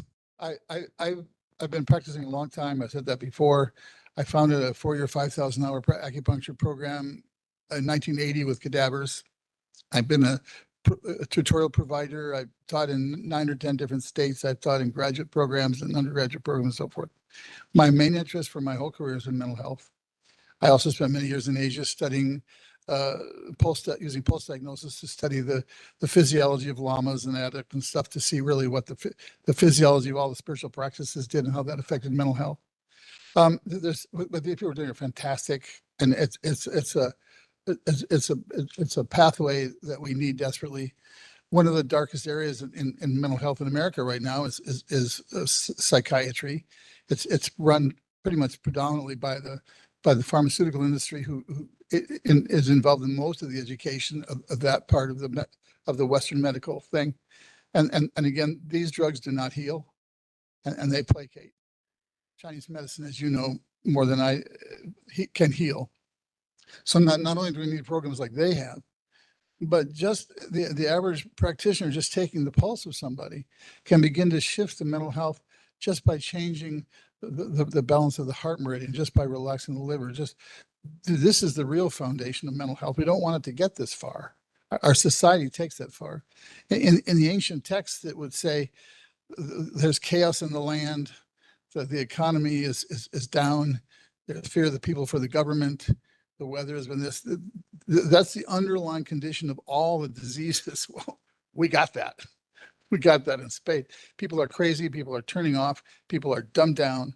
And just by balancing the heart meridian, just by, as you know, you can have a right lift and balance of the heart and small intestine.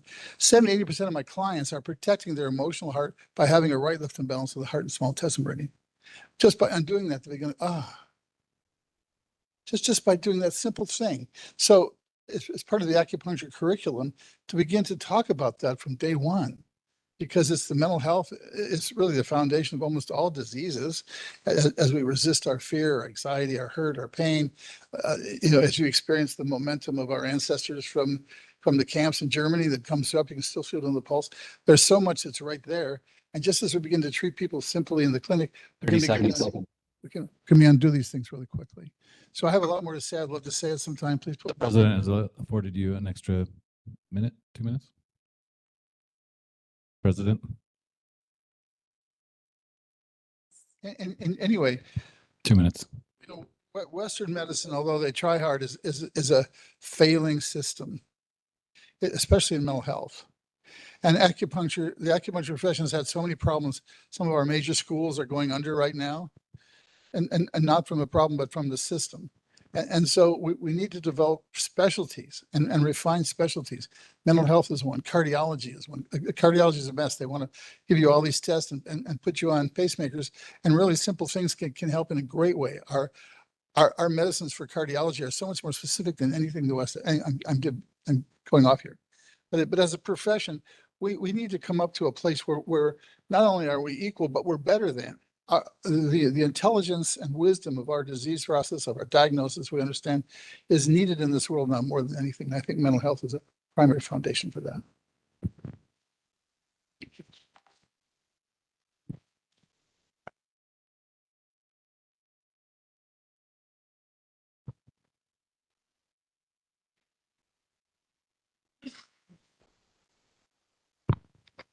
Thank you.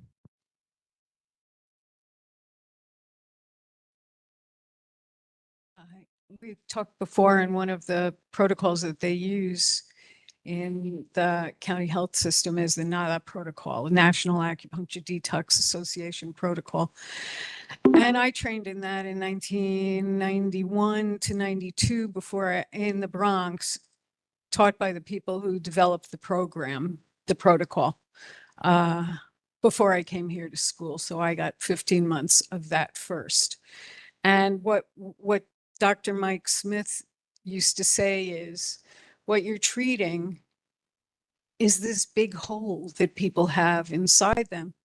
And you're treating it 1 tablespoon, filling it 1 tablespoon of sand at a time with an acupuncture, with another protocol. And that's how we help people with their mental health issues with the NILA protocol, which is a 5-point protocol that promotes detoxification of the internal organs that hold toxins, kidneys, liver, and lungs, and also addresses 2 points that treat the spirit, including, well, one is Shenmen, that means spirit gate, and the other is the sympathetic nervous system, which is affected by drugs, trauma, stress. So we're filling this huge hole with 1 tablespoon of sand at a time, and that's treating the spirit. What I do in my practice with everyone is whatever symptom, whatever symptom they bring me, I go to the spirit points on that channel, in that system. So I'm supporting the spirit through the symptom that they present. And this is what we do. And this is how we help people heal of the spirit, without drugs, without, with very little except for alignment and addressing organ systems. So it's fantastic for the spirit.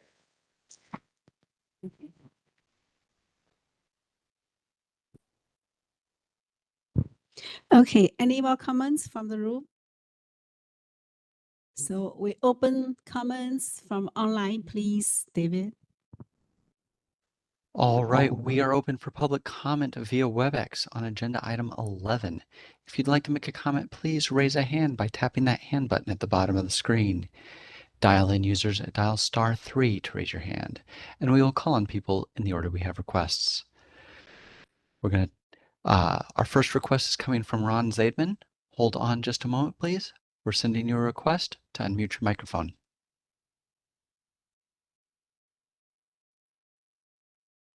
This is Ron Zaidman, and I'm here with our Dean, Joanna Zhao, who has something to share.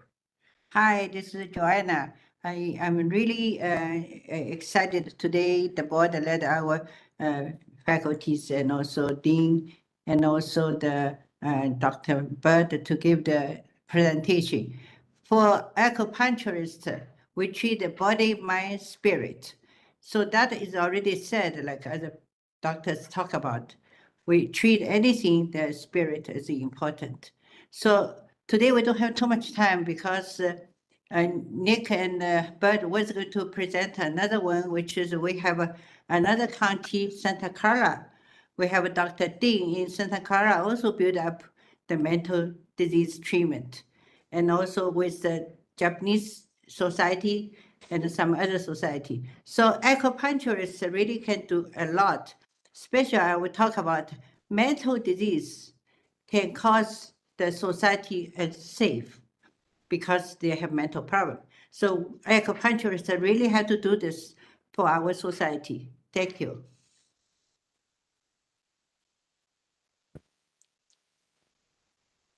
Thank you. And that was our only online request. Thank you, David. So thank you so much for both of you come here, all with you.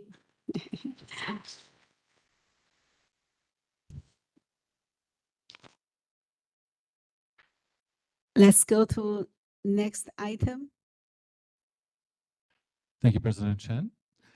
Next item is board officer elections. We have 2 officer positions that we are looking to elect, the vice president and the president position. We'll start with the vice president, move on to the president. The way this works is we will take nominations. Oh, the president is. I'm sorry? They're going to vote for. No, it's too on. No, it's fine. Webcast, Mr. David, they're still live. Okay, I think we're good now.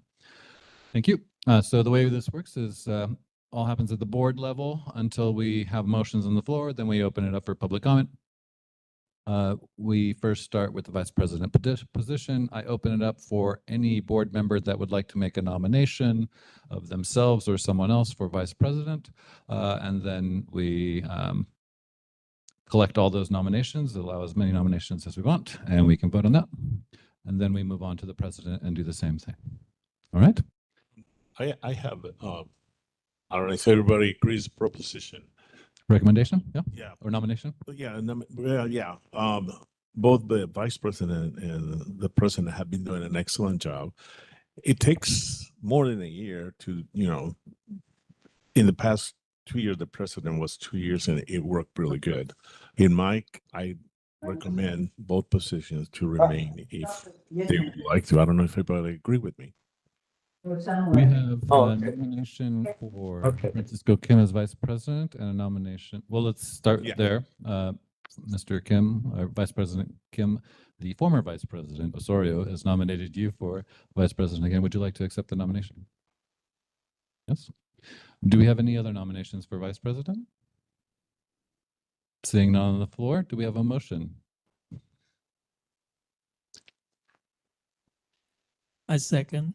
I will say if there is broad consensus, I'm fine just doing this as one vote just for efficiency purposes. So do you, member, sorry, would you want to withdraw your motion for just 1 second? Great. Thank you both. There is another, now moving on to the president, we have a nomination on the floor from the former Vice President Osorio for President Chen to be president again. Do you accept the nomination? I appreciate. Well, then, do we have a motion to vote for Vice President Kim and President? Where shall we go? Oh, yeah. Was there a second nomination for president? A second. No, Second first. But somewhere else. anybody else? So it sounds like there's nobody else that's being suggested for president. Okay. There's a deli at the end of the road. There's a what? A deli at the end of the road. Okay. I think we have our webcast stakeholders still live, so I'm not sure if Mr. David can assist us here. I'm here. Just give us an instruction. Thank you. Everyone, all audience members. Or can we mute all? All, yeah, online attendees. Sorry. Okay. Hey, David, can you just mute everyone attending online? Sorry about that. Done. That was a confusing. Thank you. comment from Me. Ben. Okay. We have nominations accepted. Is there a motion for Vice President Kim and President Chen to continue their services as officers in the present capacity? So moved. Yes, I notion that we elect or re-elect both Vice President and President. Kim and Chen, respectively. I'll second. With a second from Mr. Leon. Public comment. Starting here. Nothing from the, oh, wait, going once. We have thumbs up from the audience. Going twice, going to WebEx. Oh, Mr. Fairfield, if someone will be so kind as to give Mr. Fairfield a microphone, seeing as how our remote participants cannot hear you without that. Neither of them made a face when they were nominated, so that's a very good sign. Thank you. Let's turn to the WebEx participants. Any comments regarding the motion on the floor to re-elect Vice President Kim and President Chen to their current positions? All right. WebEx is open for public comment on the motion. If you'd like to make a comment, please raise a hand by tapping that hand button at the bottom of the screen.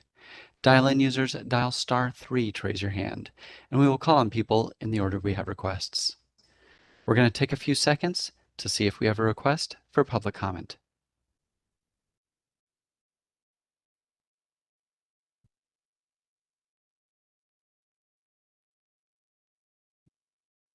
Seeing no request, you wish to continue with the motion? Yes, please. Let's go ahead and do a roll call vote for the motion to re-elect our current officers to their current positions. Dr. Yongping Chen. Honor. Yes, my honor. Francisco Kim. Yes. Gregory Young. Yes. Shudong Li. Yes. Dr. Amy Mateki. Yes. Ruben Osorio. Yes. A motion. Congratulations. Thank you, everybody. So We've been doing votes. Yeah, just hold that.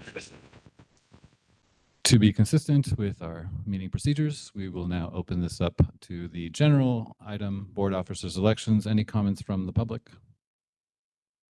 Seeing none. Oh, we have one comment on the election of officers from Mr. Philip Young. If you would please step up. Philip Young from California University, Silicon Valley. I I support the election.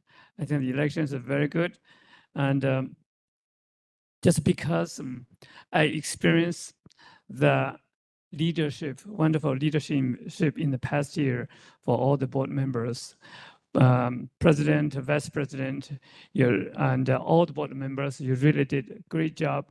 You really scrutinize all the procedures in our profession, education, and the practice of them, and also take very quick response for all the either complaints or suggestions.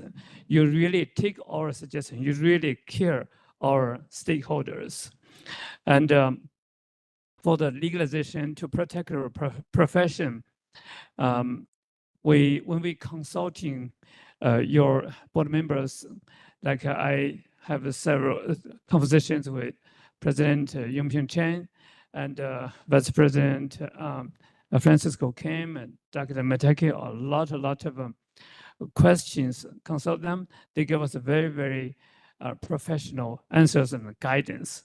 So thank you so much, and fully support for your positions. Thank you, Mr. Young. Any additional comments from members of the audience in front of us? Seeing none, let's go ahead and turn to the WebEx for any public comments on the board officer elections as an item. All right, we are open for public comment on all of agenda item 12. If you'd like to make a comment, please raise a hand by tapping that hand button at the bottom of the screen. Dial-in users dial *3 to raise your hand, and we will call on people in the order we have requests. We're going to take a few seconds now to see if we have a request for public comment.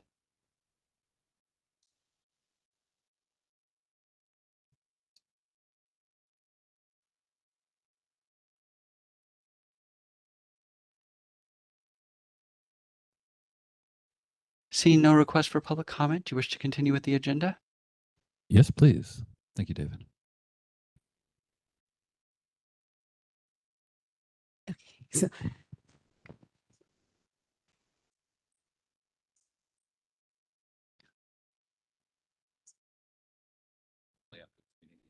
So I guess I can continue leading this meeting. If I'm not elected, then I give. Only at the end. Only at the end. I still have to do the job. Okay. Thank you.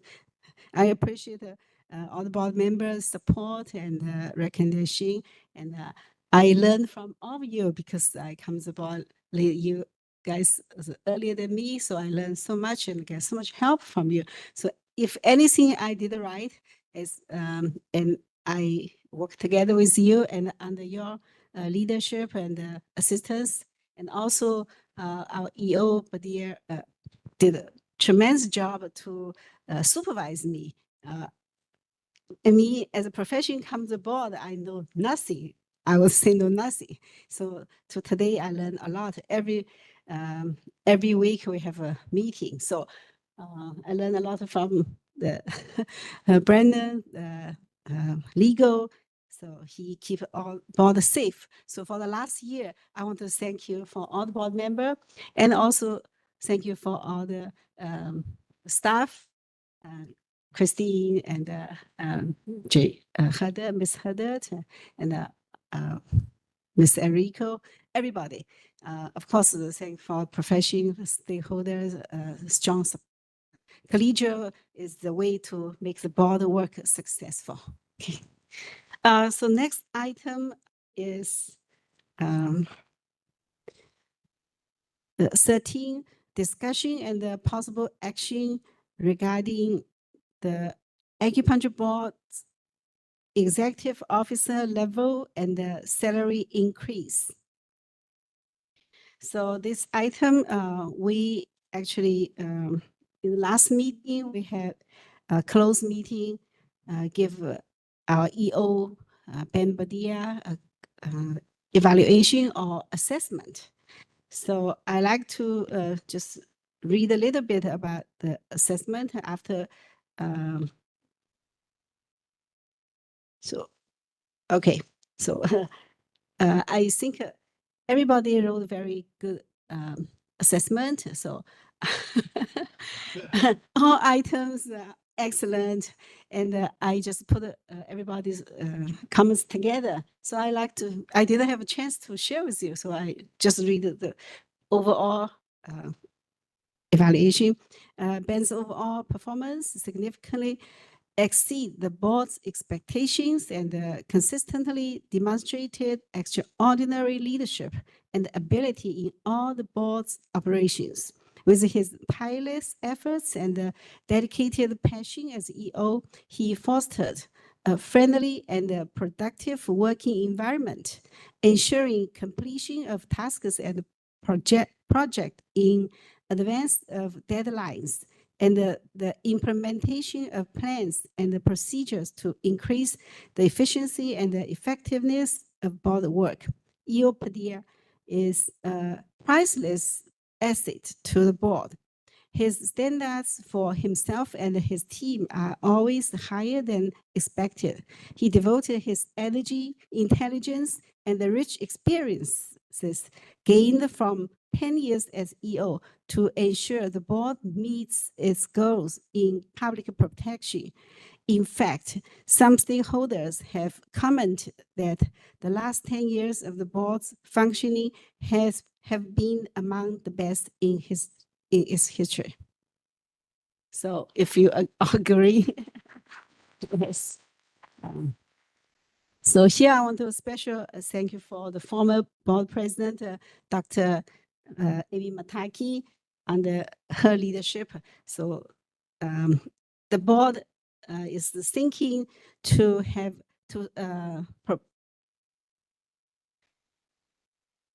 to discuss the possible level increasing of the EO payment.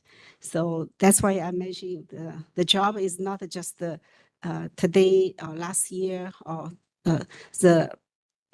this position was categorized as old in 2000. So from 2000, the new century to today, a quarter of century passed, but for 25 years. And the job complexity and the staff increasing, licensing number from 7,000 to today, the license total number is 20,300, something like that. So that's huge. So we can see in the first 25 years, the licensee is only 7,000. And the recent 25 years, this year will mark 50 years of California acupuncture legalization.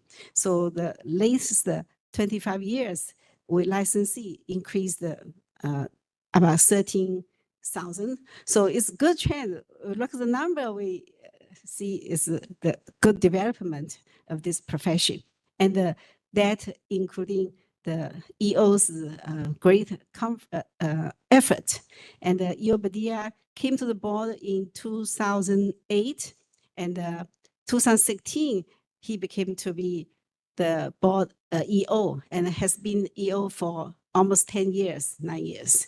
And this salary level has not increased. So I would suggest to increase the level from O to N. So it sounds odd. It's the opposite way, the number. Yeah, please. Thank you, Madam President. First, I want to congratulate your new leadership. And we really so fortunate to have you to continue lead us.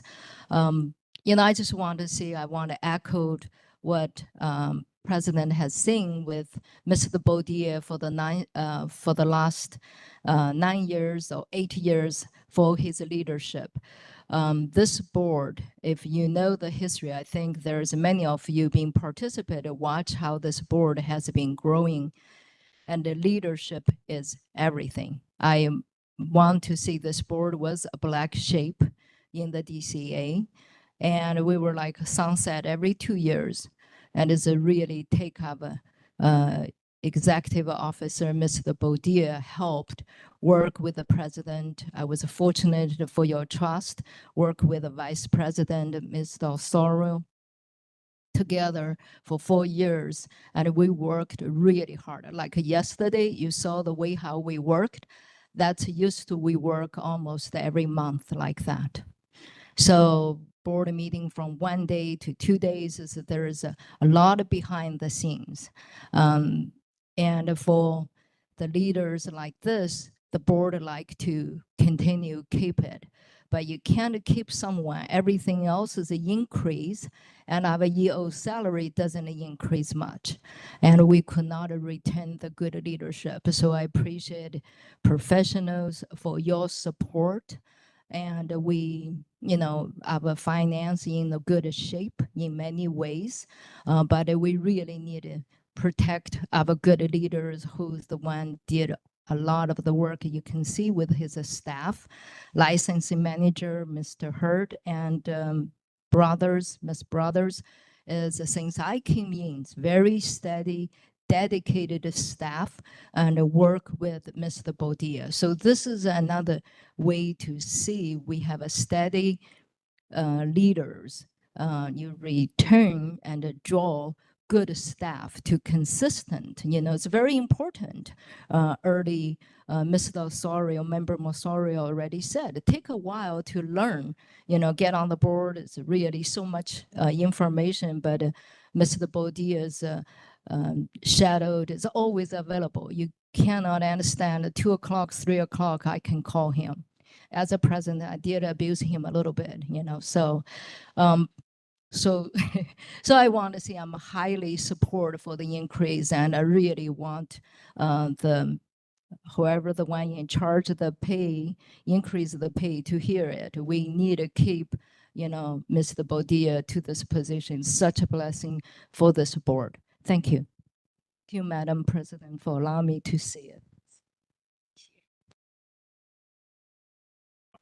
I would like to add and agree with everything that both you had said about our sir.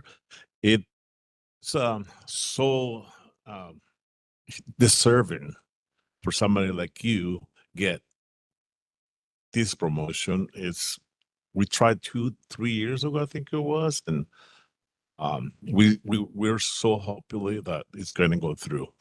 I've been more than almost 40 years in dealing with owners or managers, municipalities of small or large, 100 workers directing, and you are by far the best I've seen.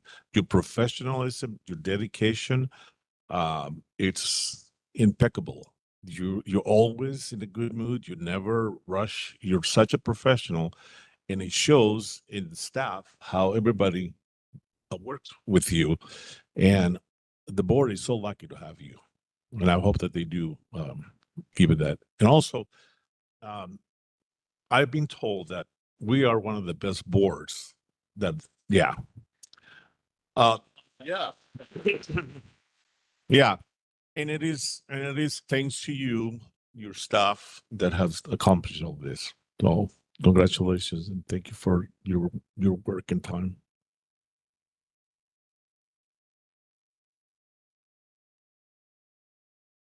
Thank you, Mr. Soro. And any more comments? I just I want to say some word, from my as a public members, I go to the board, I learned a lot, and I seek, so many times I call them, they give me a guidance, explain things for me, then educate. So I really appreciate all your work, and I can call them, weekend or anytime, he can reply me immediately. I really appreciate all this kind of support. Thank you for your leadership. Thanks.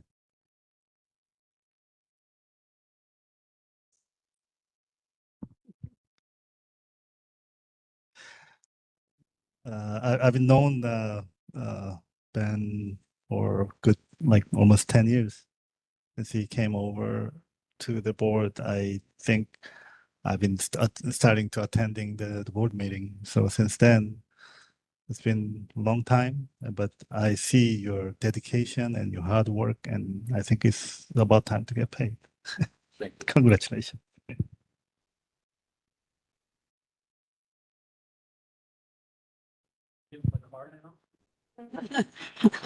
You want to say something?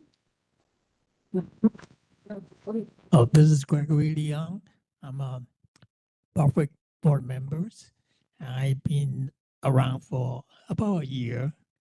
And when I first come here, I don't know anything and I don't know anybody, but I always get a warm welcome from Ben. And when I ask him a question, he always very delightful, provide me the answers. And even in the middle of the nights when I call him, he'll do the same thing. His professionalism and his warm kindness is impeccable. Thank you. Okay, well, thank you for all the board members. So I just want to give some fact, what his Ms. Bodia's achievement. So about staffing from 2000, year of 2000, the staffing was 8, number of 8. In the 2025, now it's 12. So it's 1/3 increasing for his management work and complexity. And he also not just grow himself, he helped all the staff grow. So the staff from only one AGPA, that's a high level analyst, to now a high level analyst. So that's huge number change, and also increase in added on one special investigator, one manager, right? Two managers. So that's a lot more work for his team. And of course, the licensing number increased the 2/3 from the right in 25 years. And the second is he did a job of the fee changing. That's the 2018 conducted a third-party fee study. In 2019, board approved updated fees to seek legislative authority. 2020 fee changes implemented. For the state leadership accountability reports initiated in 2019 and submitted every 2 years with semi-annual implementation reporting. So for licensing education, in 2004, the board worked with the Little Hoover Commission to address necessary changes to the regulation of acupuncture. In 2005, the board increased the curriculum from 2348 hours to 3,000 hours. In 2017, the board was mandated by SB 1236 that this triggered changes to acupuncture school approval requiring 3 separate organizations. So those job changes created actual work. Changes to curriculum review process for training programs. In 2017, the board was mandated by SB 1236 to conduct training program curriculum reviews in 30 days. So a lot of push. So should I go? Keep too many.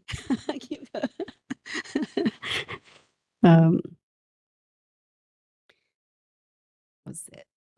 So for licensing education, continuing education, 2024 enacted regulation introducing 4 hours of continuing education in laws and ethics per review cycle. So that help prevent, educate the licensees and the public, and also preventive for the violation. So try to decrease the violation. 2020 introduced the per unit continuing education fee. 2020 decreased the board maximum allowed board processing time for continuing education courses application from 45 days to 30 days. Everybody's happy for that, right?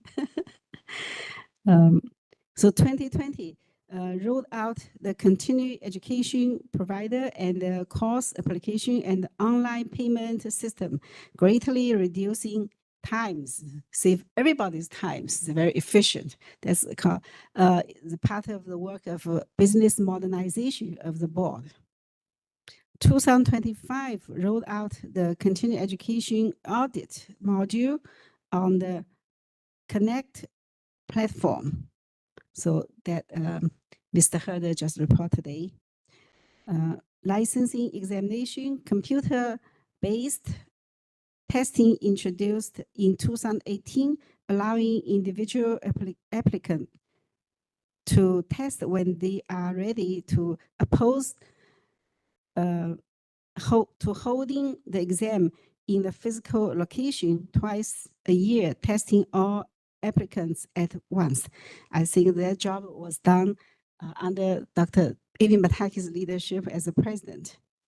Licensing population, I mentioned from 7,000 to now 20,355. And we have more than 13,000 active licensees now. Business modernization, licensing platform development, 2018 business process mapping, 2019 drafted requirements for contract for development of new licensing platform, joined the first cohort for business modernization with 3 other DCA programs for cost savings and shared functionality. So I explain, joined to carpet board and some other big board. So we are small board. So join the big board save us a lot of money. So that's very smart design. 2020 development of licensing functionality begins. 21 flow rollout of licensing functionality. 2020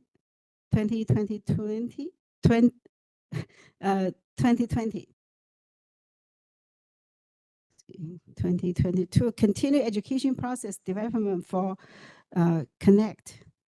Enforcement, second enforcement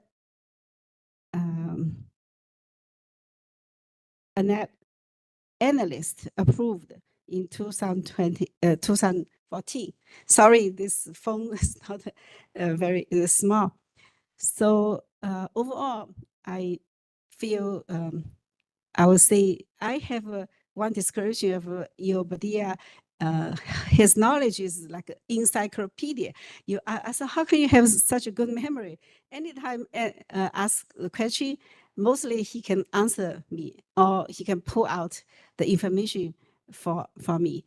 And every Wednesday, we have a meeting, dedicated meeting. So I know how much time he, just for prepare this meeting, since March to now, every Wednesday we talk. So that's how much time he put. And also, I heard from some board member, former Vice President, Mr. Osoro. He said, when did Ben sleep? He said he worked like a robot. So he gave two names, encyclopedia and the robot. Okay, that's all my comments. So do we have a motion to make a motion for the level increasing? So I like to also have the guidance from DCA, Ms. Catherine Bachelor. Hello. Yes, so essentially. Thank you for your guidance. Yes, can you hear me? Can you hear me? Yes, yes. Okay, yes, so now you just need to make a motion to increase the level to level end. Just a quick item, if I may. Thank you, all of you and members of the public. I really appreciate your support and your incredibly kind words. It's a passion to work here, and it's a passion to help this profession really be the best it can be. Help it be the best it can be. I'm not We aren't here to force you. We're here to work with you. And we're really trying to encourage your participation. The state raise process is a bit confusing, perhaps to those outside and maybe even to some of us inside the state. So what's happening here is we have two items we have to do. I can no longer receive a raise at my current level. So what we have to do is we have to have a motion on the table to increase the level. These are arbitrary values to you, but it's technical terms for HR that's on the line with us. And so for that motion, it is actually about the EO position. So whether it's me or somebody else, what President Chen was reporting to you here may have sounded like my accolades, but it really is built upon the work of all the EOs that came before me and the staff that came before me since the year 2000. That was the last time this position was worked with the government to identify its salary structure. In the time that I've been working here, I've received 2 salary merit raises, and that will be the second motion because I've reached the top of the current level. I cannot get any more without this level increase. So we'll first be doing a motion to increase the level, and then we'll go for the EO position, which whether it's me or not, I think that is warranted given how this board has grown. I feel that the person stepping in after me into this position is deserving of this, perhaps more. But we'll leave that for later. And then afterwards, if the board so deems me to have a raise, I would welcome that as well. So perhaps a motion on the floor to change the level from O to N. Catherine, if I captured that correctly. That is correct. Thank you. And so I just want to clarify that's N as in Nancy. Yes. I'll take M. Yes, N as in Nancy, from level O to level N like Nancy. Great, thank you. Dang it, Brennan.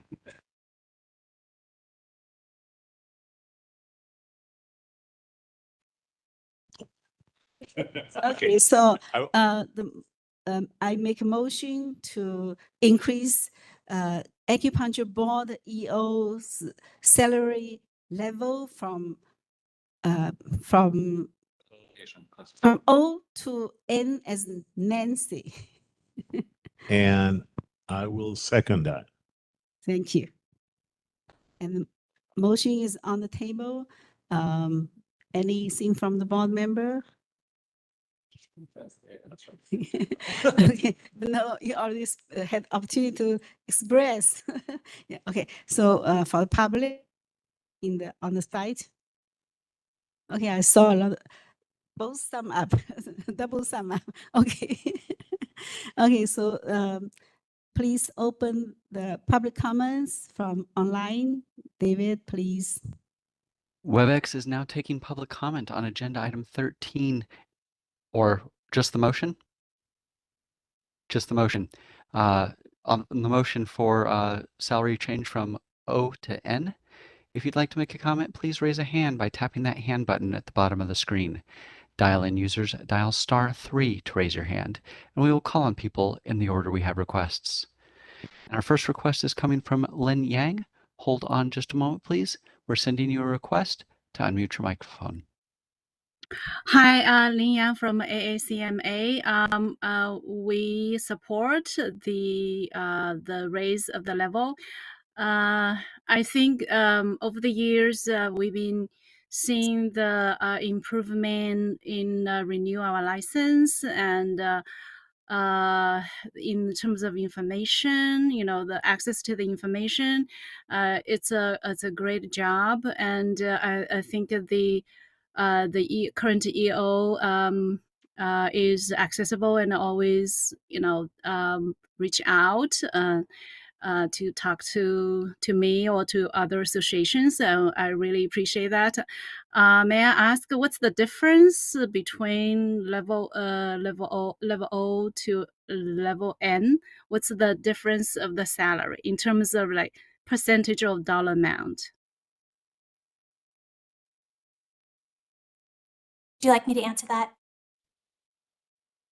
Anybody? I can answer that. So level O is from $8,630 to $9,614, and level N has a salary range of 9,051 to 10,085. What is the percentage of the increase? The percentage of the increase if they were to increase the To executive N? officers? Yeah, from O to N, what's the percentage? The percentage if they were to increase the percentage of the incumbent? Is that what you're asking? So There is- the public commenter, these are just classification pay ranges. We're affording, this isn't actually dealing with my raise. This is dealing with changing the executive officer's pay spectrum or range. So currently I'm being paid at the O level and I've topped that out. So this is, now I'm talking about myself, but we're requesting that to get a raise and to address the increase in complexity, we have to increase the executive officer's level classification to N, which then jumps a certain amount. We will discuss the pay increase after and if the board votes to give the executive officer the classification change. But thank you for your Yeah, comments. I understand that. I just don't. I'm not talking about your particular pay rate, the pay raise. I wanted to know from O to N, what's the percentage? You give me a dollar amount, but right now I can't calculate it. I'm sorry. Do you have a percentage? I don't think we have a percentage easily available, Catherine. I don't know if you have the top of your head, but we just have the salary range available at this time. So, and I went to law school to not do math, so I apologize. I cannot help you more there. So okay, I'll calculate it myself. Thank you so much. Yes, thank you for doing that homework. So it's a range. It's not like a exact number. So it's overlap. Actually, higher, the lowest of the higher level is lower than the lower level, the highest payment. Okay, so it's a little complex. I know you yeah. So, so any more comments from online? This is the moderator. There are no more comment requests online. Okay, thank you, David. So motions here, we can roll call. President Yang Ping Chen, Yes. Vice President Francisco Kim, Yes. Gregory Liang, Yes. Shu Dong Lee, Yes. Dr. Amy Mateki, Big yes. Ruben Osorio. Yes. Motion passes. Thank you. So next motion is the salary amount increasing, right? Catherine, please. That is correct. Okay. So I make a motion of increase the EO Badia's salary amount. I second. Okay, by by 4.9% or to the maximum of level N as Nancy. I second. Thank you. Okay, so motions here, we open to the board member comments. Okay. Okay, so public. Okay, I saw all sum up. Open to the public online, please. All right, we are open for public comment via WebEx.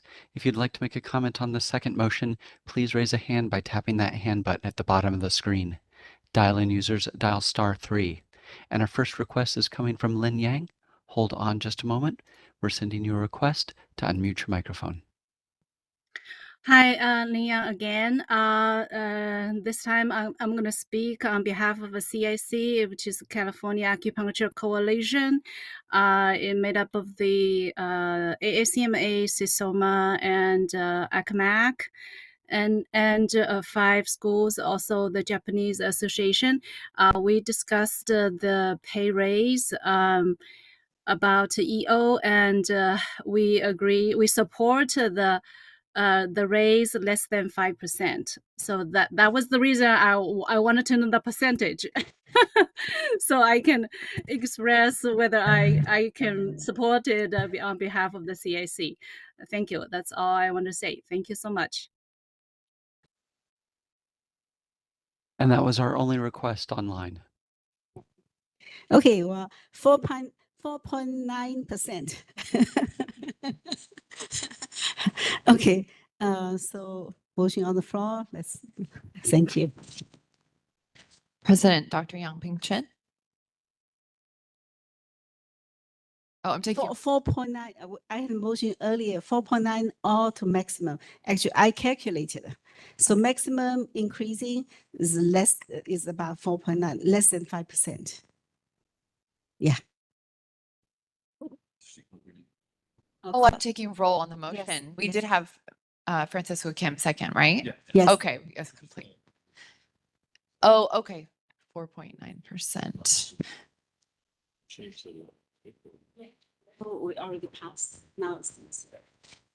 So it's kind of like a conditional, it's a 4.9% raise or to the max of the next one, whichever one, because it'll max me out at the next level. Right. Okay. So is to be clear about where it goes in case there's any changes that happen between now and when the additional departments discuss this. Okay. And now you've called for Dr. Yang-Ping Chen, President Yang-Ping Chen. And Understood. Yes. Yes. Okay. Vice President Francisco Kim. Yes. Gregory Young. Yes. Shu Dong Lee. Yes. Dr. Amy Mateki. Yes. Ruben Osorio. Yes. Right. Motion passes.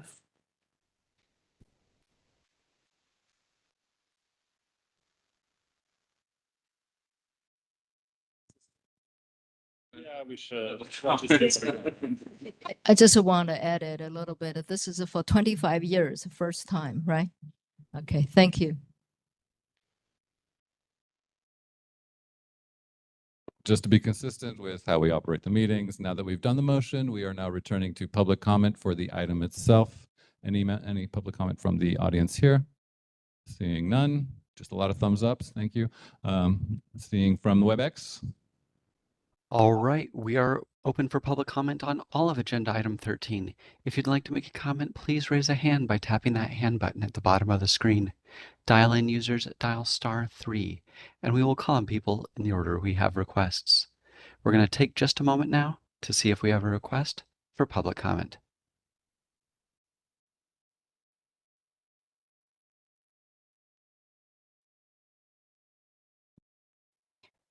And we're going to call on Lin Yang first. Hold on just a moment, please. Hi, Lin Yang again on behalf of the CIC, and we support the two motions put on the table, and I speak on behalf of CIC already. I'd like to make a suggestion to put I guess the salary is on the table and it's on website somewhere, and I think it probably helps the profession to understand the increase or salary structure if that information put it on the website or acupuncture board. That's my suggestion. Thank you so much. Thank you.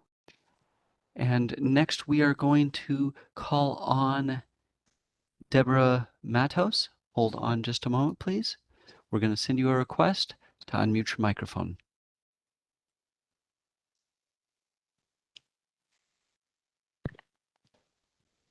Hello, this is Deborah Matos. I'm the legislative advocate for Southern California University of Health Sciences.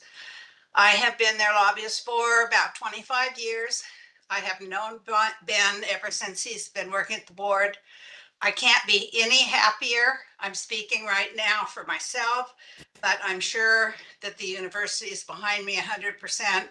I wasn't planning on speaking, but I totally agree with everything that was said today. You all have done a fabulous job as board members. I've seen, as Neil has, many, many years of ups and downs. And I've worked with many, many different regulatory boards, but you're all doing a fantastic job. And I can't say any more about how happy I am what you did for Ben. Thank you. Thank you. And those are all of our requests for public comment at the moment. Thank you for all the stakeholders' comments, and congratulations for the EOBDIA. You are well deserved, as all of us say that. Yeah.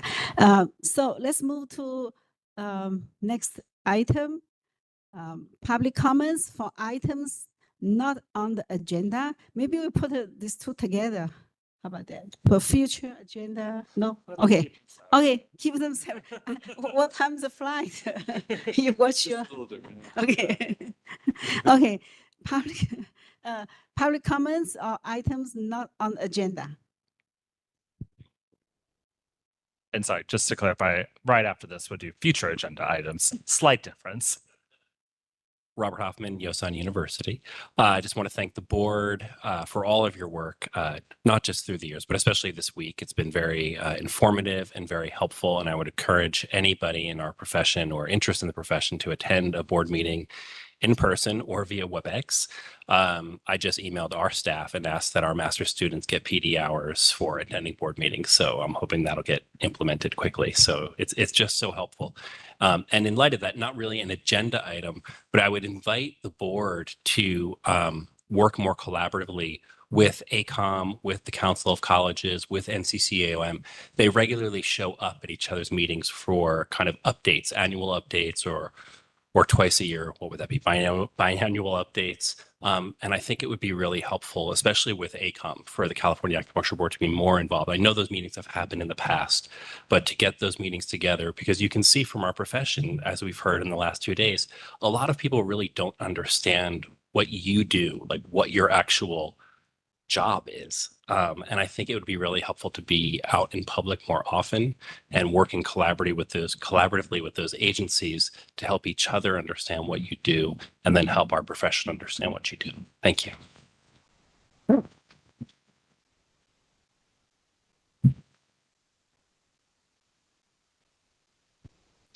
More public comments in the room? On this agenda item 14 yet? No? Okay, so let's open online public comments on the agenda 14. WebEx is now taking public comment on agenda item 14. If you'd like to make a comment, please raise a hand by tapping that hand button at the bottom of the screen. Dial-in users dial *3 to raise your hand, and we will call on people in the order we have requests. And our first comment is coming from Chad. Hold on just a moment, please. We're sending you a request to unmute your microphone.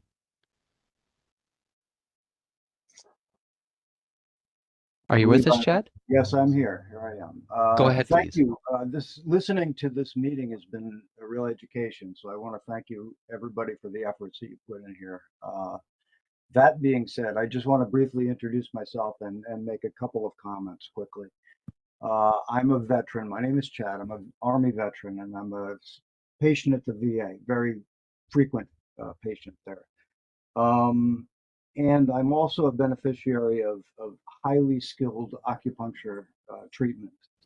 And just very briefly, I want to talk about the situation.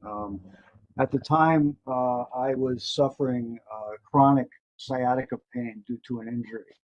And the VA was unable to control the pain except with about 46 pills of gabapentin a day, which pretty much knocked me out of commission. This went on for many years. There was no solution. Finally, I was given the name of a doctor in the Bay Area who was very highly trained acupuncturist, trained in China. And he went in there with his special needles. And within, I believe it was 5 sessions in 6 months, the pain was completely gone and I was no longer on the medicine. So I just wanted to say that there is a very, very marked difference, I think, between a doctor that can accomplish something like that and maybe a less trained acupuncturist or doctor in the West who wouldn't be able to tackle such a thing. And my concern here, one other thing that I wanted to make a comment. I was talking with someone, they were doing pain studies on my leg to see where the pain was traveling down the nerve, and they couldn't get a solid reading. And I talked about acupuncture, and the technician who was doing the work on me, it was inserting needles basically at the either end of the nerve. And she said, "What do you think about the acupuncture in America?" And I didn't know exactly what she was getting at, so I said, "Well, it lacks something," and I didn't know what the word was. And she came back with, she said, rigor. And that sort 30 of seconds. surprised me. Yeah, that really hit me. And I thought about that because without rigor, that doctor that treated me would not have been able to make the calls that he did or perform the technique that he did. And this is just for me to encourage all of the acupuncturists to really aim high and maybe think about having programs with Chinese hospitals or something. I don't know what, but to really up the game, it would be great. That's all I have to say. Thank you. Thank you. And that was our only request for public comment on this item. Oh, I take it back. We have another request. Lin Yang, hold on just a moment, please. We're sending you a request to unmute your microphone. Hi, Leon again. And this time I'm speaking on behalf of AACMA, and I like to suggest that we put the board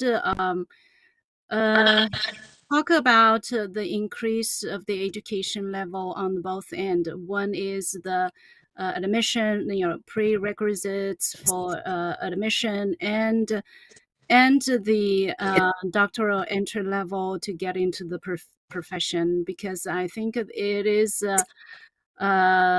it is about the future of this profession, and it has to be done, and it's better to done it sooner or later, because another 50 years we are, I'm not sure that we are still here, and if we just stay where we are. So I'd like to acupuncture to support this raising up this educational level.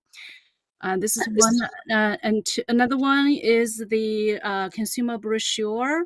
I'd like to request or suggest the board to send out the draft to everyone to gather the input, because we do want to have a very good consumer brochure that benefits or informative for the consumers. And so and the on other issues, the Tina and manual therapy, and regarding dry needling, all those I made suggestions last time. I also like to the board and to to put in the future agenda about preparation for sunset review. I understand that we have a lot of issues to tackle.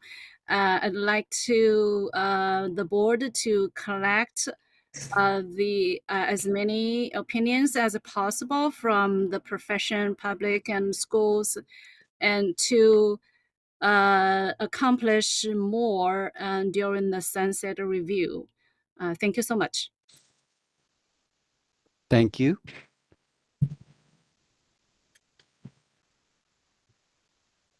And that was the last request for public comment.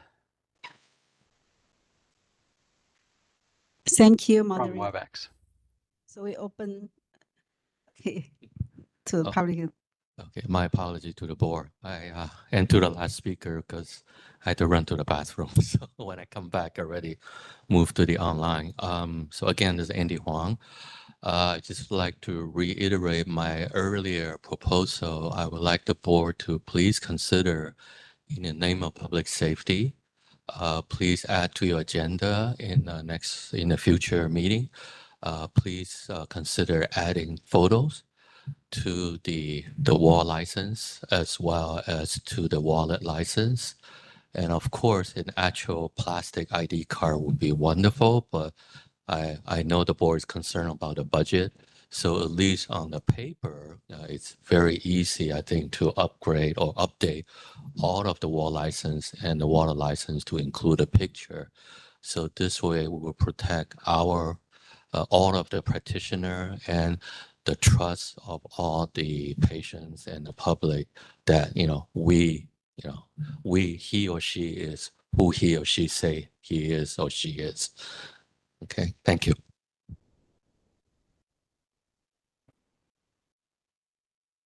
Thank you. Any more comments? Okay, so we close this item. Next item, public comments for, okay, future agenda items, the last one. Board member, please. Yeah, please. This is Gregory Leon, public board members. I would like to ask a question. It may not be related to the board, or may not even concern with the board, but I just want to be some kind of clarification. My question is regarding the independent acupuncture clinics. Since we license the acupuncturists, what about the clinics? Do they require any kind of a health license? Or does Department of Consumer Affairs require any license?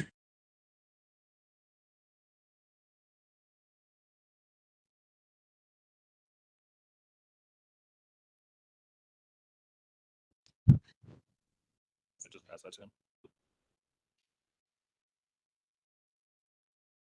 So if Department of Consumer Affairs require any health license or anything, I just want to have some kind of clarification. It might not be related to our board. Aside from the wall license, that's what we have now for clinics as the requirement, but I'm not aware of any DCA requirements outside of ours. Yeah, as far as I know, the license goes. Remember, we're just acting like it's on the agenda now, not a change in section. Okay.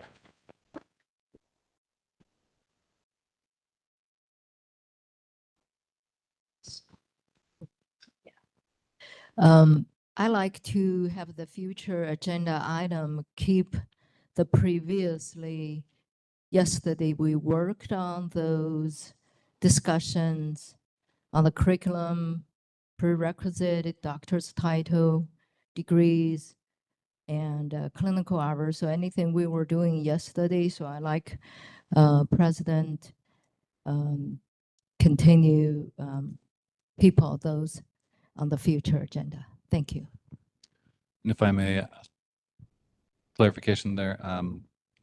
Dr. Mateki, I believe we also wanted to do a stronger outreach to the schools so that they would attend that next meeting and provide their input. We heard from actually a fair number of first professional doctorate programs, and that was quite heartening. We didn't really hear from any of the master's program schools, so that would be a welcome addition to that discussion. Yes. Thank you. Correct. Thank you.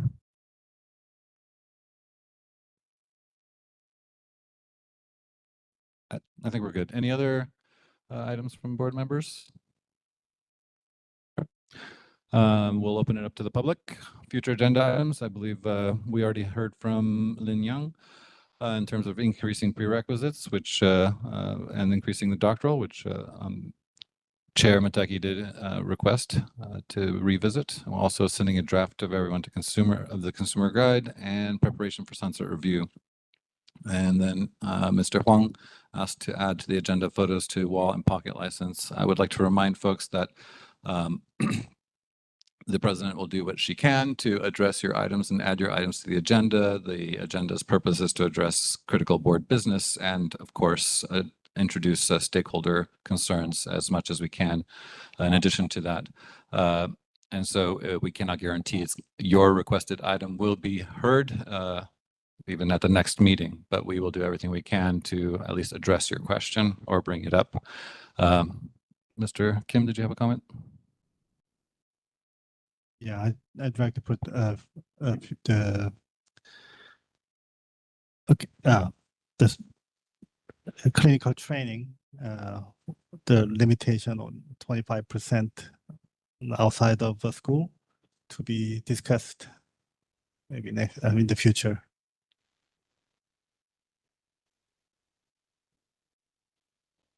That will be included with the licensing discussion items as well. Should Madam President agree.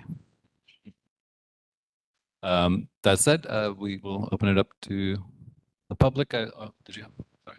So I want to clarify, Dr. Mataki, you want to have next board meeting agenda to next board meeting agenda to include yesterday's all the agenda item in the committee move to the full board or keep it in the committee? I think this is still need a committee work. Okay. And then we present the board. I think because it is a lot, and I see yesterday and today is very different because the full board, there is a lot of limitation in a way, it's just because we have so many things have to go through.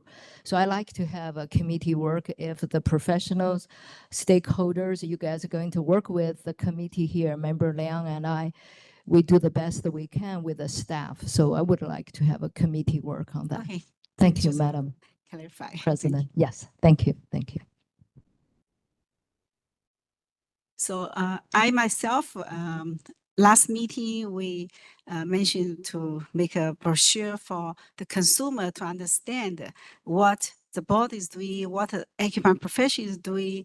So for better communication, public reach, that brochure I think is necessary. I suggest for next board meeting, we put that as a discussion. Okay.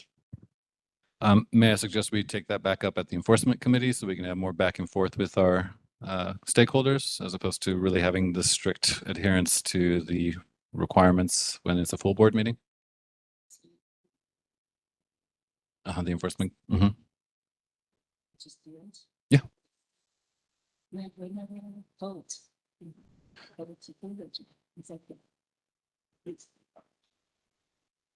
A future agenda item. Yes, definitely.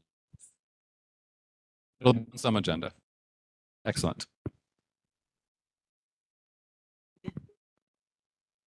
Future. Yes. Now for the public, any future agenda items aside from the ones I read out that was provided in the previous agenda item? Seeing none in person, let's open it up to the WebEx. Any public comment for future agenda items? All right, we are open for public comment via WebEx. If you'd like to make a comment, please raise a hand by tapping that hand button at the bottom of the screen. Dial-in users dial *3 to raise your hand, and we will call on people in the order we have requests. And our first request is coming from Lin Yang. Hold on just a moment, please. We're sending you a request to unmute your microphone. I actually like to make a suggestion about the name of the degree, and would acupuncture board consider send out a survey, include the several choices, and I believe we have two mentioned yesterday and another one that proposed by AACMA today. Could we send out a survey, include at least those three, and to collect the public opinion about this. And then when we had a next board meeting, we have some statistics to talk about the name of the degree. That's all I wanted to say. Thank you so much. Thank you. And that was our only request online.